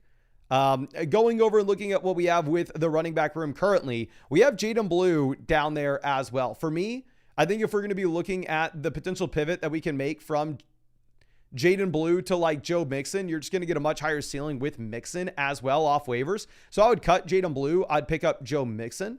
Going over and looking at what's at the wide receiver position for waivers, I would cut Kyle Pitts for Chris Godwin. Like, you make those 3 simple moves where we cut Fields, we cut Blue, we cut Pitts, we pick up Godwin, Judkins, and Mixon. I understand none of those 3 players are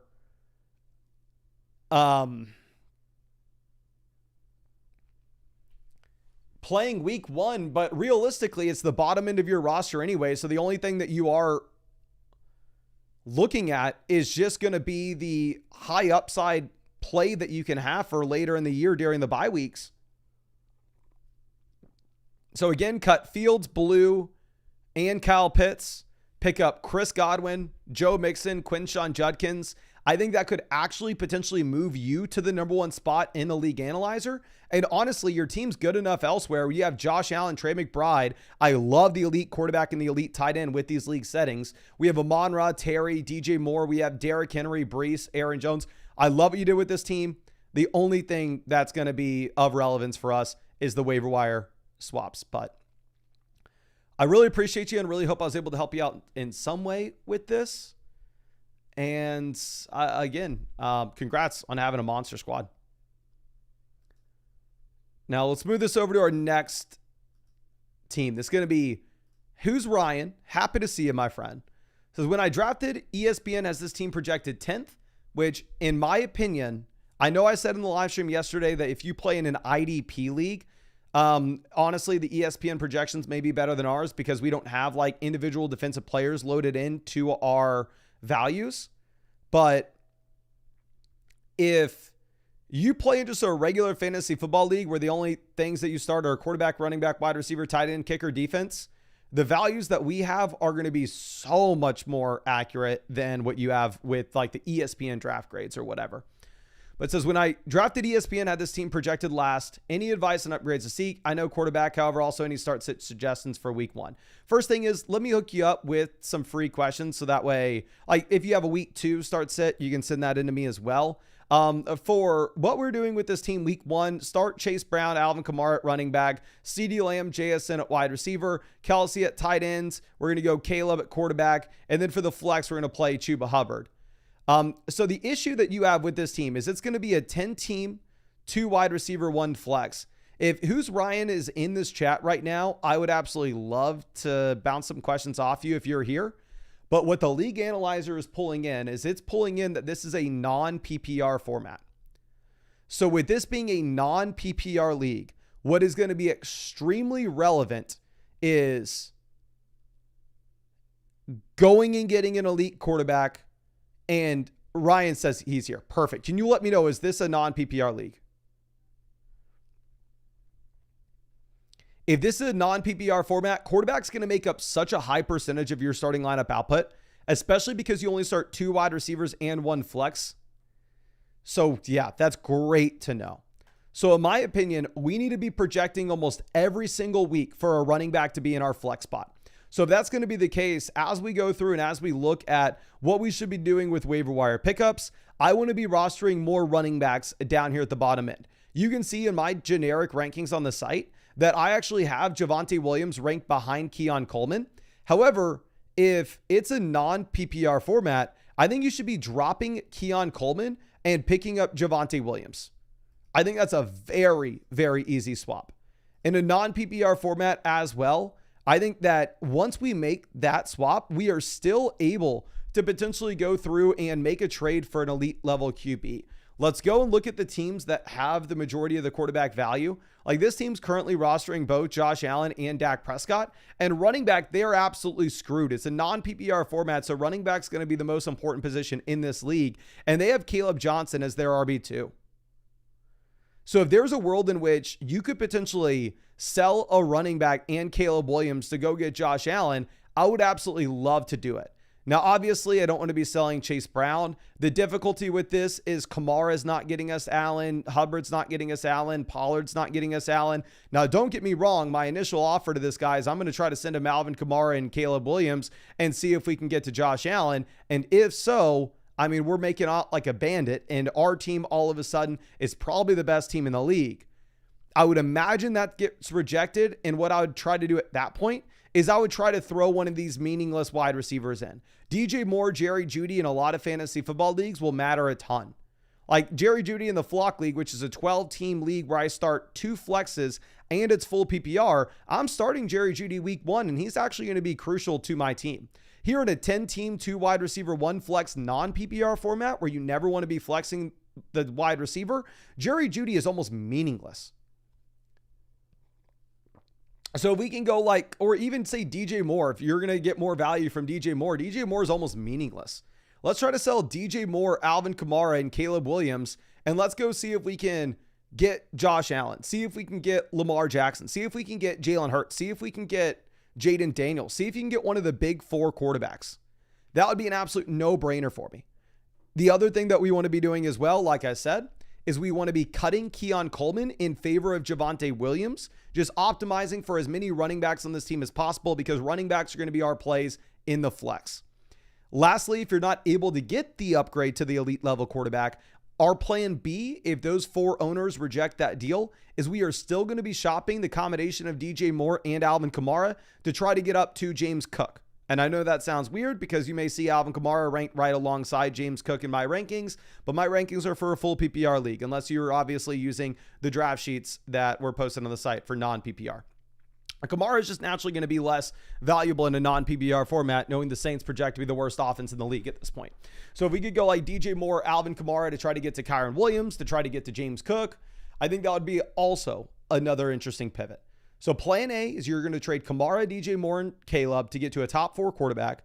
Plan B is you're still going to try to trade DJ Moore and Alvin Kamara. However, you're just going to try to go get Amari Hampton, try to go get James Cook, try to go get Kyron Williams, try to go get Josh Jacobs, try to go get Jonathan Taylor, try to go get Bucky Irving.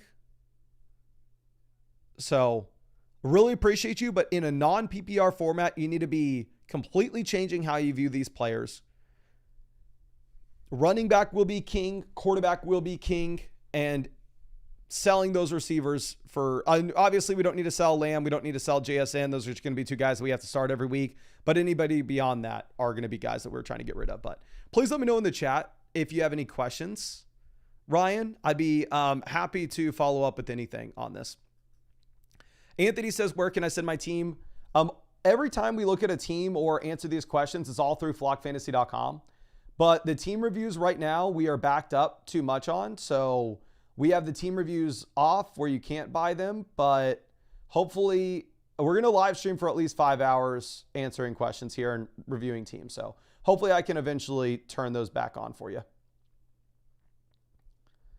But for now, they just have to be turned off, as sad as it is. Ravens Flock, appreciate you, my friend. Jasper says, is the Flock League PPR? Yes, the Flock League is PPR. And let me just, I'm just stalling for Ryan to try to get any questions about this team.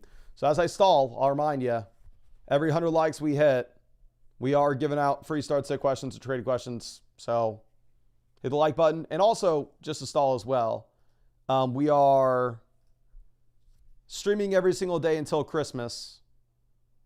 So subscribe to the channel if you want to make sure that you want to be able to come out to these live Q&As. Hit the bell next to the subscribe button and YouTube will tell you when we're live. Tyrum says double the price for a team review instead of turning it off. If I was a good businessman, that's what we would do, but the team reviews are already too expensive. So if I was a good businessman and we saw this demand for the team reviews and the start set questions and the trade questions, instead of turning them off, we would double the price on everything. But again, the fact of the matter is they're already too expensive, where if we were to double the price on everything, I would feel very, very bad about it. I cannot find anything from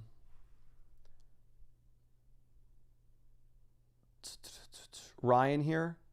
Ryan says, only trade for top 4 quarterbacks. Don't know if they'll let them go. Any secondary options you think are worth shopping?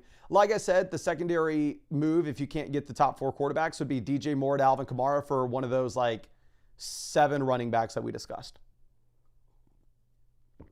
So I think that more likely than not, all those individual trades that we came up with, right? Like DJ Moore, Alvin Kamara for Kyron Williams. Like all those individual trades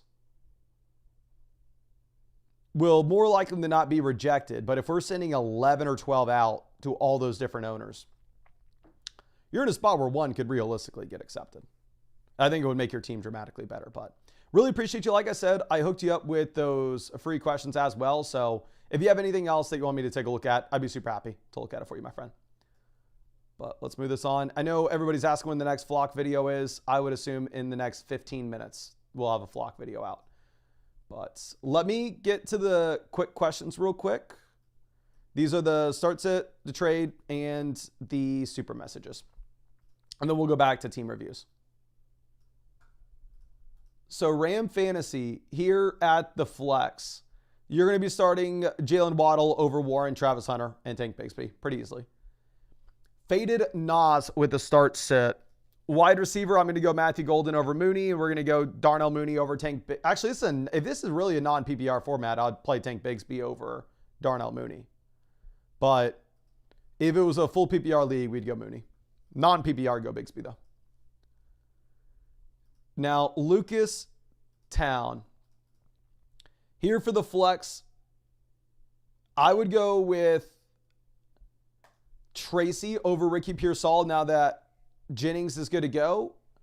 And Calvin Ridley has the really tough matchup.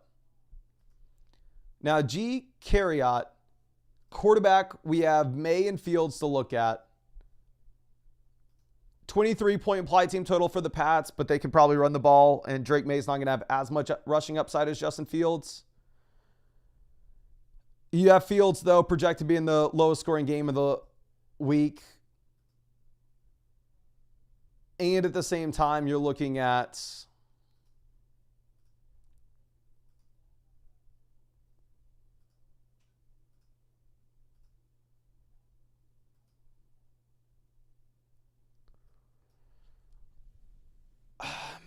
the offensive lineman going down for the Jets this week, or today in practice. I'm going to go Drake May. And then for the flex, between Dobbins, Pacheco, full PPR format, you could very much consider Josh Downs here. Again, Downs, I'm going to have a lot higher in my rankings when we update them on the site tonight because he got removed from the practice report today. The injury report. Would I rather have Pacheco or Downs in a full PPR this week? Can you all spam the chat? Who would you rather start this week? Josh Downs against the Dolphins now that he's fully healthy? Or would you rather start Isaiah Pacheco against the Chargers in Brazil? What side are you going with?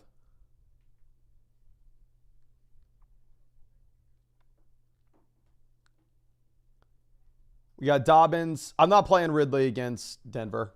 Project to be the worst offense in the league this week. Pacheco, Downs, Pacheco, Ridley, Downs, Pacheco, Downs.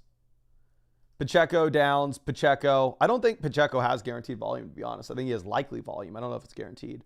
Downs, Pacheco, Downs, Pacheco. Pacheco. Here and happy to see we got Kieran out here. We're going to go with Pacheco.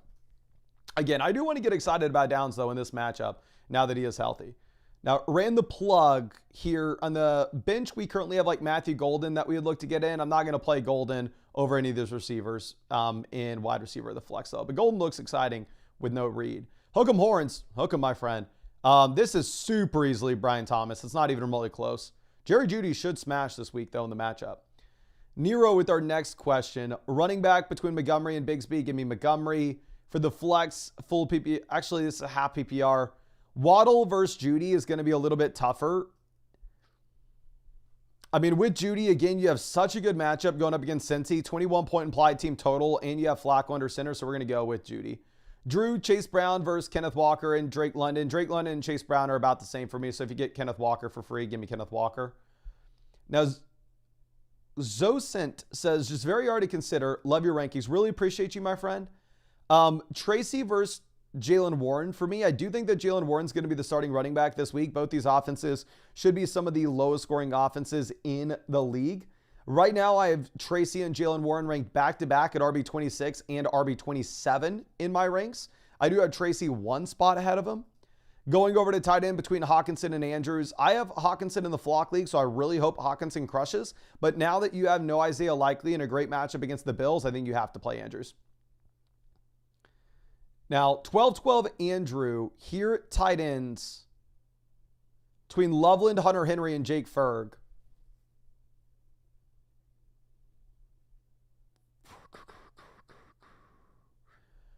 I hate the overall offensive environment for Dallas. I'm going to go Loveland here. I think you can get the big plays. And then we're going to take Tony Pollard in the flex. Igbuka's really exciting, but Pollard with no spears is going to get the guaranteed volume. Now, Rico Swab says, Dak is QB1, but not sure about the Pickens matchup. I would go Pickens over Travis Hunter. I am just more confident you're going to get the routes and targets with Pickens than we will with Hunter. Hunter, you have such a wide range of outcomes where we realistically just don't really know what we can expect. Now, Cash Money Chris, happy to see you here at tight end. We're going to go Tucker Kraft over Evan Ingram pretty easily as well, considering the Jaden Reed injury and the good game environment. And we're going to go Chuba Hubbard over Amari Hampton. Really like the game environment in the matchup there as well. And with Hampton, now you have Najee good to go. Sean Moat is trading Derrick Henry, Trey McBride for Brees, Adams, Kittle. So downgrade from Henry to Brees, downgrade from McBride to Kittle, and you're picking up Devontae Adams. I don't think that's going to bridge the gap. Derrick Henry to Brees Hall is just such a massive downgrade at this point. So I'd rather have the Derrick Henry side. Now let's refresh this. Jonesy coming through. Wide receiver. I'm going to take I'm going to actually probably take Waddle here over Pickens, given the matchup that you have for these respective guys. I like the game environment more for Waddle and Miami. We're going to go Loveland over Chig. And then for the flex, we're going to go back to wide receiver. I have Pickens and Igbuka ranked back-to-back. I'm going to go with Pickens, but if you wanted to go Igbuka, I'm not going to fault you whatsoever. Now, Yas has lapsed, something along those lines. Wide receiver, we're going to play wide receiver both in the wide receiver spot and the flex for this question. So the question is, who do we bench between Tet, Adams, and Marvin Harrison Jr.? I have Tet, Adams, and Marvin Harrison Jr. ranked literally back-to-back right now. I think I'm going to go with Tet and Adams. With Harrison going up against the Saints, you don't really have shootout potential in that game the way that you do in the other two. Now, Avalanche, this is Pollard and Tyreek versus Achane and Pittman. This is a dynasty league, I believe, but actually it doesn't look like it's dynasty. It has the dynasty tag at the bottom, but it looks wrong. It looks like it's just a regular redraft league. And in that case, I'd way rather have Achane over Tyreek. I'd rather have Pollard over Pittman. But I think Achane's by far and away the best player in this deal now that he is 100% healthy. So I think I'm going to go ahead. I think I'm going to take the Achane side of this. And honestly, I'll do that in Dynasty too. So whether if it's redraft or Dynasty, I think the Achane side's the winner. Okay. Sportis says, I only can pick a domain review when I'm submitting. So again, we have the team reviews turned off where you cannot buy a team review from me right now. We just have too many waiting for us. But once we catch up on them, I'll turn them back on the site. You can get team reviews from the other creators on the site. But for me right now, it's just I'm too backed up. Now, Calix shut down. Running back, we're looking at Walker versus Hampton. Now that you have Najee back in, we're going to go Walker. And then for the flex, I'm going to go Sutton here as well in a full PPR format. 8-team league, so your starting lineup spots are always going to be extremely difficult with how good your roster is. Now, deletes here, wide receiver. We're going to go Tet over Terry and Pearsall. Terry could just start a little slow missing camp, and with Tet, there's nobody else. And then I'll go with Terry McLaurin down in the flex. I mean, I don't think I can trust any of those running backs week one. And now Exotic Extent is trading Hampton and T. Higgins for Sutton and A.J. Brown. 10-team league. Running back left over, we'd have Chase Brown, David Montgomery, and that's it. I like the idea. I like the price. I like getting up to A.J. Brown. I don't know if your running back room's good enough, though.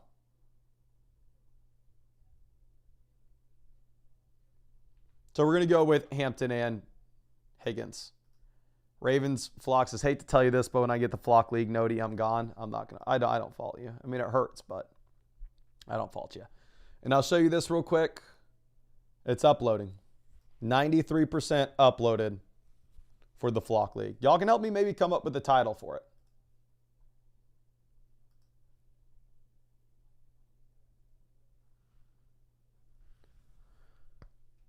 Logan J with our next question.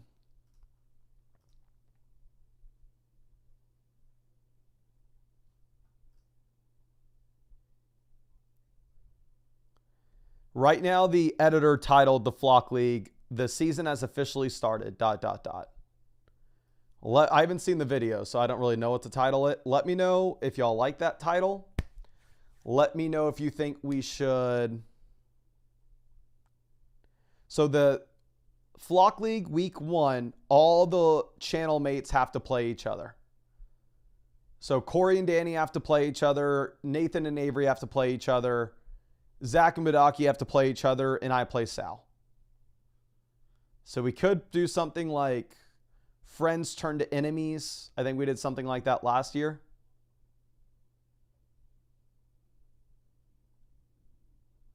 Week 1 will ruin friendships.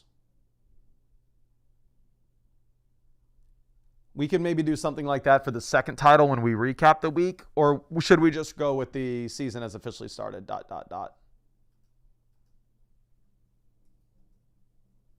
We may just go the season has officially started. Don't hate it. Don't hate it. But Logan, again, sorry, we got a little distracted. Neighbors is an auto start. T. Higgins is going to be an auto start as well. For the flex, we're going to have to go James Cook, Kenneth Walker. I was going to say amazing team here, but it's an 8-team league. What you should do is you try to make a trade, get a better quarterback, get a better tight end, because you have great players on the bench. Okay, so let's refresh this. Okay. Hey, it's Matthew with our next question. Wide receiver, Xavier Worthy, Terry. Hopefully we can get Flowers. Yeah, we're going to get Flowers in there in the flex. I mean, Zay Flowers in a great spot this week going up against the Bills. That game should be the highest scoring game of the week. Beto is trading Bucky and Warren for Kenneth Walker and Kittle. Bucky to Kittle, downgrade. Tyler Warren to Walker, upgrade. It is a completely fine price point, and it's going to be up to you. I do think I need to move Tyler Warren up my rankings. Let me see where I have Tyler Warren in the overall rankings. I think having him tight end 6 is fine. But let me see where I have him in comparison to like the running backs and wide receivers, because he needs to, my guess is he needs to move up. Yeah, I have him at 84. He needs to be much higher than this. I would rather have Tyler Warren than Judy. I'm going to move him up to 78.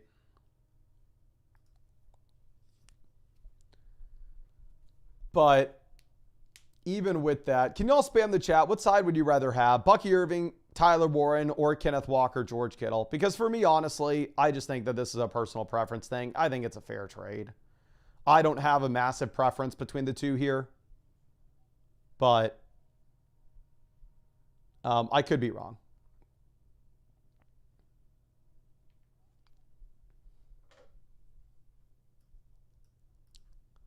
We got Kittle, Warren, Kittle,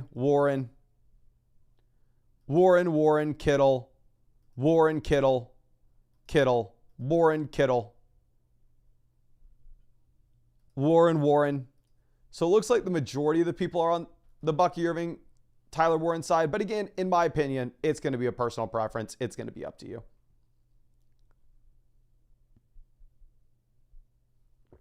Now, limit with our next question. You got to play Tet. Like, a Tet versus Marvin Harrison would have been tough if like you still had like Jalen Coker good to go. But no Coker, no Adam Thielen. Great, perfect matchup. Can't ask for a better game environment. You absolutely have to play Tet. Okay.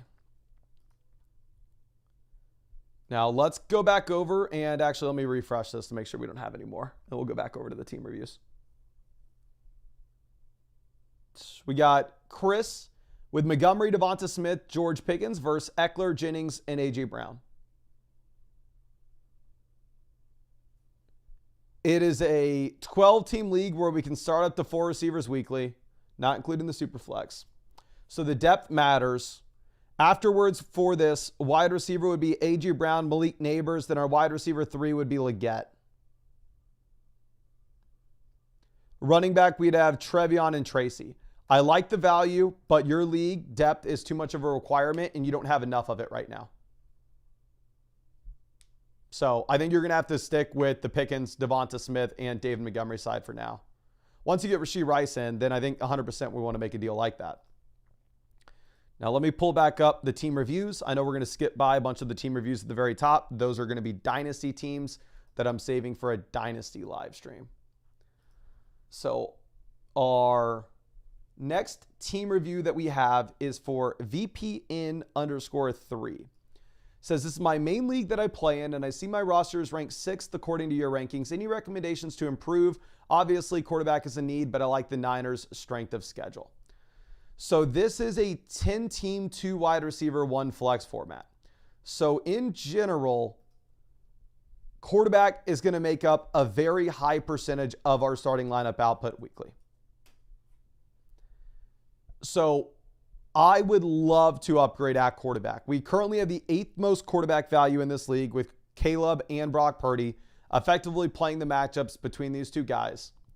There are similar quarterbacks that are out there on waivers with Justin Fields and Drake May. So essentially what we're doing is we're just streaming, right? 10-team league. Our number 1 quarterback is ranked as QB 10. We are effectively streaming. We don't have any of the elite options. If we can afford to trade up to get to a top 4 quarterback, I 100% want to be doing so. I want to get to Daniels in this league. I want to get to Hurts. I want to get to Allen. I want to get to Lamar. Now, the question is, can we afford to do so? We go over to running back. Running back's not strong here. It would be if it was a 12-team league, but the issue is it's a 10-team league, so obviously the bar is going to be much higher. But we have James Cook, Trevion, Tyrone Tracy, and then I really like the upside handcuff pieces that we have at the bottom, where we have Braylon, Trey Benson, and Ramondre Stevenson. Going over to the waiver wire running backs, we would not make any potential waiver wire pivots. Like Dylan Sampson may be a little more likely to hit your starting lineup than what you have with somebody like Trey Benson. But the fact of the matter is, we just need to be thinking the highest ceiling possible here. We don't need to be thinking of the floor, considering the setup that we have. Going over to what we have at receiver, we have Malik Neighbors, Brian Thomas, so the hammers at the top. Xavier Worthy, Rashee Rice.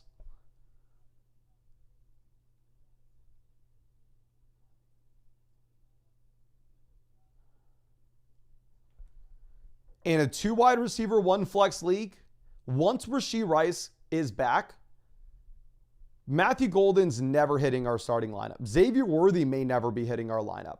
But we're hammering in Neighbors, Brian Thomas, and Rice every single week.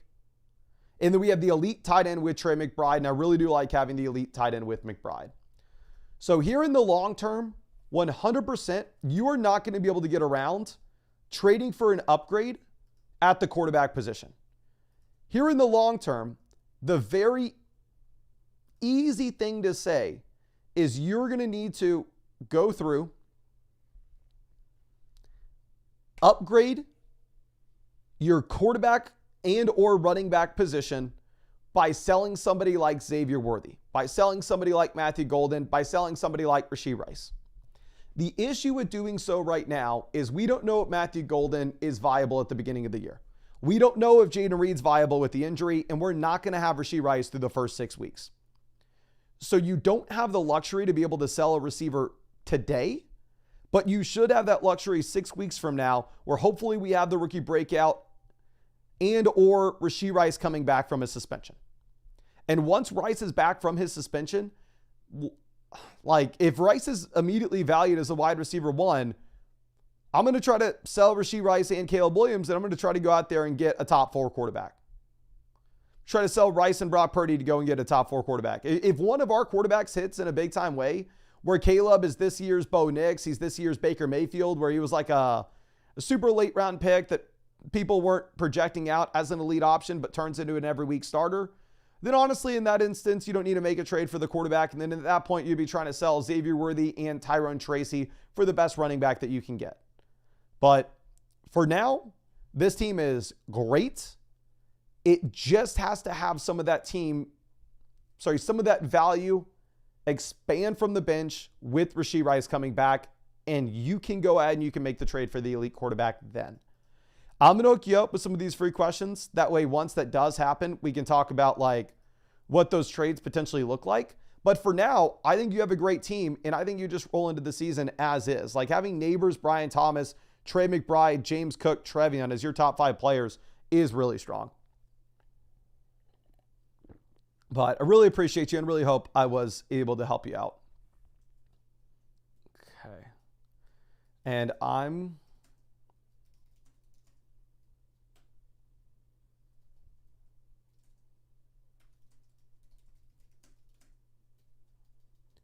going to upload the Flock League video right now. So link your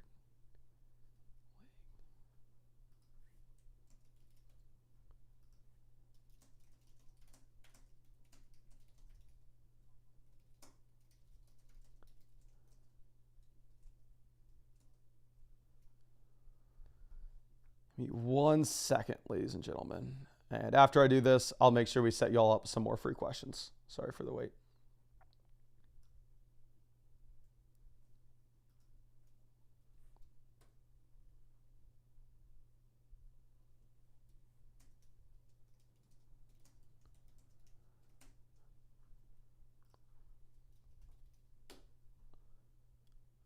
And I know y'all are probably just going to bail for the Flock League video, which I don't fault you for. Like I said, I'd probably do the same thing. But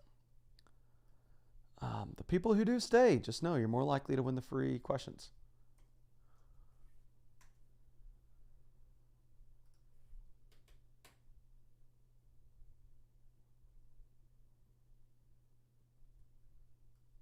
Say the season.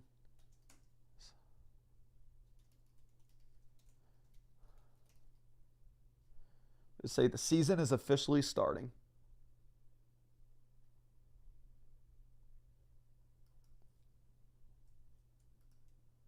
Is that better, or is it better to have what? Yeah, it's better to have what Nick had. We're going to leave it as is. Okay. We will set that as a premiere. And we will save that now. Hopefully Nick cooked on this one.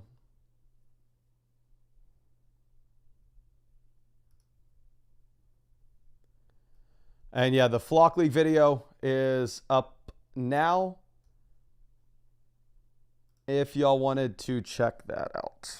I know that probably most of y'all do. Let me just wait till it starts premiering. And then drop your flockfantasy.com username in the chat right now, and we'll get you all set up with some free questions.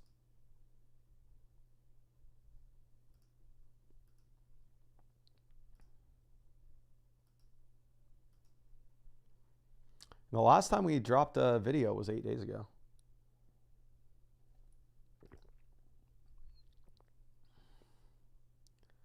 But how many views did the vlog end up getting? Vlog ended up getting over 300,000 views, which is cool.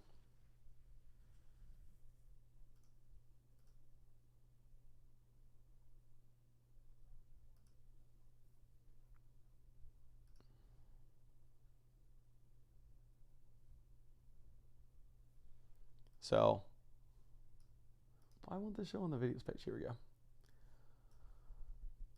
So here it is. The video is officially dropping now. The season is officially started. It's a premiere over there. I'm not going to end this. I still got to go through. I still got to answer a bunch of questions. But if you wanted to go and watch that, not going to fault you at all for so. But let me pull up the site. That way we can give away some of the free questions here. Okay.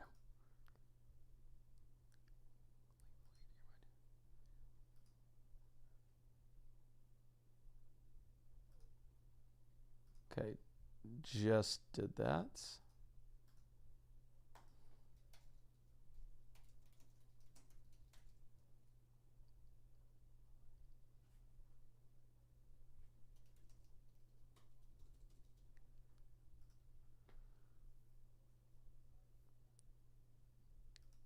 Okay, sorry. Had to take care of that real quick.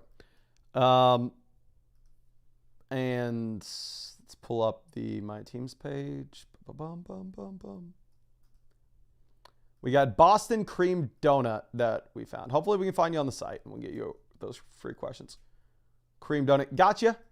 And looks like you got the season pass, so you should have already had some free vouchers, but we'll send some more over your way, my friend. Really do appreciate you hanging out with us in the stream. Okay, now our next question coming out from Dubs. This is it. Team review here says, hey Mason, just drafted this 12-team full PPR league. I had the 4th pick. What do you think of the team and any advice that you suggest? Appreciate you, my friend. Thank you so much for letting me take a look at this for you.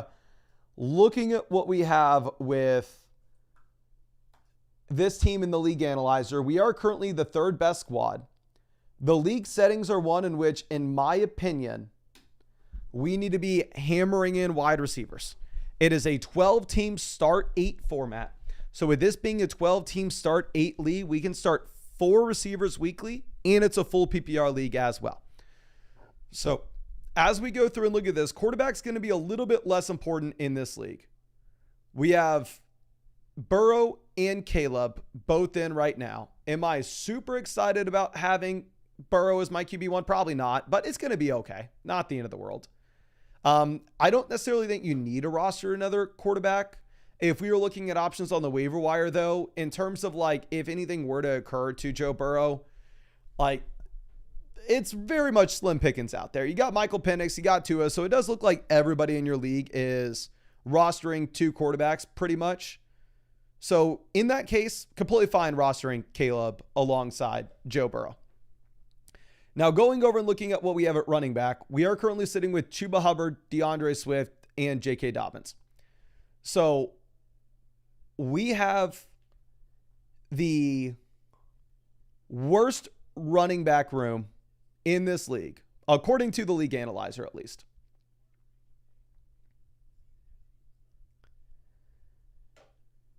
But with that being said, we have guys that we can start early. Like we have Chuba Hubbard, we have DeAndre Swift, we have J.K. Dobbins. So while maybe we are not the best, we're going to be able to survive early on.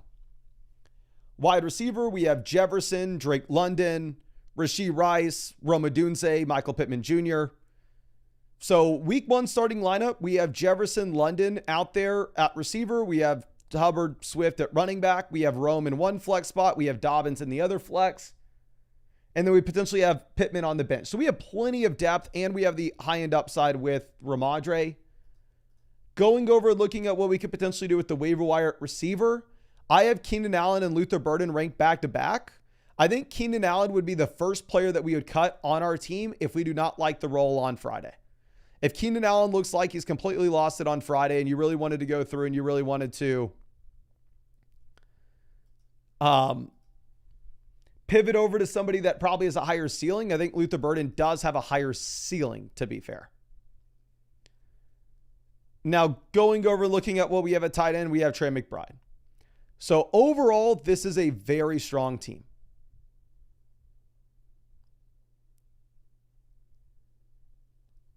If we were looking at what we could potentially do, it would all hinge around Rashee Rice. Because once we get Rashee Rice back in, all of a sudden we can have like Michael Pittman Jr. down on our bench, J.K. Dobbins down on our bench, and we have a lot of flexibility to like trade Rome Odunze and Chuba Hubbard to go get a running back upgrade. We have a lot of flexibility to maybe pivot from Drake London to Josh Jacobs, which of course we don't want to do that 1-for-1 in this league. We'd hope to get upgrades at other spots as well, but you would have the ability to transfer some of this wide receiver value over to running back. For the time being, that's not going to be the case. For the time being, you're kind of stuck with this as is, as a lot of Rashee Rice owners are, because you just got to make sure that we have the wide receiver depth to cover the Rice suspension at the beginning portion of the year. And I know it seems like I'm just stalling here and I'm just talking out loud. That's exactly what's happening because I'm trying to figure out what the hell we can do with this team. Is the fact of the matter is it's a 12-team full PPR start 8 format where we're going to optimize for wide receiver points and just survive at running back. And that's exactly what we're doing. You have a great team for this format. This is exactly what I would want.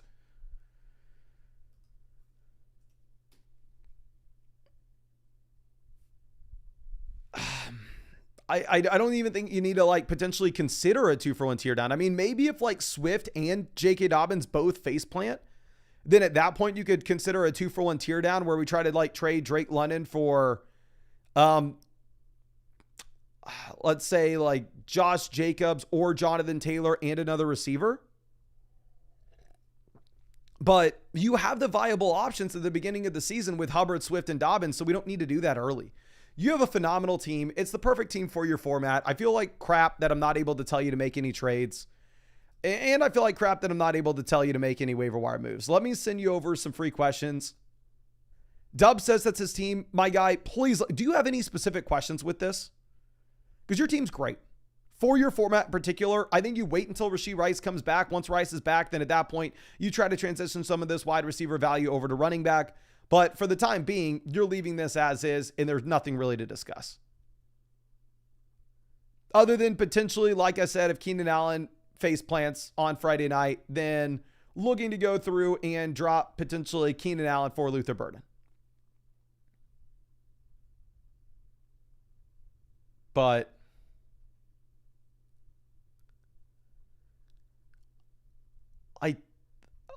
I don't have anything else for you. I would love to say that I did. Please let me know if you have any more questions in the chat. And like I said, I did send you over those free vouchers as well to follow up with questions during the season, because I really think you should be sitting on your hands unless we get a catastrophic thing happening at the running back room where two of these guys end up not being useful. But I really like your team, and I really wish I had more to say, to be honest. Now, we're going to move over to D-Chain's team. Again, Dub, if you have anything in the chat, Dub says, not any, just wanted any advice. Figured it all is going to come down to Rasheed. Yeah, with Rasheed, you just kind of got to sit with your team as is for the beginning portion of the year. Then when he comes back, he gives you the flexibility to do stuff later. But I really appreciate you and really hope I was able to help you out in some way with this. But D-Chain says, hey, Mason, love the vids. Drafted from the 107 this year and wondering how I could make my team better. Appreciate you, my friend. So this team is Dylan's Not So Dandy team. That's a hilarious team name. Looking at what we have with the starting lineup requirements, it's a 2 wide receiver, 1 flex league. So the depth of wide receiver doesn't matter. I want an elite quarterback. I want elite running backs and potentially a top end tight end as well. So we have the elite quarterback with Josh Allen. So with Jalen Hurts. So obviously we don't have to do anything here at QB. We don't need to roster a backup quarterback. We can go through and we can look at the waiver wire right now and see that there are players out there like Caleb Williams, Jared Goff, JJ McCarthy that are all viable options that we don't need to worry about.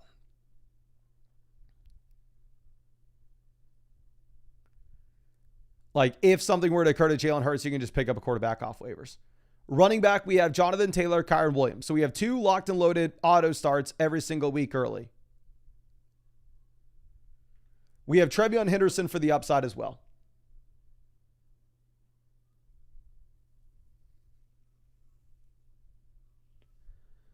We have Ramondre, Rashad White as premium handcuff backs. Wide receiver, we have Amon-Ra St. Brown, Xavier Worthy as wide receiver auto starts at the top end of our lineup. We have Chris Olave, Keon Coleman, Darnell Mooney, Jalen Coker. If Jalen Coker, for whatever reason, wasn't actually on RIR and he was taking up a roster spot, you would very easily cut Jalen Coker in favor of Jaden Reed. And I wouldn't think twice about it either. But if Jalen Coker is on the IR, I would still probably make a pivot. I would probably drop either Rashad White or Darnell Mooney for Jaden Reed. It's not like we have an elite wide receiver 3, an elite wide receiver 4, where the depth wouldn't help us at all at the wide receiver position. I mean, the depth could potentially help some. And then going over and looking at what we have at tight ends, we have Tyler Warren and David Njoku. So completely fine at tight ends.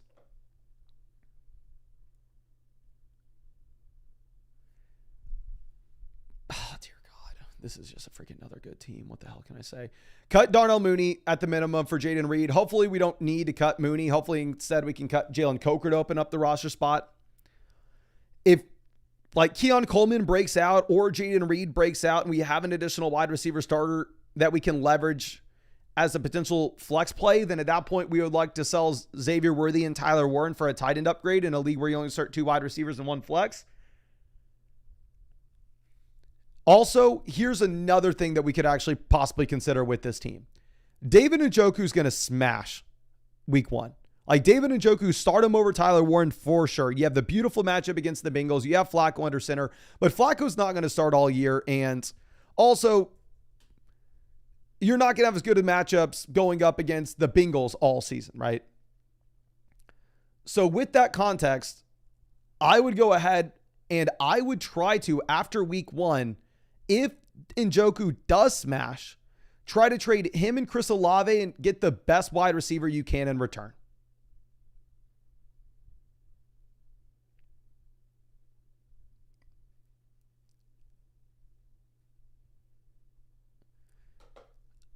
And then you're starting Tyler Warren rest of season. If Warren doesn't look usable, then obviously at that point you can look to hold on to David Njoku. You have a great freaking team, just like the person before this. Just like the person before this. This is 3 straight teams where I've had nothing really to say other than maybe one small pivot. I wish I had more for you, my friend. You're at the very top of the league analyzer. Let me hook you up with some free questions. Again, phenomenal squad. Pick up Jaden Reed. potentially sell David Njoku high after week 1.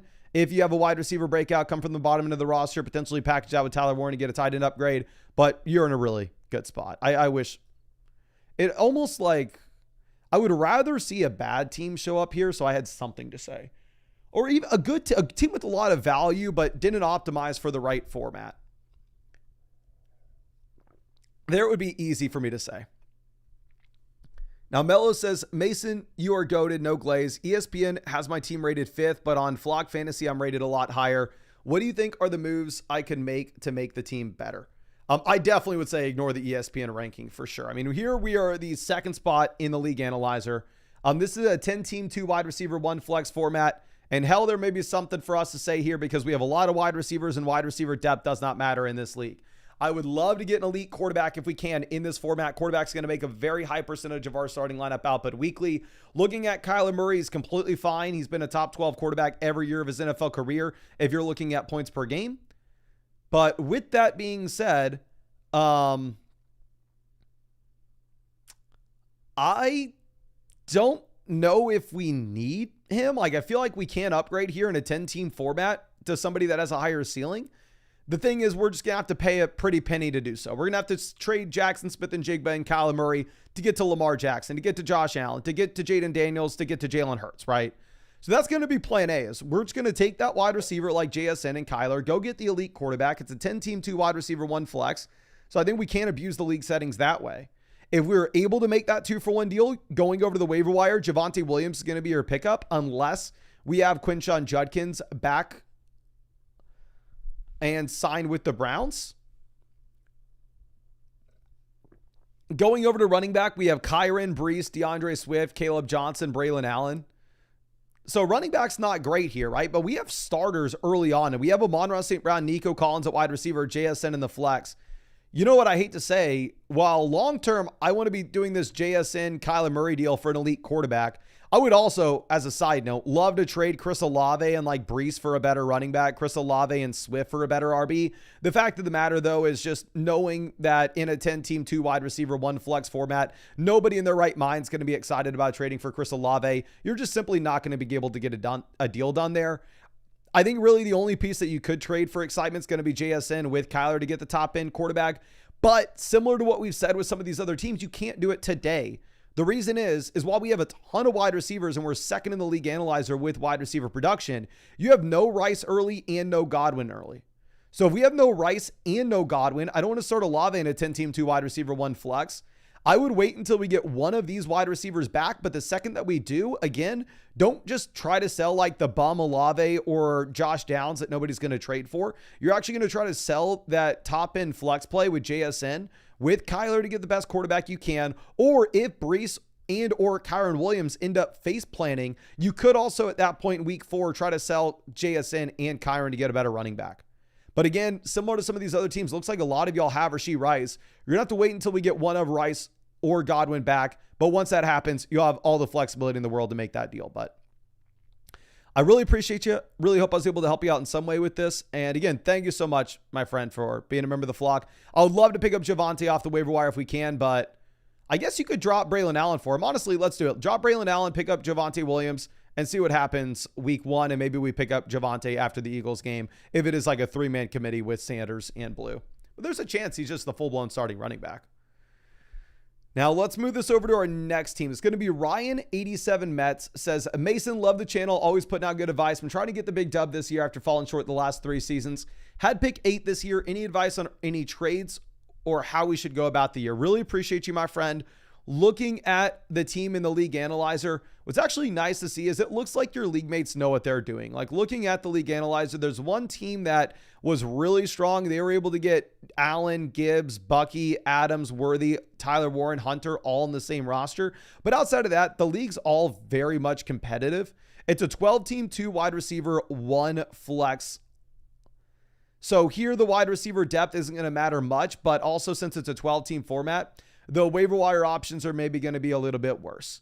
Going over and looking at what we have at quarterback, we have Joe Burrow. So we have the quarterback that we can start every week. Definitely more excited about having Burrow in a 12-team league as opposed to like a couple teams ago. We looked at a 10-team format. that had Burrow. So I'm fine with Burrow, obviously. At least in my opinion, it's obvious. He's not a top 4 quarterback. It's not like he's Josh Allen. It's not like he's Jaden Daniels. It's not like he's Lamar Jackson.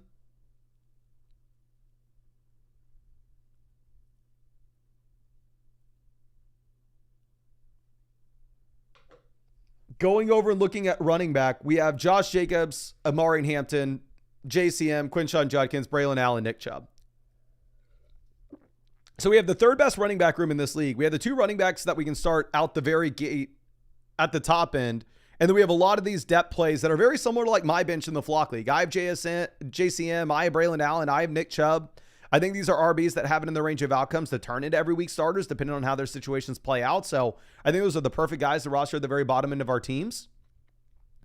Going over to receiver, again, the wide receiver depth doesn't matter much. We have the anchor at the top with Lamb. We're not rostering too many of them. We have Wilson, we have Igbuka, we have Bateman.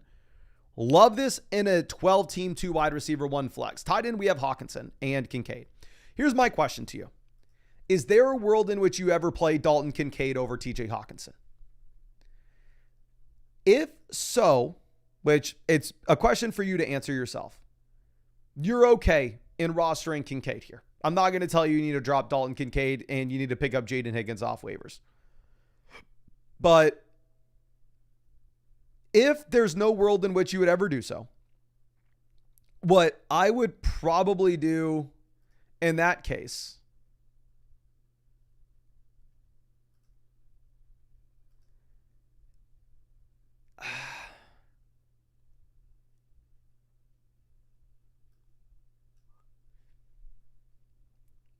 is I more likely than not would cut Dalton Kincaid, and I do think you get a considerable amount of upside with Jaden Higgins off the waiver wire. I would almost also consider cutting Rashad Bateman for Jaden Higgins as well if you really wanted to hold on to Kincaid. I think Bateman gives you a higher floor, but I think he has more so a cap ceiling in comparison to Jaden Higgins.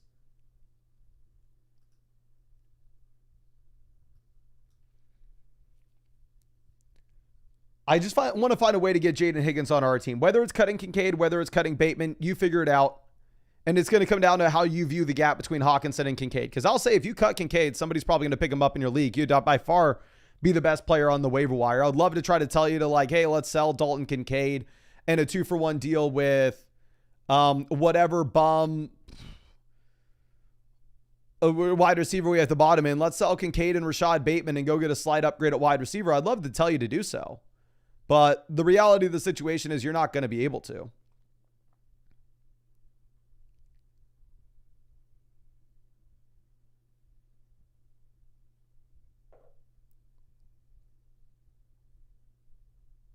So, and trade-wise, I'm not making any trades with your team. Your roster's constructed perfectly. Obviously, I think Garrett Wilson's maybe a player that I'd be interested in moving off of. Like, if you could go like Wilson, and let's look at all these other teams, like Wilson to...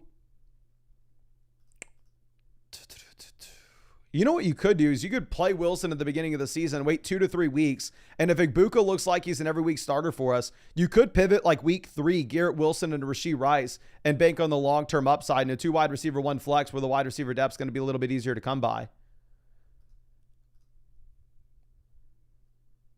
This team is Juwan Jennings, wide receiver 3. If they really needed some help at wide receiver depth, one thing you could try to do is trade like Igbuka and Joe Burrow to Lamar Jackson. Maybe it looks like you lose that deal early, but when Godwin comes back later, when Jalen McMillan comes back later and the target share is a little more distributed in Tampa, maybe you'd rather have the Lamar gap. And then this team, if you wanted to try to pivot from like Wilson to Xavier Worthy, honestly, like I'm going to go update my rankings. As I look at this, I have Wilson technically wide receiver 17, but I don't think there's a way in which I can be like, I don't think I can, if I was offered Garrett Wilson and I had Xavier Worthy on my team, I don't think I would accept, especially now that the offensive line looks like it's going to be a little bit worse. Hell, I would rather have Tet McMillan over Garrett Wilson at this point. I'd rather have Adams. I would rather have Worthy. I'm going to move Wilson down to like my wide receiver 20, 21. Can you all spam the chat? Rest of season, not week one. Obviously, week one, you would rather have Xavier Worthy. But rest of season, considering that Rashee Rice will eventually come in. Who would you rather have? Would you rather have Garrett Wilson or would you rather have Xavier Worthy? Please let me know in the live chat.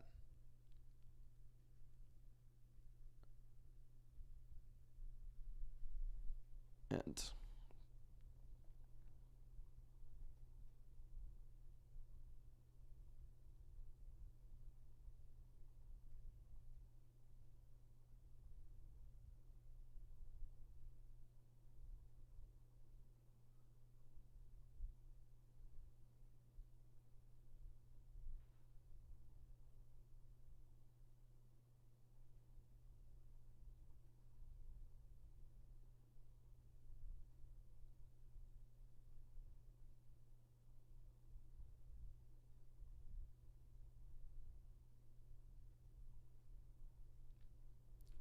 okay, so it seems like we should have enough with the chat.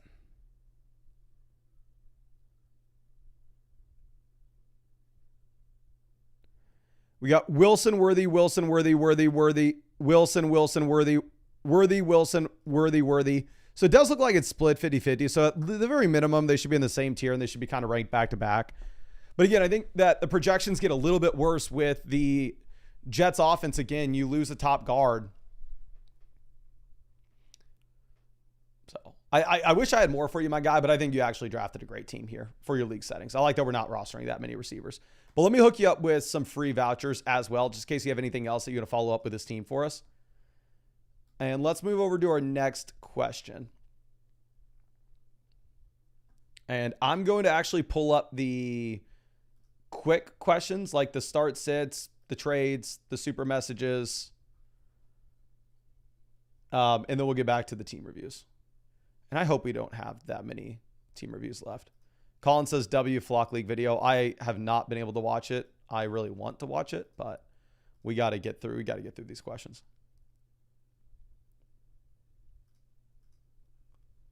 Okay. So Noah Thomas says, hey, Mason, please help. Do we start Chubb or Harvey at RB2? This is a very tough call, to be honest. I think if it's a full PPR format, you probably go ahead and you probably play RJ Harvey because Nick Chubb could just have no juice left. Like, and we don't realistically don't know what the split's going to be with either back. So full PPR, go Harvey. Non-PPR, you can go Chubb.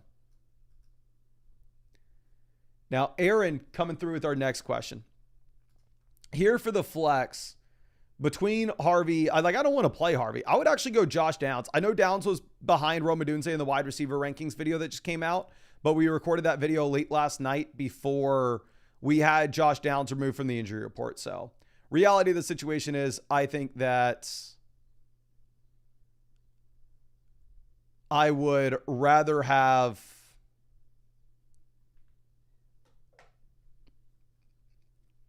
Downs in a great matchup. Beto, always happy to see you. This is a trade. Ricky Pearsall, Lamb versus Puka and Igbuka. Lamb to Puka, clear down tier. Pearsall to Igbuka up tier. I care more about the tiers when we're looking at the very top. So here I'm going to take CeeDee Lamb, especially with no Parsons. I mean, the Dallas Cowboys are just going to be losing so many games. They're going to have to be throwing the ball a ton in the second half. Go Lamb. Now Beto with another one. Lamb and Bucky versus Bijan and Ladd. Lamb versus Bijan are almost identical for me. I'd rather have Bucky over Ladd. So I'm super excited about Lamb at this point. I'm going to go Lamb and Bucky there. I think that trade's closer though. Now, OXG says Pickens or Rome in a full PPR. Are we worried about the Philly defense? I am very much worried about the Philly defense. If I was looking at this, I'm assuming that we're starting London over these guys, but if it's just Pickens and Rome that you're wanting to ask about, I would go with Pickens. I am worried about the Philly defense for sure. But it's not like we have Rome set up in an absolute smash spot against the Minnesota Vikings. Like the implied team total is only 21.5 points for the Chicago Bears. Like they shouldn't be a super high scoring offense. Okay. Now, Kirk Cousin with our next start set. Flex, we have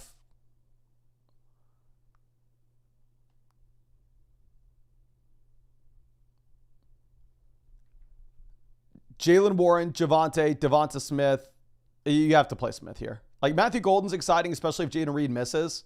But full PPR format, we've had such a large track record of Smith being a viable flex play. There's no reason to get away from it.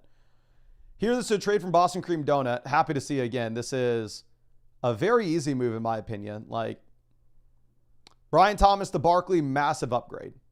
Hampton to McBride, give me McBride. Henderson and Loveland's not going to bridge the gap for me. So if you can get Saquon Barkley and Trey McBride for this price, like, the upside of this other package is it turns into Saquon Barkley and Trey McBride. You're just getting it right now. G-Stacks, I hope I did this right. I hope you did as well, my friend. We're looking at submitting a starting lineup here. The last flex spot being either Darnell Mooney. I wouldn't consider any of the other receivers. And the only running back here I'd consider would be Ramondre Stevenson. If Darnell Mooney is good to go, which he's been getting in limited practices, I would go ahead and I'd play Darnell Mooney. My backup play if Mooney's not good to go would be Ramondre Stevenson in that case. Fantasy Foo asking a trade question. Did not include anything on the other side of this, so I'm going to be submitting you, I'm going to send you over a free trade voucher. Please resubmit this for me so I can try to answer whatever you're intending to ask. And let's refresh this next. This is expensive guards. This is running backs with Saquon and Tracy. I have Braylon and Judkins. So, like, ultimately, if Braylon and Judkins are running backs 3 and 4, like if Tracy's our running back 2, Braylon's RB 3, and Judkins is RB 4, we do not have a great running back room. But with that being said, frankly, it doesn't matter.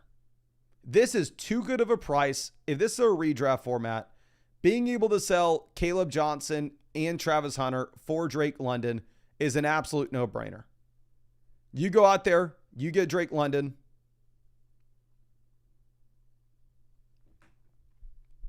It's an easy spot as well. Now, D-Chains submitted a question, again, with nothing on the other side. So let me send over a free trade voucher. Again, if you're going to submit a trade question, please let me know who you're trying to trade for on that other side of the deal. And let's get back over to team reviews. Looks like that's everything that we had there. And we're going to skip by these dynasty teams. And Andres will be our next team that we're looking at. Appreciate you, my friend, and excited to check this out. Says, hey, Mason, what do you think about the team? I feel like if I survive through week 6, it's GG. How can we upgrade running back? And should I start Caleb or Kupp? Okay. Let's check this out. I would definitely go Cooper Kupp over Caleb Johnson week 1 in a full PPR format. So, and also let me set you up with some free vouchers as well. I have a feeling that I'm going to have nothing to tell you with this team. Because if you're saying that we are hoping to survive through week 6, I'm assuming that means we have Rashee Rice. This is a league in which the wide receiver depth matters a lot. It's a 12-team start 8 full PPR format. So I would like to be building around wide receiver here if we could. So my assumption is we are not really going to be able to make a trade by selling a wide receiver to get an upgrade elsewhere. Looking at our team in the league analyzer, we are currently at the number 2 spot. We are streaming quarterbacks effectively. We have CJ Stroud, and that is it. This is a garbage quarterback room. And the quarterbacks available on the waiver wire are not great. Like, we have Tua, Bryce, Stafford, Daniel Jones, and that's about it. So, honestly, week 1, given the matchup, funny enough, I may actually start Daniel Jones here. But I'm not going to cut CJ Stroud. Like, CJ Stroud rest of season's way better than any of the other options on the waiver wire. Clearly, everybody in your league is rostering 2 of these guys. So if everybody in your league is rostering 2 quarterbacks, I think you kind of have to do the same thing, to be honest. So what I would do is I would drop Kareem Hunt. I would pick up Daniel Jones. I would play Daniel Jones week 1. And obviously, Daniel Jones is an absolute bum, but at the end of the day, great matchup and you got some rushing upside. Then going over to running back, we can survive here. We have Josh Jacobs, we have DeAndre Swift, we have the long-term upside of Caleb Johnson, Cam Scatterbo, Tank Bigsby. Again, I had Kareem Hunt as well in the flock league. I ended up having to drop him to pick up a defense. And I still need to drop another player in that league to pick up a kicker, but I don't want to freaking drop Dallas Goedert, and they're going to make me. But drop Kareem Hunt, go pick up the additional quarterback. And then after this week where Daniel Jones is no longer viable, you drop Daniel Jones and you need to pick up Tua. Going over to receiver, you have to start 4 wide receivers weekly because we're not starting Caleb Johnson. And the 4 wide receivers we have at the top are Justin Jefferson, Tyreek Hill, Jalen Waddle, and I guess Cooper Kupp is our 4th start. So we have Rashee Rice and Chris Godwin on our bench. So obviously we have a tremendous amount of upside here at wide receiver. But at the same time, we can't access any of these points. We can't access any pivots. We have the elite tight end with Bowers. So here's what you're going to have to do, in my opinion. You are going to have to roster 2 quarterbacks at all times. Most weeks, that's going to be Tua and CJ Stroud. And you're going to be playing the matchups between these 2 QBs. As we wait for Caleb Johnson, Rashee Rice, and Chris Godwin to become viable options later in the season, you are going to have to be just trying to survive. If you start off very slow, you start off 1-3, you start off 0-2 even. If you start off 0-2, in week 3, you better be trying to sell Rashee Rice to get an upgrade at quarterback right then. Even if you have to sell Rice at a discount, but this team can't fall to 0-3. You don't need to make that deal now. Because again, if you can get to week 4 and you're sitting at 2-2, and then you're going to have Rice and Godwin coming back around that time. And then all of a sudden, in a league where you can start 4 receivers weekly, you have Jefferson, Tyreek, Rice, Waddle, Kupp, Godwin. Very reasonably at that point, you can try to take Tyreek Hill and you can try your best to trade Tyreek Hill and whatever quarterback that we have for a QB upgrade. But it's just way too tough to do it now. So right now you're going to be stuck streaming quarterbacks. You're going to be stuck waiting on these other wide receivers. And ultimately at the end of the day, you're going to have to wait until like week 6 for you to make a trade to go get an upgrade at the quarterback position, which we can then, but we're going to be, and we want to just survive early. But if we don't survive, if we start off 0-2, you're just going to have to sell Rice for almost anything that you can get. But I really appreciate you and really wish I was able to help you on some way. And it seems like so many teams that we look at here have Rashee Rice. And I just have to say like, oh man, we just got to wait for Rice to come back. We got to wait for Godwin to come back. Seems like that's such a common setup. But let's move this over to Kirch. Kirch, happy to see you. Always out here. This is tier-based trading co. We looked at this, I believe the other day. It says, sleeper league draft was rough. Drafted second string players early and some players a couple rounds out of ADP. Anyway, would love advice on potential moves. Okay, so this is a different draft. We are 7th in the league analyzer here. It's a 2 wide receiver, 1 flex format, so I'm not going to be as concerned about the wide receiver league as if it were a start 8 format. Now, at quarterback, we're garbage. We have Drake May. We're dead last in the league analyzer with quarterback value. For me personally, I would say that you need to be rostering 2 quarterbacks and you need to be playing the matchups between the 2. So if we're looking at what we have with the options on waivers currently, I think we are going to need to go through and we are going to need to pick up Trevor Lawrence. The drop that we would be looking to make is we would be dropping Ollie Gordon, pick up Trevor Lawrence, and I don't think you wait to do this either. Because the fact of the matter is, Lawrence is a better play than Drake May for week 1. Lawrence is ranked as my QB 10. It's a phenomenal matchup and a phenomenal setup. I think that you're just simply going to have to jam him in. But Drake May is too good to cut himself because, again, we're already floundering at QB. Then going over and looking at what we have at running back, we have the hammers at the top with Bijan Hampton. We have, Walker for the flex, and then we're going to have Braylon Allen, Byshell Tootin as the high upside players later on. So running back, great. Love to see it. Going over and looking at what we have at wide receiver, we currently are sitting with Xavier Worthy, Travis Hunter, Jalen Waddle, Stephon Diggs, Khalil Shakir. So when it comes to the wide receiver position, we're weak for sure. But if there was a spot to be weak at in a league where you only start 2 receivers and 1 flex, it would probably be wide receiver. If you were worried about this, you could drop Britton Strange if you feel comfortable with Tucker Kraft, and you could pick up Xavier Legette, because Legette looks like he has a very clear path to being viable given what we've had with the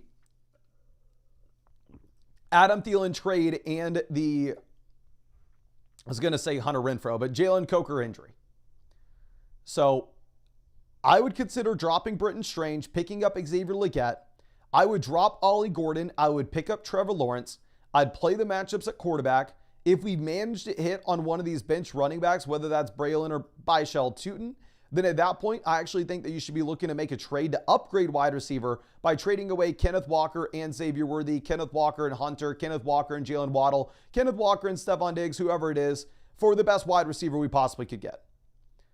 But you're not going to make that move right now because we need Kenneth Walker, we need Amari and Hampton for our flex play. So all you'd be doing is you would just be putting points from one area of your starting lineup to the other area of your starting lineup. But again, like if Breece Hall were to go down and Braylon Allen were to turn into a league winner, if Travis Etienne were to get dealt and Byshell Tootin takes over as starting running back in Jacksonville, then at that point you have a lot of that flexibility to make that trade, sell Kenneth Walker, Travis Hunter, Kenneth Walker Waddle, Kenneth Walker Worthy to get the elite receiver. But for now, you're just making the small pivots at wide receiver. But I really appreciate you and really hope I was able to help you out in some way with this. And again, thank you so much for hanging out with us so often, my guy. Really do appreciate you. Now let's move this over to our next team. That's going to be La Gente says, was going to wait to get Prescott in the later rounds to stack up with Lamb, but couldn't pass up on Jaden Daniels early 4th. Love that we got Daniels, especially because this is a 10-team 2 wide receiver 1 flex. To be honest with you, if you were in a 10-team 2 wide receiver 1 flex and we were relying on Dak, you would be screwed. Thanks for the review. Much appreciated. Really appreciate you as well. Let me hook you up with some of those free questions. So if you have any follow-ups with this, I'd be happy to check them out for you. The big thing that I want to point out here is we are 6th in the league analyzer, which doesn't sound great, but look at the distribution of value here. We have 6 teams that are all in it, and then 4 teams that didn't really know what they were doing. We are in the 6 teams that are in it, which is really exciting. Now, pulling this up, I think that there are some very simple moves that we can make. The first thing that I love to see again is we have the elite quarterback with Daniels. And I mean, it's not like we are rostering too many wide receiver 3, wide receiver 3, 4, 5 of significance. Like we have the hammers at wide receiver with Lamb and Puka that we're starting every single week. And then we pivoted over and we got Chase Brown in round 3, which I absolutely love to see. Having the combo of Lamb, Puka, and Brown is incredible. Going over and looking at what we have with the waiver wire options currently. I personally, in your league, where there's no way in hell we're ever looking to start like Trey Benson outside of, say, a James Conner injury. I think Quinshon Judkins signs, you could see a value spike. And I would say that Quinshon Judkins signing is probably more likely than James Conner getting injured. So I would drop Trey Benson. I would pick up Quinshon Judkins. I think Braylon Allen's also a very interesting waiver wire pickup. Braylon Allen's just kind of similar to what we have with Benson, where if something were to occur to the starter, you think that he's probably a player that has the upside to absolutely smash.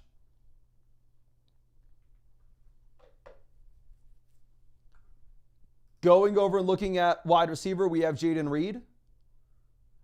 Jaden Higgins probably needs to move up my rankings because Christian Kirk did just get injured.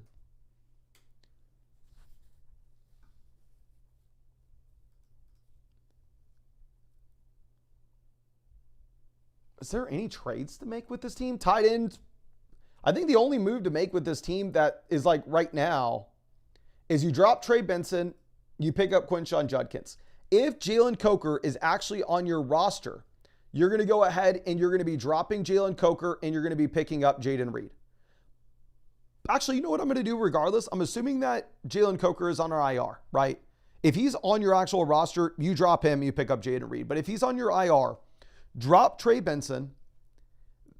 Then you can move Jalen Coker from your IR to your bench, drop Jalen Coker, pick up Brandon Ayuk, move Brandon Ayuk into your IR slot. Ayuk definitely has way more upside than Jalen Coker in the second half of the year when he's off IR. Then you'll still have that open roster spot, and then you can go ahead and you can pick up Quinshon Judkins.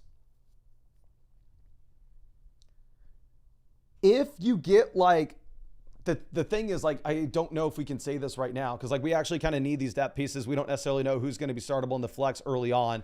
Like, you're going to have to kind of be going back and forth between, like, Golden, Pittman, Tracy. I think you go Tracy in the flex week 1, by the way. But, like, if you get 2 or 3 of those players breaking out, then at that point, you could possibly afford an upgrade to get an elite tight end, which I really do value in this format where it's a 10-team, 2 wide receiver, 1 flex. But we don't have that kind of flexibility right now. So I think what you're going to have to end up doing is I think you're probably going to end up having to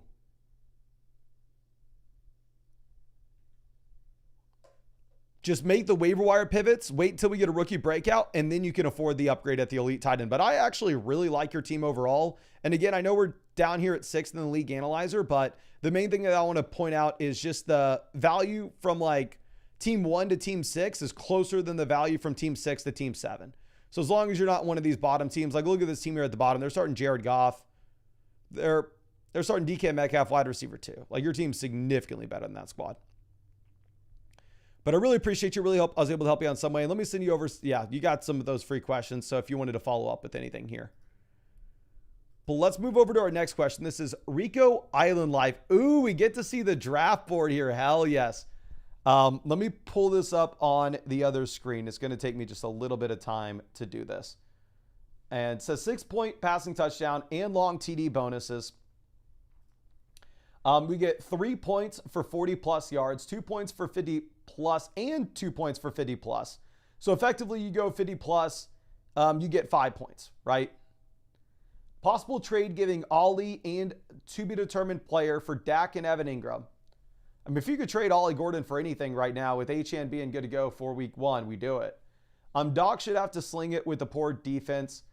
Stream Knicks and Dak or 2 shots at a top 5 QB. Yeah, so we can effectively just play the matchups between these guys, right?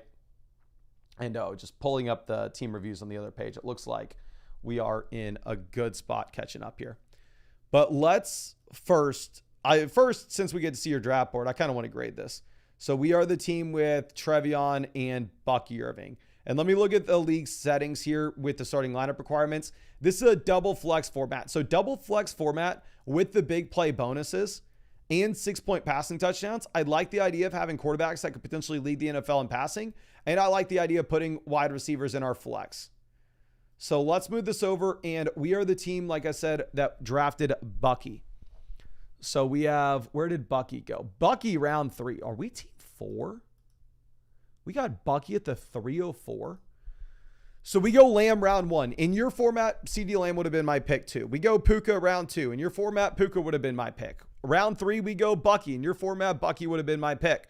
Round 4, we go Henderson. That would have been my pick. Round 5, we go Higgins. That would have been my pick as well. Round 6, we go Tet. That would have been my pick here. Round 7, we go Rice. Would have been my pick as well. Round 8, we go Rome. Let's see. I maybe would have gone Travis Hunter here instead. Round 9, we go Bo Nix. Then ETN, you absolutely crushed this draft. Crushed this draft.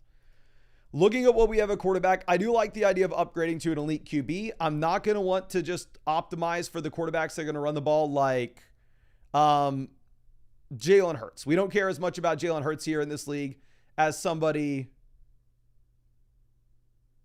that could potentially lead the NFL in passing, right? So having Bo Nix, I think is going to be completely fine. You do not need to trade for Dak Prescott. If you could pick up Dak Prescott off the waiver wire, cool. There's a shot somebody drops Dak, to be honest with you, after week 1, after what's going to happen with the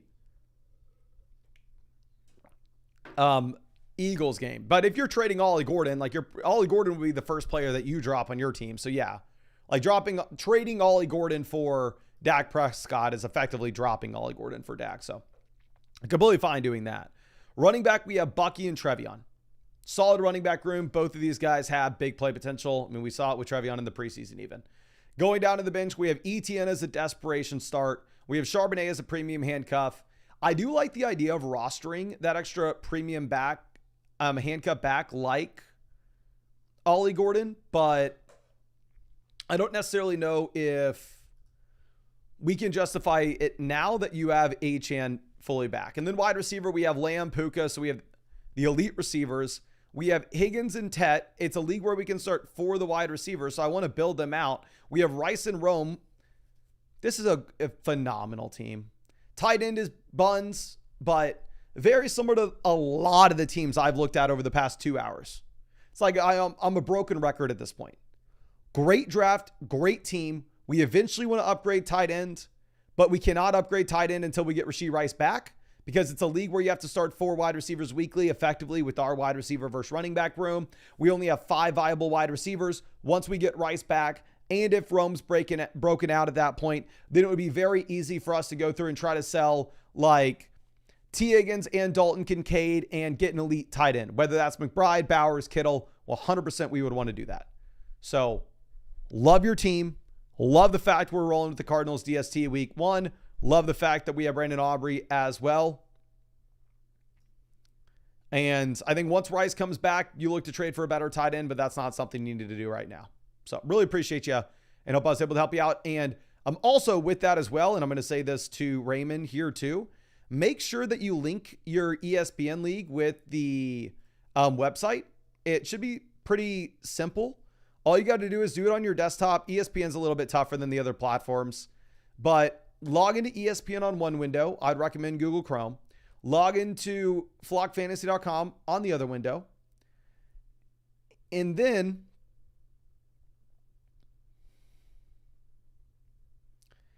add the extension by hitting Get Extension.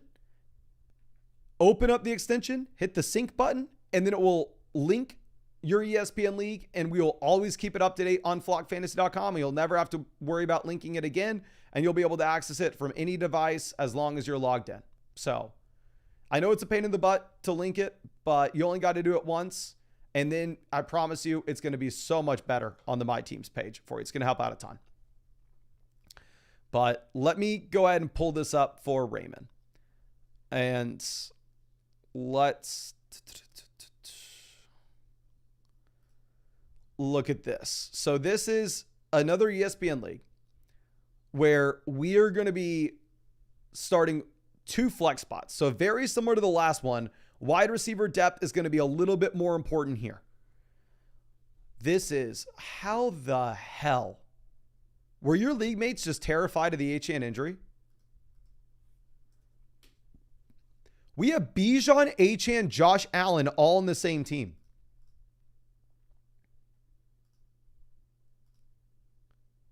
Our week 1 lineup is Josh Allen, Bijan Robinson, Achane, Adams, Metcalf, Andrews, Connor, Judy. Down on the bench, we have Keon, Dobbins, Godwin, Mooney, Algier, Christian Kirk. This is an insane team. So roster construction wise, we have the elite quarterback with Allen. We don't want another quarterback on our bench. We don't have one. That's great. Running back, we have the 2 hammers with Achane and Bijan. We have James Conner as well as in the flex. Going over to the bench, we have J.K. Dobbins. So for me, I actually think there is a viable trade for us here, because we should be able to find somebody in our league that would be desperate for that J.K. Dobbins production, where we would be fine, right? Like, we trade Dobbins, he's on our bench right now.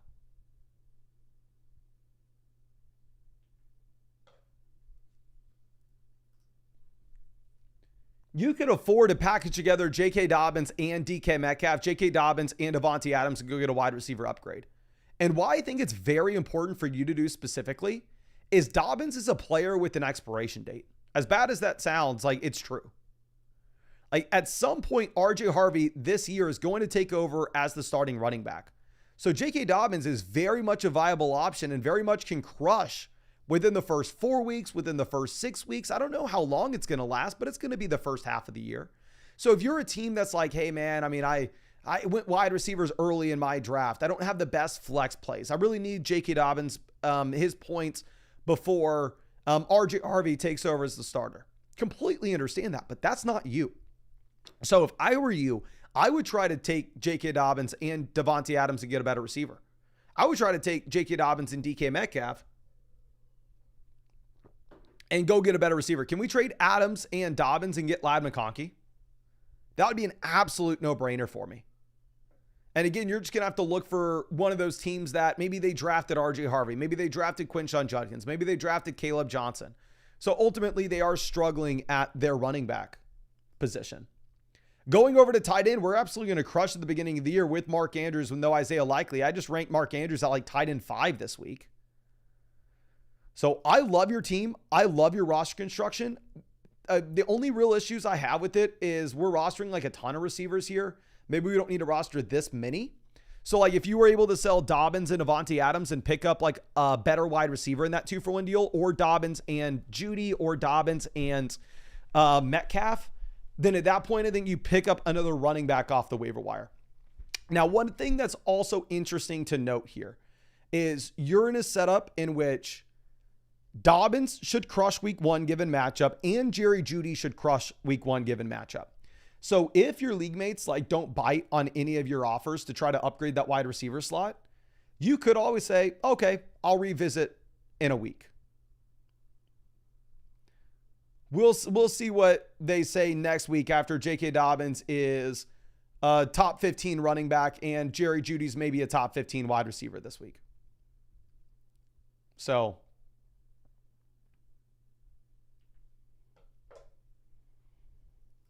I appreciate you. I really hope I was able to help you out in some way with this, my friend. And yeah, congrats on having an absolute monster squad. Now let's move this over to our next question or team. This is going to be Batista. Here, team name, Genty in a bottle. It's a 10-team, 2 wide receiver, 1 flex. So in this league, I want the elite tight end. I want the elite quarterback. I want the top end running backs. I don't care about wide receiver depth. Obviously, I'd still like wide receivers at the top end, but I don't care about the depth of them. Now here, looking at what we have at quarterback, we are sitting with Baker and Purdy. 12-team format, I'd be excited about this. 10-team league, not necessarily the best. Running back, we have Ashton Genty, Derrick Henry, Javonte, J.K. Dobbins, and Rachaad White. Love this running back room. 2 hammers at the top, upside depth pieces below. Wide receiver, we have Worthy, Terry, Metcalf, DJ Moore, and Rashee Rice. So very similar to what we say with a lot of these teams that you have Rashee Rice.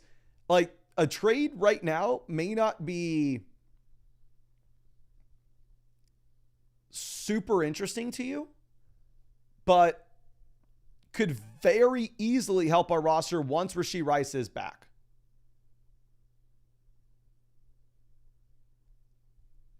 Like if you could potentially sell like DJ Moore and Baker Mayfield in a 2-for-1 deal, or you're probably gonna have to go higher, probably gonna have to like any of the receivers, Xavier Worthy, Terry, DK Metcalf, and DJ Moore. Once Rice is back, they're all the same to me. Obviously, we'll see what they do at the beginning portion of the year, but if they're all kind of in that pseudo like wide receiver 15 to 25 range, they're all like guys that are not as consistent as the true alpha wide receivers like Amon-Ra St. Brown, but they can give you sporadic weeks like Amon-Ra, but just have a lower floor. Then I would love to sell one of those receivers with Baker Mayfield to go get an improvement at quarterback. But we are simply just going to kind of have to wait until we get Rashee Rice back so we have the plenty of wide receiver depth to get by. Now, there is something that's interesting to talk about with this team, and it's the dilemma that we are in where Loveland is so much better in fantasy football this year than Rachaad White. However, we have Brock Bowers, so we would absolutely never, and I mean ever, start Bowers over Loveland. I'm sorry, start Loveland. And really any scenario. Loveland wouldn't hit our flex either. So this is going to be something that comes down to you knowing your league mates. If your league's going to make a lot of trades, I think I probably would be interested in potentially going through and actually dropping Rachaad White and picking up Loveland. Not that we think that, again, Loveland is going to be ever hitting our lineup. But if you have just a crazy high ceiling here, that you potentially could flip him for a profit for a better running back later on. Now, if your league is one that will never make a trade, then obviously there's no reason in doing that. You're going to hold on to Rachaad White, and if Bucky Irving goes down, Rachaad White could turn into a must-start RB.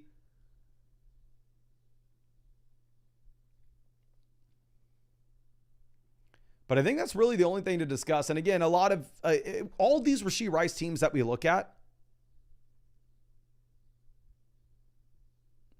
it's going to be wait till we get Rice, then sell a receiver and get an upgrade elsewhere. And here in a 2 wide receiver, 1 flex, 10-team format, we'll want that upgrade at quarterback.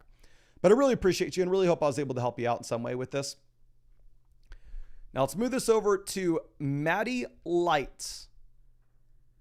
Says, love the content. Keep it up. Thank you, my friend. Really appreciate you. This is a 10-team league where we can start up to 4 receivers. And I'm not going to lie to you. I can tell by the league analyzer here that I may not love your roster. We have the elite quarterback with Jalen Hurts, which is really nice, but tight end is absolute garbage. We have Evan Ingram and Kyle Pitts. This is a decent tight end room in terms of 12-team formats, but if this is a 10-team league, it is tough for you to be that excited about this. Going over and looking at what we have at receiver, T. Higgins is my wide receiver 1 in the Flock League. And to be honest with you, I'm not that excited about it, but it's a 12-team format, so where I'm strong elsewhere, I'm okay. But in a 10-team league, for T. Higgins to be our wide receiver 1, it's an ugly situation. Tet wide receiver 2 I like. Sutton wide receiver 3 I like. Igbuka wide receiver 4 I like. But again, the wide receiver depth maybe is not going to matter as much. Because again, going back to it, it's a 10-team format. But you can start up to 4 receivers weekly. We have Ashton Jeanty at RB. We have Chase Brown at running back. Armin, I'm sorry, I can't help you with that right now. But like, it looks like our team, like we just reached on Chase Brown a ton. Like we took Ashton Jeanty in a 10-team league. It looks like at the end of the first, and we decided to take Chase Brown at the very beginning of the second. And that's maybe why we are missing on a little bit of value here. We have the Tony Pollard depth piece. We have the Jordan Addison depth piece. I'm sorry, the Jordan Mason depth piece. Looking at potential waiver wire moves that we can make. If Jaden Reed gets back to practice and it looks like Jaden Reed's not going to be missing that much time, we could go ahead and we could drop Tyler Algier and pick up Jaden Reed off waivers. But I'm not going to tell you to do that right now in a 10-team league if we don't look like we're going to have Jaden Reed anytime soon.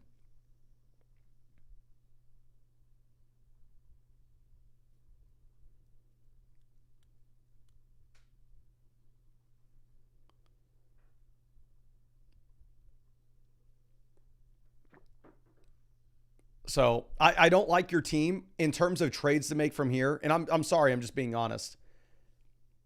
I think if we can find a really running back needy team and we could trade Tony Pollard and Evan Ingram and find a way to get up to, like, the thing is, you're not going to get to a big 3 tight end. You're not going to be able to get to Bowers. You're not going to get to McBride. You're not going to get to Kittle. If you could go like Pollard and Sutton and get to like, and again, like these trades I'm throwing out there, like you would rob them. And so, like, obviously you would do them, and I think they would save your team, but I don't think they're going to get accepted. You could trade Pollard and Sutton for London, Pollard and Sutton for A.J. Brown, then hell yeah, I love the squad. And maybe the only path for us is if you can sell Tony Pollard at a premium to a running back needy team early in the season when they have no spears, And we are okay with our depth, and we could do without Tony Pollard. We have Genty, we have Chase Brown, so it's not going to be the end of the world.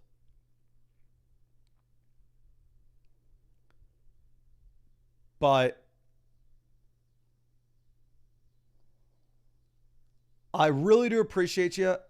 Really hope I was able to help you out in some way with this. But in reality, I think we maybe just reached on our first 2 picks, and it kind of threw us off.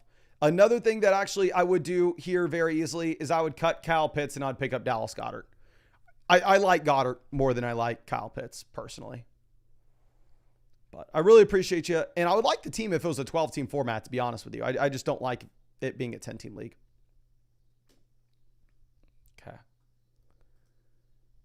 Now let's move this over to our next question. This is Hemloyd. This is a 12-team, 2 wide receiver, 1 flex.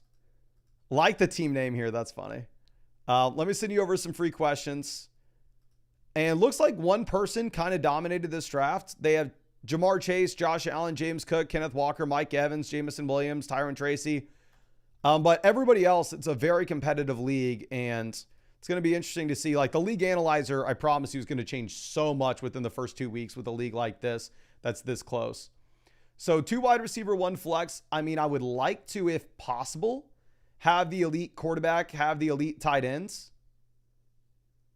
But we don't. We have Drake May, we have Loveland, and we have Brenton Strange. Now, when we have a quarterback like Drake May, in my personal opinion, I think that we are highly incentivized to roster 2 of them. I think you want to roster 2 QBs. I think you want to put yourself in a position that if Drake May is not the guy you want him to be, you very easily could play the matchups with other options. You have Michael Penix, you have Cam Ward, you have Bryce Young. And you have an easy cut as well. So for me, I would cut Kendre Miller. I would pick up, or Kendre Miller. I would pick up either Michael Penix, Cam Ward, or Bryce Young, whoever your favorite player of the 3 is. And I'd play the matchups with them through the season. Now, I would say the first week, you probably don't pick up Cam Ward. The reason is he is going to absolutely do horrible against the Denver Broncos defense. His first game in the NFL. So, like, I would see a much higher ceiling for, like, Bryce Young week 1. So, I think, like, if you don't pick up Bryce Young now, you may have some other people trying to get him off the waiver wire after the first week, where I don't think anybody's going to be trying to get Cam Ward off to the waivers. Now, so, yeah, drop Miller and pick up Michael Penix or Bryce Young.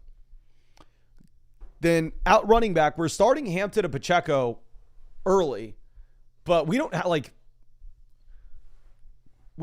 any guarantee that Pacheco is going to be good to go. Like, we don't have any guarantee that Pacheco hasn't lost it all, which is what he showed us at the end of last season.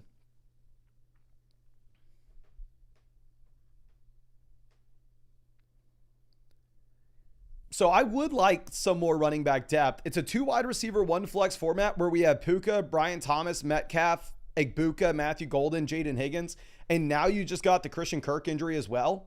So for me, I'm definitely trying to trade a wide receiver here for a running back. Is there a team that we can find that needs some help at wide receiver? So what you can do with this is you can actually sort by the worst wide receiver teams in the league. This team currently has Marvin Harrison, Jalen Waddle, Stephon Diggs.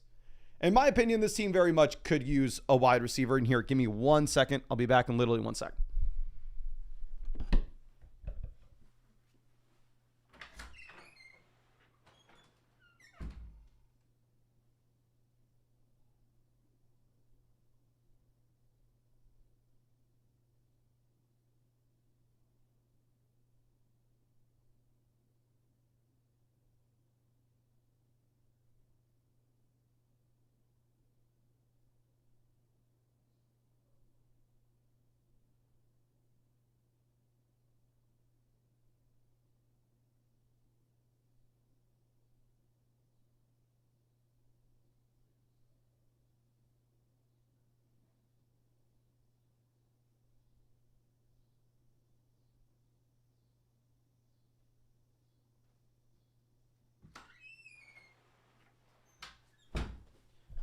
All right, I'm sorry I'm back, but we've been live for like 4-something hours and I needed a bathroom break.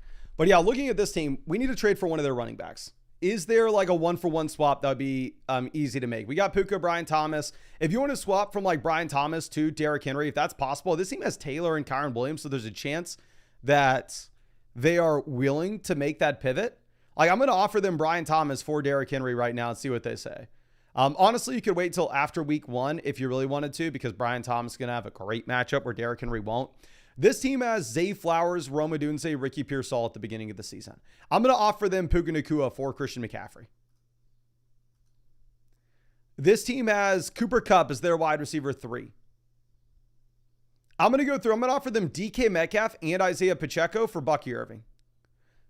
Hell, I'll offer them freaking Egbuka and Amari Hampton for Bucky. Matthew Golden and Amari Hampton for Bucky. Or same thing with Pacheco. Obviously, I'd way rather have Hampton. I'm assuming they would as well. This team has Josh Downs as their wide receiver 3, Devontae Adams their wide receiver 1. They have Chase Brown at running back. I'm going to offer them DK Metcalf and Amari Hampton for Chase Brown. Egbuka and Amari Hampton for Chase Brown. Matthew Golden and Amari Hampton. Do the same thing with RB there. Because it's a 2 wide receiver, 1 flex format, right? So you sell like DK Metcalf and Hampton, and you get Chase Brown, you get Bucky. You get Jonathan Taylor, you get Josh Jacobs. You can still slide Egbuka up to the flex, and you just have the absolute hammer at the very top as the anchor. And then if you were to make that kind of move, you don't even need to drop the backup running backs that you like. And instead, you can just pick up the quarterback from the waiver wire for free. So, I think that you should trade some wide receiver production to get some help at running back. But if you love Isaiah Pacheco and you go, Mason, man, you have no idea what the hell you talking about. Isaiah Pacheco is going to crush.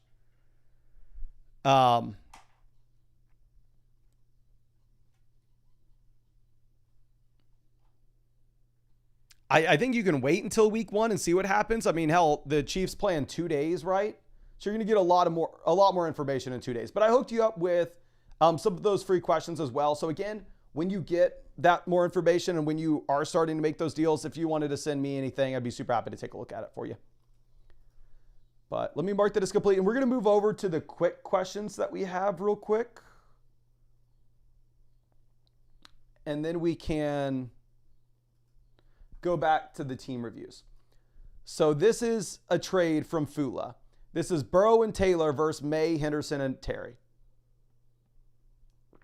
I'd rather have Burrow over May by far. I'd rather have Taylor over Henderson by far, and Terry's not going to bridge the gap. I'm going to take Burrow and Taylor. Even if you need another depth receiver, you can't make that trade.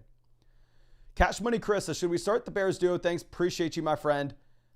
Here, looking at this, I would start Waddle at wide receiver 2. And then, no, I'm not going to start the Bears duo. I think you go Swift, though, at running back, given the guaranteed volume. But I don't think you have to take the risk of going with Rome over Waddle. Kobe coming through with our next question. I think we're just going to play DeAndre Swift here at the flex as well. Again, with DeAndre Swift, just get the guaranteed volume. I think that the projections on him are a little bit low given the lack of competition you have in the backfield. Cooper from AK says, Bigsby on the waiver wire, but I have 2 on my taxi. Should I drop Mason Taylor for Tank? It's a dynasty league, by the way. I personally would. I would say most dynasty leagues, you would never see a player like Tank Bigsby on the waiver wire right now. So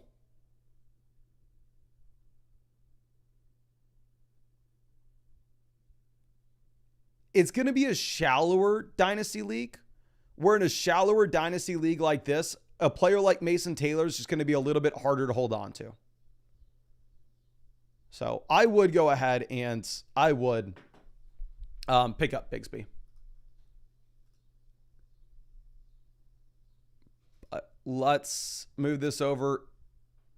Eatable says, in a non-PPR 12-team league, I got CMC at the 107. Love that. Non-PPR format. Obviously, we want to be hammering RBs. And Puka fell to me at the 206. Josh Allen at the 307. Unbelievable to get Allen at the 307 in a non-PPR format where quarterback's going to make up such a high percentage of our starting lineup output. Brees is my RB2 and Etienne's my backup running back. Should I trade Puka? No, you're good.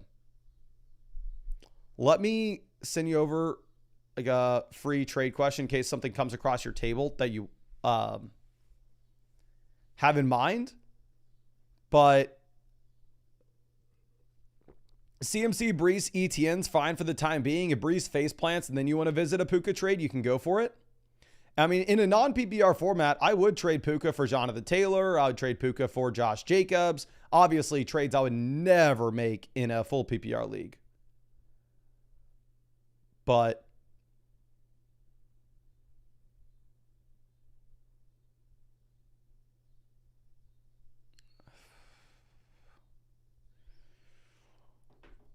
if you can get one of those like top tier 3-down running backs, then let's go for it. Just because the running backs are going to outscore the wide receivers so much at the very top end that we want to be jamming them in the flex spots. But like I said, I sent you over that free trade question voucher. So if you have any trades come across your table, I'd be happy to look at them. Now, Grantsers with a start set. We have Devonta Smith at wide receiver versus like Trevion. I'm going to go Smith week 1. I think Henderson's probably going to be who you eventually start putting in at the flex, but not right now. So for Ryan, we got Lamar in at quarterback. We're going to go Hampton, Tracy at running back. Wide receiver, we're going to be taking the combination of Malik Neighbors, Nico as auto starts. Thank God we have them. I was starting to get a little worried about the team. Likely's not playing week 1, so you go Loveland. And then for the flex place, I think we're going to go Pickens and Matthew Golden. If Jaden Reed plays, I would pivot from Matthew Golden to Josh Downs. But Downs is very interesting in his own right now that he is completely off the injury report.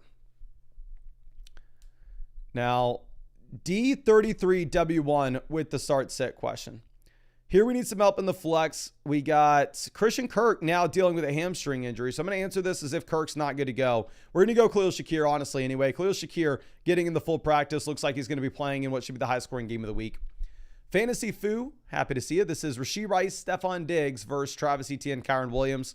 This is very easily going to be Kyron. Looking at what we'd have left over at receiver, we'd have Puka, Worthy, Evans, Godwin, Kupp, Hunter. So yeah, you are so good at receiver. You take the running backs here and you run. Now, Loful YNB says, this is a 14-team super flex. I have Walker as the other running back. Brock Hunter Downs at wide receiver. No tight end. Thanks. Thank you, my friend. So James Conner, Terry McLaurin versus Jalen Warren, T. Higgins. 14-team league. The depth's going to matter a lot more. The points per game gap rest of season between James Conner and Jalen Warren, I think, will be larger than Terry and Higgins. So for your league settings where I know for a damn fact that every single one of these players will be in our starting lineup,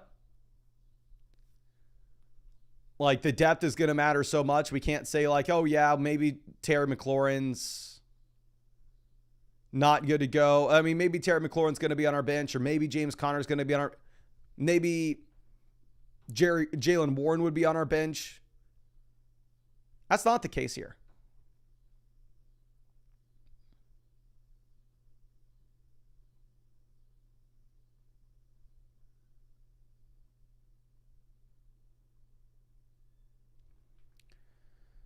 So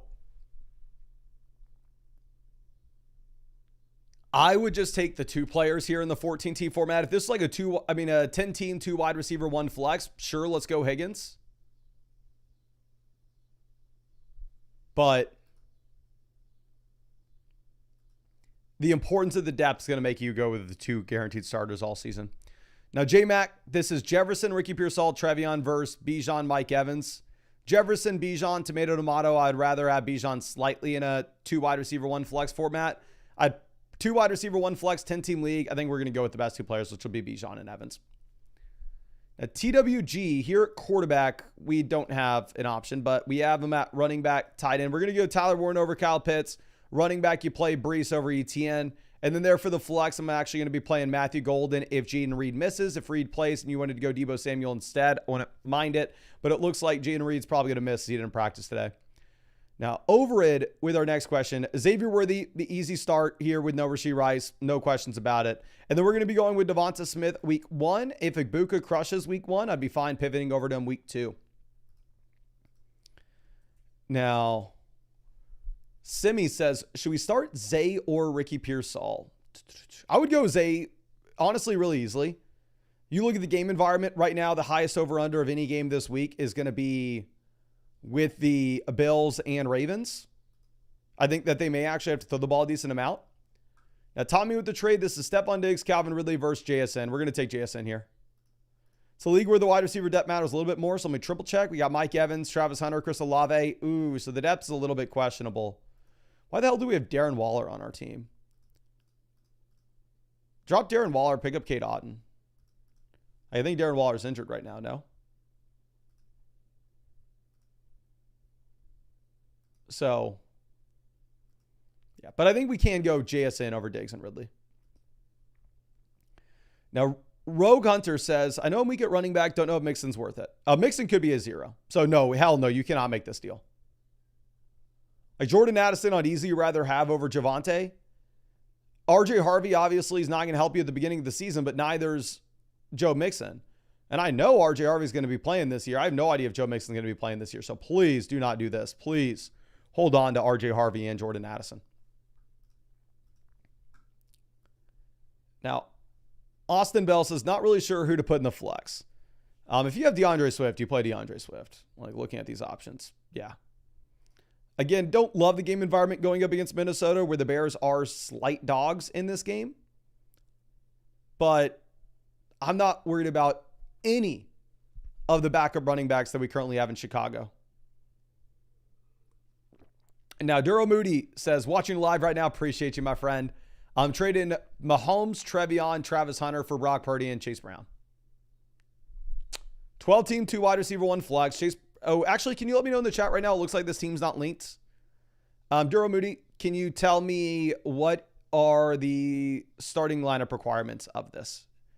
How many wide receivers and flex spots are in the starting lineup? And also, as we wait, I'll stall by giving away some free questions on the site. So drop your flockfantasy.com username in the chat, and we will give away some free questions.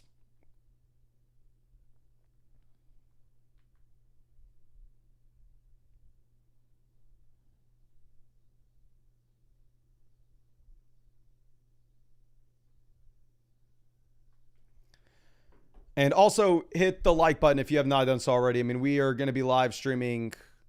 I am determined to get to as many of these team reviews as I possibly can. I want to turn team reviews back on tonight, so maybe we stream for 6 hours instead of 5.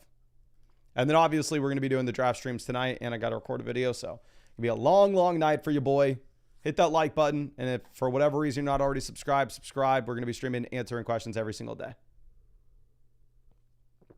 Okay, let me see if we can find first, before I pick the winner, Duro Moody, if he told us his league settings. It has not told us his league settings yet, or at least I can't find. Duro Moody says 2 wide receiver, single flex format. 2 wide receiver, single flex. I do like the idea of getting the best player in the deal. I would do this deal for sure. This deal would be a no-brainer if it did not involve the down tier at quarterback from Mahomes to Purdy.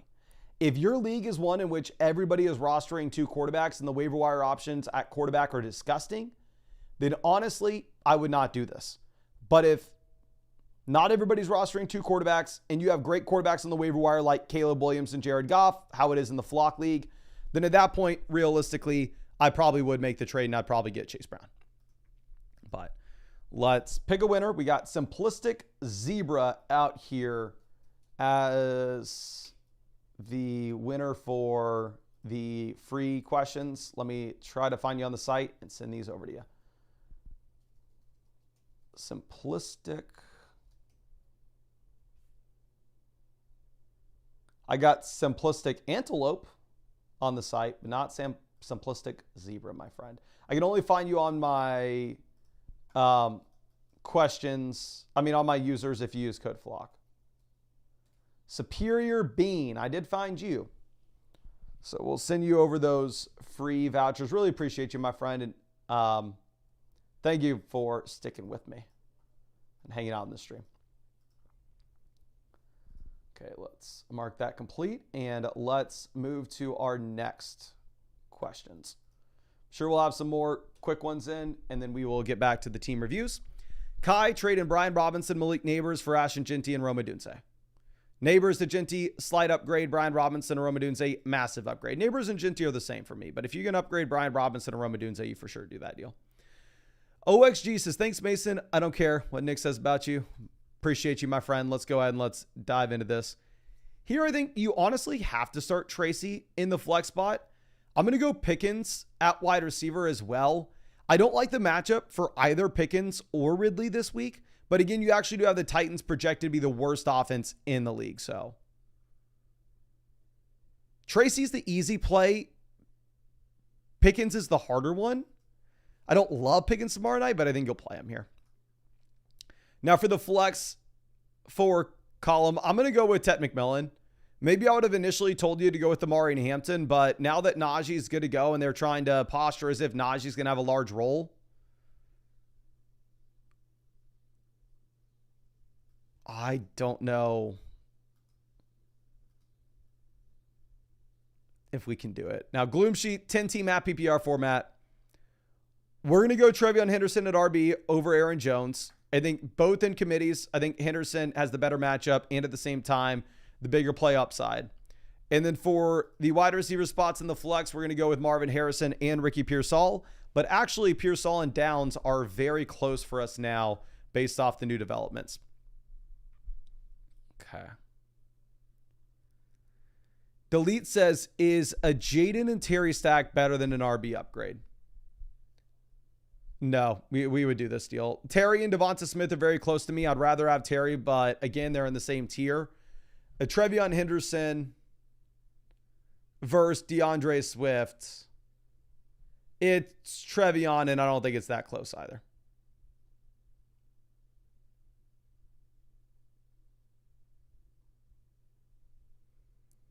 So, yeah, go with Trevion Henderson and Devonta Smith here. Now, PV Sanchez, this is Rome Odunze, AJ Brown versus Malik Neighbors.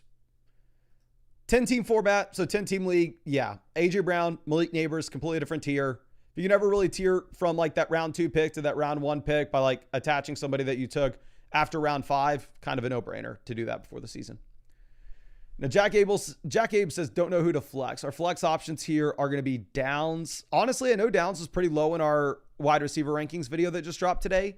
But if you look at the site after when we update those rankings tonight, you will see that we are going to be much higher on Josh Downs now that he's removed from the injury report with a hamstring. So I think we're going to go Downs here for the flex, and it's not going to be that hard of a call either.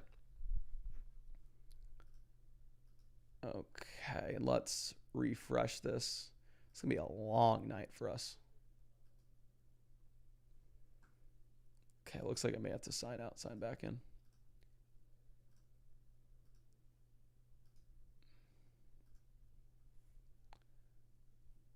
I know, crap. I'm going to have to figure out dinner at some point. I wish I would have texted the lady before she got home to pick me up something on the way home. Maybe I can make eggs after this. We'll see. Or maybe I just go hungry. I do, like, even though I work out way less during the football season than I do outside of the football season, my, usually I do drop weight just because I don't have nearly as much time to eat. Like, it's kind of funny that, like, because I'm one of those people that when I'm bored, I eat. But like over the past few days where I've just been streaming nonstop, there have been multiple times I've only eaten like once in a day. Like, that will probably be today. Just because it's like I eat a late lunch, then I start live streaming.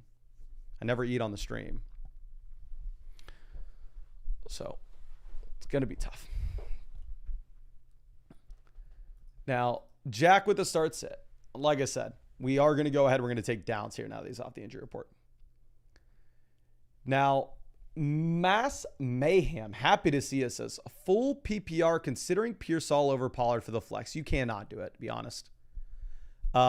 If you had no if you had no Jawan Jennings, Ricky Pearsall would be set up to absolutely smash because obviously good offense. It's not the best matchup, but Ricky Pearsall would be the only guy there alongside George Kittle. But Jennings is going to play now. It will water down the target share just slightly. We look at Tony Pollard being the 3-down running back that, yes, is in a garbage offense and a garbage matchup. You just frankly have to go ahead and you have to play Tony Pollard. I understand where you're coming from, but please play Pollard. And I'll send you over some free starts at questions for the next few weeks. Because after I botch you with this one and Ricky Pearsall drops 40 on Sunday, you can come in and go, are you sure about that, Mason? Now, Peter Griffer coming through. Running back, we're going to play Jordan Mason over Jaden Blue and Byshell Tootin. We're definitely not playing any of the running backs of the flex. We're going to go with the combination of Egbuka. And then Josh Downs, Calvin Ridley. Let me see the projections on Underdog because, again, I know we had Ridley way over Downs in the rankings video they just dropped, but I recorded that before they removed Downs off the injury report. And Downs has a great matchup and Ridley has a garbage one. So let me see what the projections are here. Downs on Underdog is higher, lower, 45.5 receiving yards, 8.25 fantasy points, which honestly, worse than I was expecting. So yeah, I think we're going to keep it with what we have with our rankings right now. I think we're probably going to keep it Calvin. I mean, Calvin Ridley's not much better. Calvin Ridley's higher, lower, 48.5. But yeah, we'll go ahead and we'll take Ridley. Let's refresh, see if we can get back to the team reviews. We got Carter Man. Here, our best option on the bench as of now is Travis Hunter. Would I play Travis Hunter over RJ Harvey, Puka Nacua, Garrett Wilson? Full PPR format, I may actually swap Harvey and Hunter. Especially we have Lawrence, good game environment. Maybe if you feel like you're the heavy favorite and you don't want to have the correlation in your lineup and you just want to have a high floor, you can go with Harvey. Maybe if you're a heavy dog, you go for the stack for the higher upside. But and I think we probably end up just playing Travis Hunter here in a full PPR format, kind of regardless of the setup. And then we are going to move over and we're going to get some team reviews going. Again, I'm trying to catch up on team reviews, so hopefully I can turn them back on at some point. But Duke, this is Dynasty Chalk Milk. Always happy to see you, my friend. Says, how did I do with my draft? What are some trades I can make to improve the team? And how should we navigate the bye weeks? All right, let me go ahead and hook you up with some free questions. I know you're always out in the live streams with us, my guy. I really do appreciate you.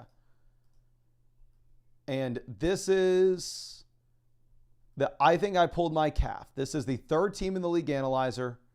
And dear God, we have some work to do. Because you are easily able to exploit your league mates in this format.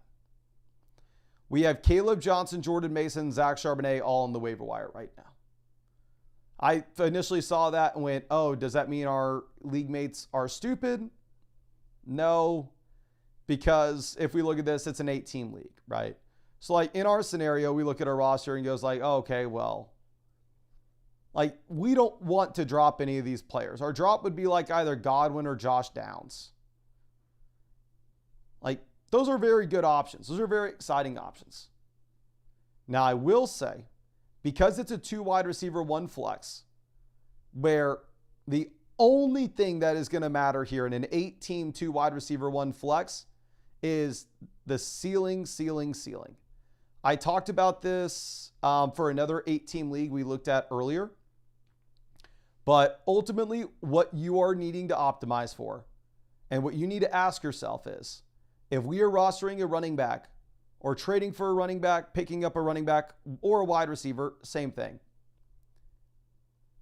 Do they have top 10 upside at their position? If a running back can't finish inside the top 10 of their position, I do not want them. If a wide receiver can't finish as a top 10 wide receiver, I do not want them.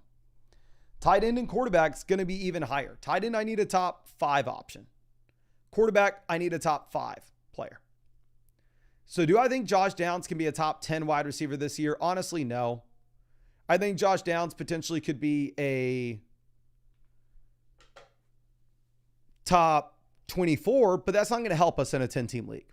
So I would cut Josh Downs for a running back like Caleb Johnson, Jordan Mason, Zach Charbonnet, where if there's situations where to play outright, where you get like an injury to Aaron Jones, Jordan Mason can be a top 10 running back. You get an injury to Kenneth Walker, Zach Charbonnet can be a top 10 RB. So cut Downs, pick up one of the RBs. Looking at trades, The only thing that could potentially be interesting, and I just don't know, like, how reasonable it is for me to tell you to do this, is a 2-for-1 wide receiver tier upgrade. Like, are our league mates stupid? Would they let us do this? Like, let's go through and let's pull up the trade calculator. And maybe you already have seen me do this, but it's an easy way to exploit your league settings. Like, for example, the trade calculator on the site, honestly, I am extremely proud of it. And I think that it is like the best calculator that you are going to find easily. We go ahead and we pull up like a trade where, let's put my rankings in here. We send like Mike Evans and Tet McMillan, 2 players that I love, for AJ Brown. We submit this in the trade calculator. It says that we lose. Let's do Devonta Smith instead of Tet McMillan. Mike Evans and Devonta Smith for AJ Brown. We submit this in the trade calculator. It says we lose. But what it doesn't take into account is Caleb Johnson is free on the waiver wire. So you could go through and you can put Caleb Johnson on the other side. And then all of a sudden you can see it's a fair deal. So the only trades that you're making from this point with your team, it's a good team, but like I said, we got to try to make these moves. I am every single day spamming every single owner in our league one of these deals. Like, looking at this team has AJ Brown. Hey man, do you want Mike Evans and Devonta Smith for AJ Brown? Also, this team has Rashee Rice. I think Rice is really interesting in a format like this where we're never going to start like any of these depth guys anyway. Trade Devonta Smith for Rashee Rice. Rice will have a higher ceiling week 7 through 16. That's the only thing that matters. This team has Nico Collins. Can I trade them Mike Evans and Tet for Nico? Probably not. But they have Ladd McConkey. Can I trade them Mike Evans and Travis Hunter for Ladd McConkey? And then pick up Caleb Johnson for free off the waivers. This team has Marvin Harrison. Can I trade them Igbuka and Travis Hunter for Marvin Harrison? I would never do that in a 12-team league, but 8-team league is just different. This team is Jackson Smith and Jigba. Can I sell them Devonta Smith and Igbuka for JSN? Devonta Smith and Hunter and Igbuka for JSN. You can exploit your league mates by doing this. I think you could also exploit your format by possibly dropping Josh Downs and picking up Caleb Johnson, Jordan Mason, or Charbonnet, because again, those players could potentially be top 10 at their respective positions if you get an injury in their backfield. Or Downs, I don't think can be a top 10 player at his position regardless. But I really appreciate you and really hope I was able to help you out in some way with this. And again, your 8-team league is just going to be very different than what we have with a normal league. Or like a 12-teamer. Now, Zach04 says, hey, Mason, this is my first NFL draft and use your draft sheet. Feel like I did well, but we're with the wide receiver department. Do we have any recommendations? Appreciate you, my friend. Let me go ahead and pull up this screenshot. It's going to be from Zach04. So if you used our draft sheet, I can tell why you're not going to feel great about your wide receiver room. Because you should not have optimized for wide receiver in your league.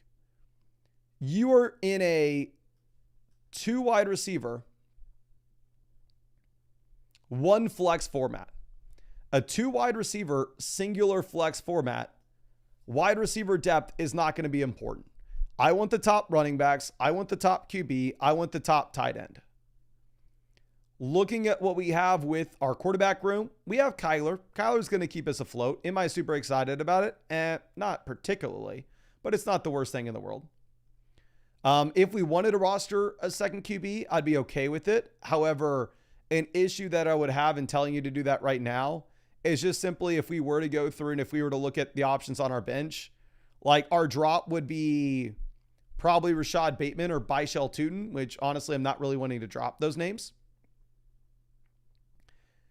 Going over and looking at what we have at running back, we have the hammer with Breece at the very top as the anchor, which I really like in this league.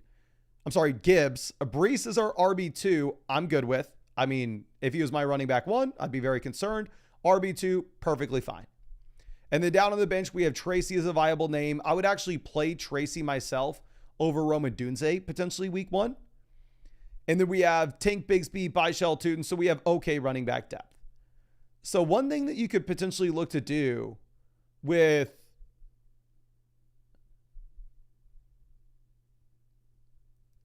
a running back trade here would be if you wanted to go ahead and if you wanted to try to sell J.K. Dobbins. We talked about this with another team, but if we're looking at what we have with Dobbins specifically, you have almost an expiration date where at some point, I don't know when, but RJ Harvey is eventually going to be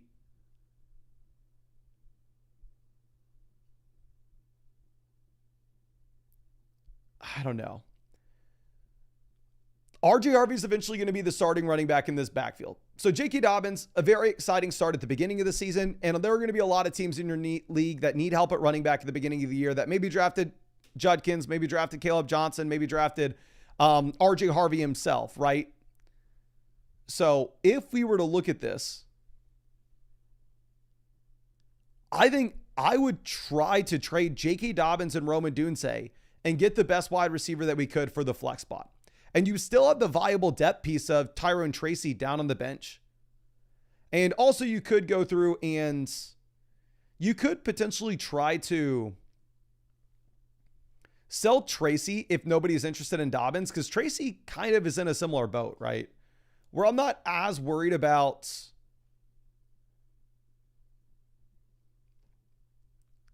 Scattaboo as I would be with Harvey, just given the draft capital of one team taking one guy in round 2, the other guy taking the other in round 4.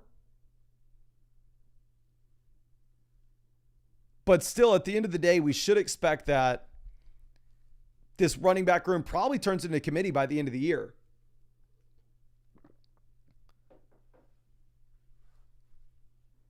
So Tracy and Rome to get a wide receiver upgrade make a lot of sense. We have the elite tight end.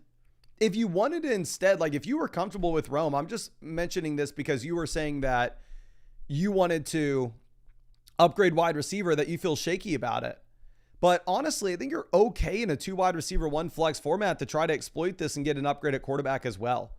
Like if you could go Breece Hall and Kyler Murray and find yourself with a top 4 QB, whether that's Jalen Hurts, Josh Allen, Lamar Jackson, Jaden Daniels, I would definitely do that, because you go Breece, Kyler, get yourself the elite quarterback, have the elite tight end here as well, slide Tracy or Dobbins there at RB2. So I think you have a lot of leverage because the running back depth pieces with Tracy and Dobbins.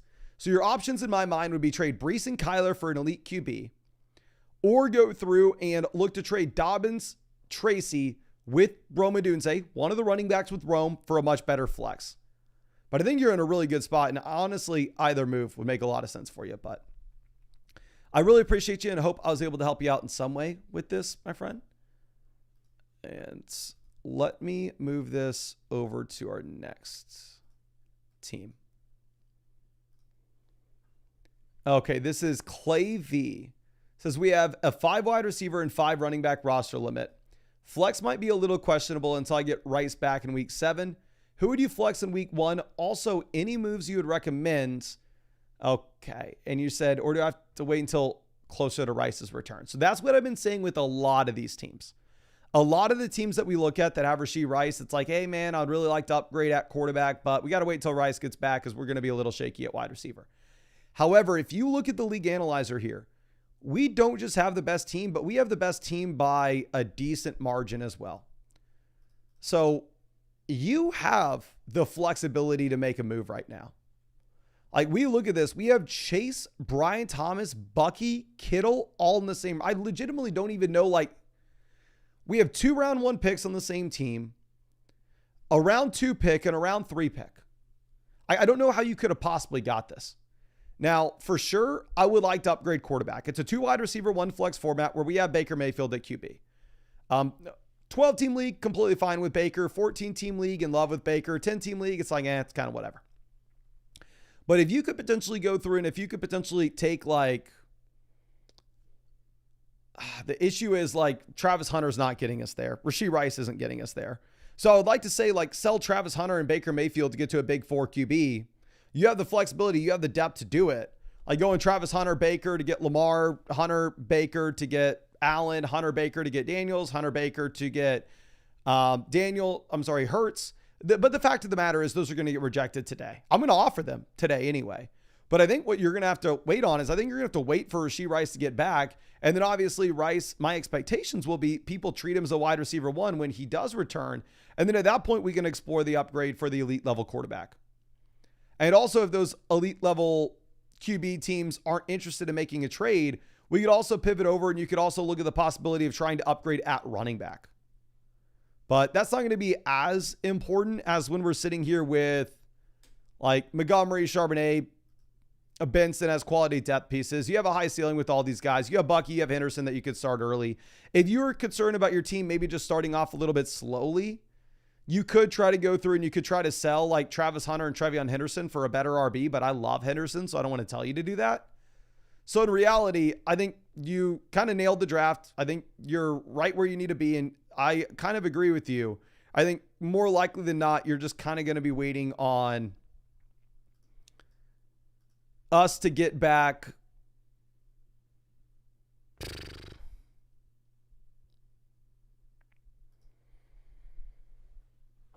I don't know. I think you're going to have to wait for us to get back Rice, and then you're going to have a lot more leverage if we can go over that. And then at that point, go overpay for the elite quarterback or overpay for the elite RB. But phenomenal team. Again, I think you're crushing your league mates regardless. I guess one potential move I would consider is dropping Trey Benson for Javonte. Seeing what Javonte does week 1, and then we could potentially change it from there. But appreciate you and hope I was able to help you out, my friend. Okay.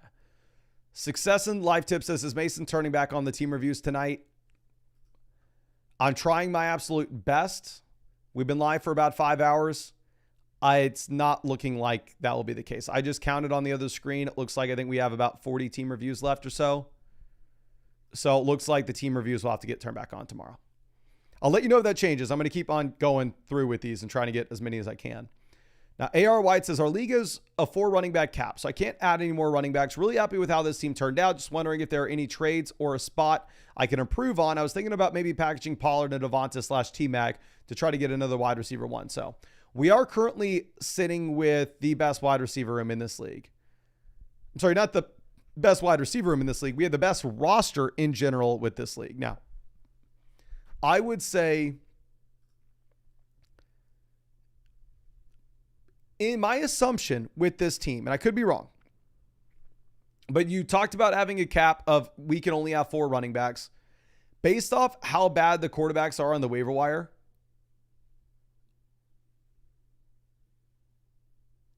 I'm going to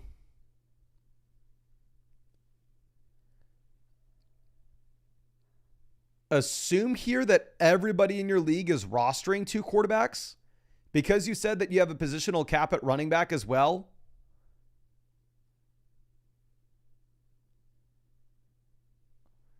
I wouldn't be surprised if you had to roster 2 QBs and 2 tight ends. Let's just go ahead and look at all the teams. What am I talking about? This team only has 1 quarterback and they have Tua, which is crazy that they're only rostering Tua. But if everybody's rostering 2 QBs, I mean, we're kind of fine with it. I would like a normal spot. I'll tell you to drop Drake May, pick up Braylon Allen, but we can only roster 4 RBs. And at running back, we have Bucky, we have Hampton, we have Pollard, we have Mason. So we have good running backs. I wouldn't swap any of them there. And wide receiver, the waiver wire is actually pretty weak. It's a 2 wide receiver, 1 flex format. So in general, I'd like to probably have those 3 quality running backs we can rely upon. When it's a half PPR league, a running back's going to be a little more optimal in the flex. We have the elite hammer wide receiver at the top with Nico Collins. We have Tet. We have Smith. We have the stack with Hurts. We have the tight ends with upside. I love your team. There's no clear waiver wire moves to make. In terms of trades, like, I love Devonta Smith. I love Tet McMillan. Like, I think if Pollard starts off hot, if you wanted to try to sell, like, Pollard with the wide receiver to go get a better running back, sure, before Tajay Spears comes in. But like, the thing is, I don't want to sell Tet. I don't want to sell Devonta Smith. These are players that I really like, and I think in general are undervalued, so I don't think you're going to get enough for them. I know you're not going to be able to sell Josh Downs for anything. I would love to drop Quentin Johnston and pick up Braylon Allen, but you're telling me that we can't roster another running back. So I love your team. There's nothing I do with your team right now. I wish I could say otherwise. I wish we had some trades for you, but even looking at the league analyzer, you're the number one team here. I think you've optimized well for your format as well. So the only thing I'd say is like Tony Pollard potentially can be a sell-high candidate depending on how much he smashes with no spears early. Now the one and only coming through says, yo Mason, appreciate the content. Back-to-back top 3 finishes in my league, but still chasing that number 1 spot. Would love your feedback on my squad. Any moves you think I should make to make sure we get that W? Okay. Appreciate you, my friend. Going to be excited to check this out. Let me send you over some free trade and free start set questions just in case there's anything else that you want to ask me throughout the year. This is Tush Push Nation, so I'm assuming we got Jalen Hurts on the squad. We do. It is a 12-team, 2 wide receiver, 1 flex, half PPR format. So with that setup, in general, I would like to have 3 running backs that we can rely upon. We don't in this, but we are rostering a lot of depth. Now, quarterback, there are a bunch of interesting QB2s on the waiver wire, but you're in a very similar setup to what I have in the Flock League, where it's like, crap. I really like Jared Goff out there sitting on the waiver wire. He's like a lot better than Chris Rodriguez in the bottom end of your team. But realistically speaking, I can't tell you to go through and make that swap because what? Where are we ever starting Caleb Williams here? Are we ever starting McCarthy here? Or we're not?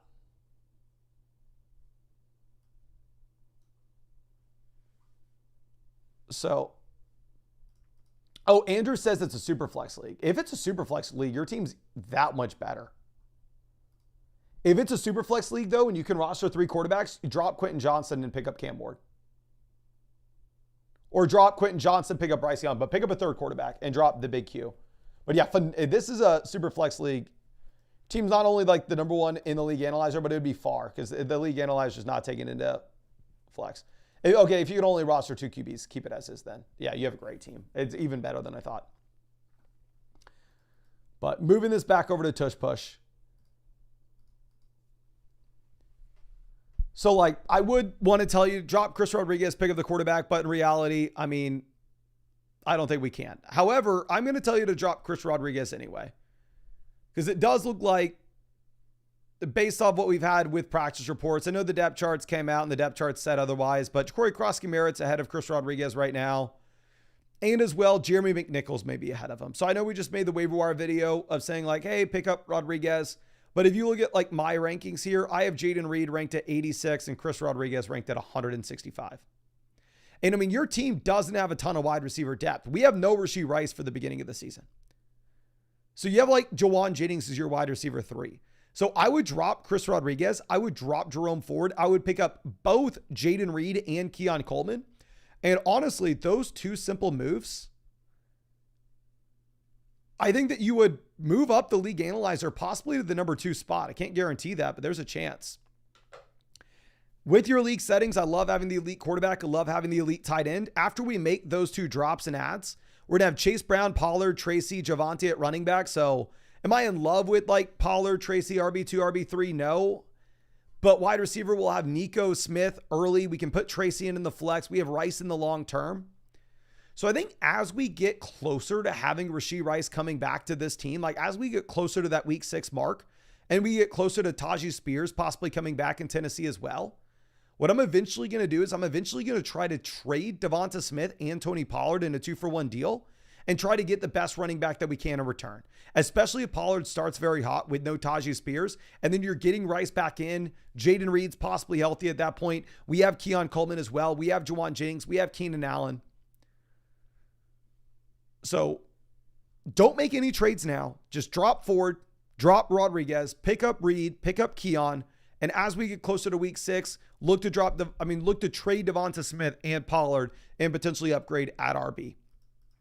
But let me send you over some free questions, my friend. And I hope I was able to help you out in some way with this. And good luck this season. That's a pretty funny name on the site. We got Crayon Eater out here with our next question. That's actually a Dynasty League, so we're going to save that one for the Dynasty stream. Let's get this going for Jason. Says, hey, Mason, good to be back for the new season. Had my draft Saturday and wanted to get your thoughts. Don't love my wide receiver room, but keen to any suggestions. Appreciate you, my guy. Excited to check this out. So this is to Infinity and Bijan. I love the little profile pic here, too. It's a league in which wide receiver and running back depth is going to matter more because it's a 12-team PPR start 8 format.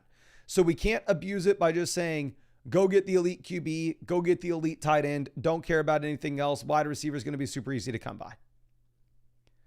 Looking at what we have with our quarterback position, we are currently sitting with Josh Allen. Absolutely love to see it.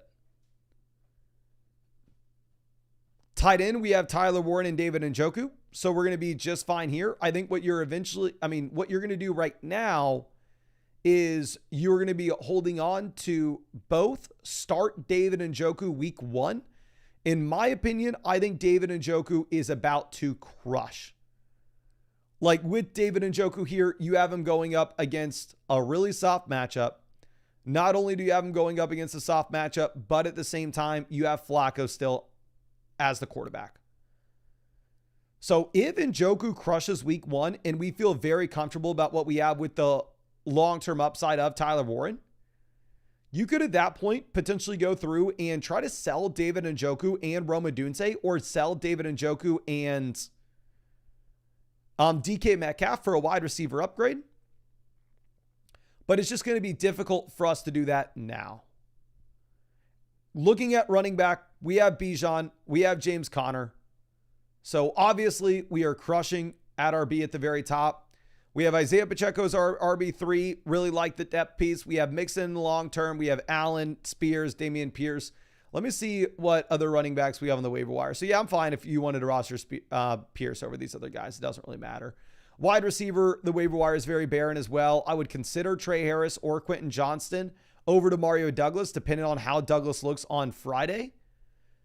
But I really like your team for now with these league settings. I just think that what we're probably going to look to do is after week 1, if we get the big spike from David Njoku, try to leverage that to upgrade wide receiver.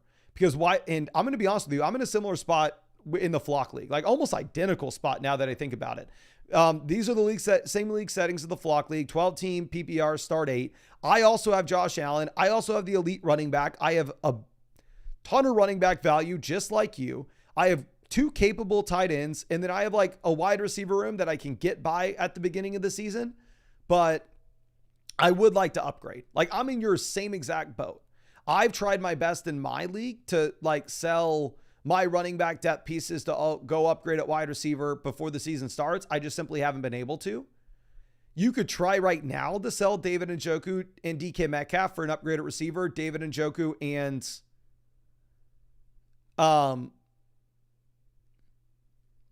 Rome Odunze for an upgraded wide receiver.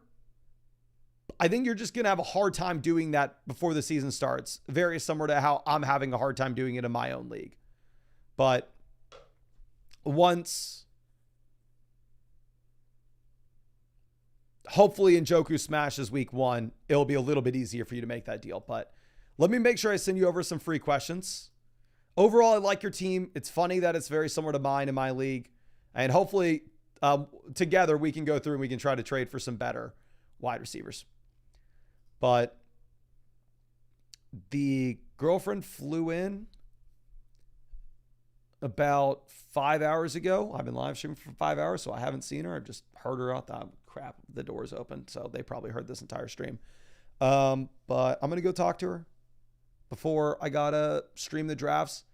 So again, I'm sorry that the team reviews are still turned off on flockfantasy.com. Actually, real quick, we got to get to the start set and all that. See if there are any quick questions before we end this. But I'm sorry that our team reviews are still turned off. You still can't get a team review from us. I'm trying my absolute best to work through these. Like I said, we just streamed for 5 hours. I'm going to record a video right now and then live stream again tonight, some fantasy drafts. Tomorrow, I'll probably do 7 hours, 8 hours total of live fantasy football questions. And I'm sure that we are going to get through all the teams tomorrow on the stream. And I'll be able to turn them back on at some point tomorrow. But let me answer these. DMX box. We're going to go Egbuka over Hunter Downs. And then obviously Ayuk Ertz not in consideration. Now, Alfor 3. Flex. Garrett Wilson and Travis Hunter will be the plays. It's a full PPR format. Javonte and Etienne are technically starters in their backfields, but I can't be certain of that at all. Alpha was, I actually have Mike Evans over Tyreek Hill in my rankings right now, given the Jalen McMillan and given the Chris Godwin injuries.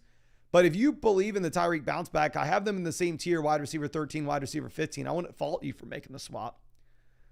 Now, Lotion trading Tet and Kraft for Kittle. I love Tet. I think Kraft set up to crush with the Jaden Reed injury, but if you can get this deal for Kittle, if you have the wide receiver depth, go for it. Chax is trading Chase Brown, Devontae Adams for Achane and Devonta Smith. Same tier running back, same tier wide receiver. Achane's probably the best play on the deal now that he's fully healthy, so you probably go Achane. CJ Dung as our next spot. Wide receiver, we're going to go Zay Flowers in a perfect matchup. And then for the flex, I'm going to go Hampton still over Pickens, even if they're saying that Najee's going to be good to go. Now, Dispef, you didn't fill this. I guess actually maybe we're just considering wide receiver between Rome, Ridley, and Hunter. I mean, I will play Rome over Ridley and Hunter. We don't know exactly what the Hunter role is going to be, and Ridley is a horrible matchup. Richard said, this league is crazy for 5K. Need advice on the flex. Well, God, let's definitely win this, my guy.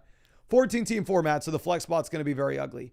I think you play Jaden Higgins for sure, especially now that Christian Kirk's dealing with a hamstring that just came out a couple hours ago.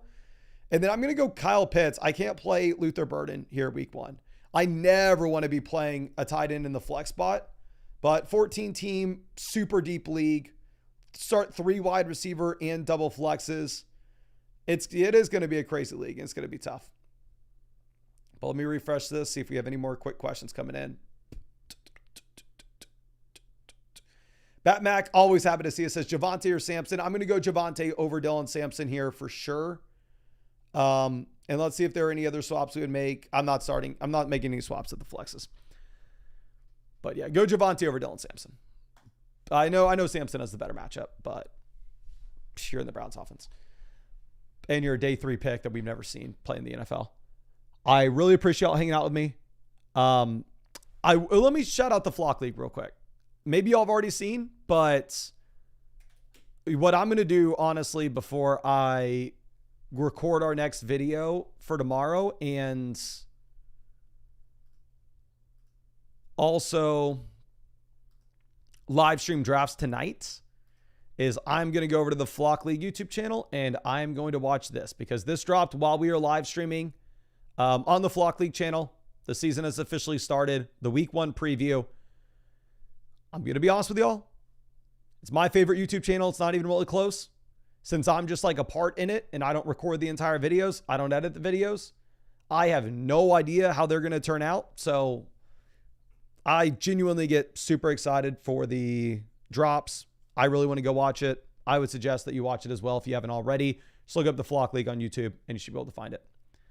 But really appreciate you and really hope we get to see you out with the live stream later tonight.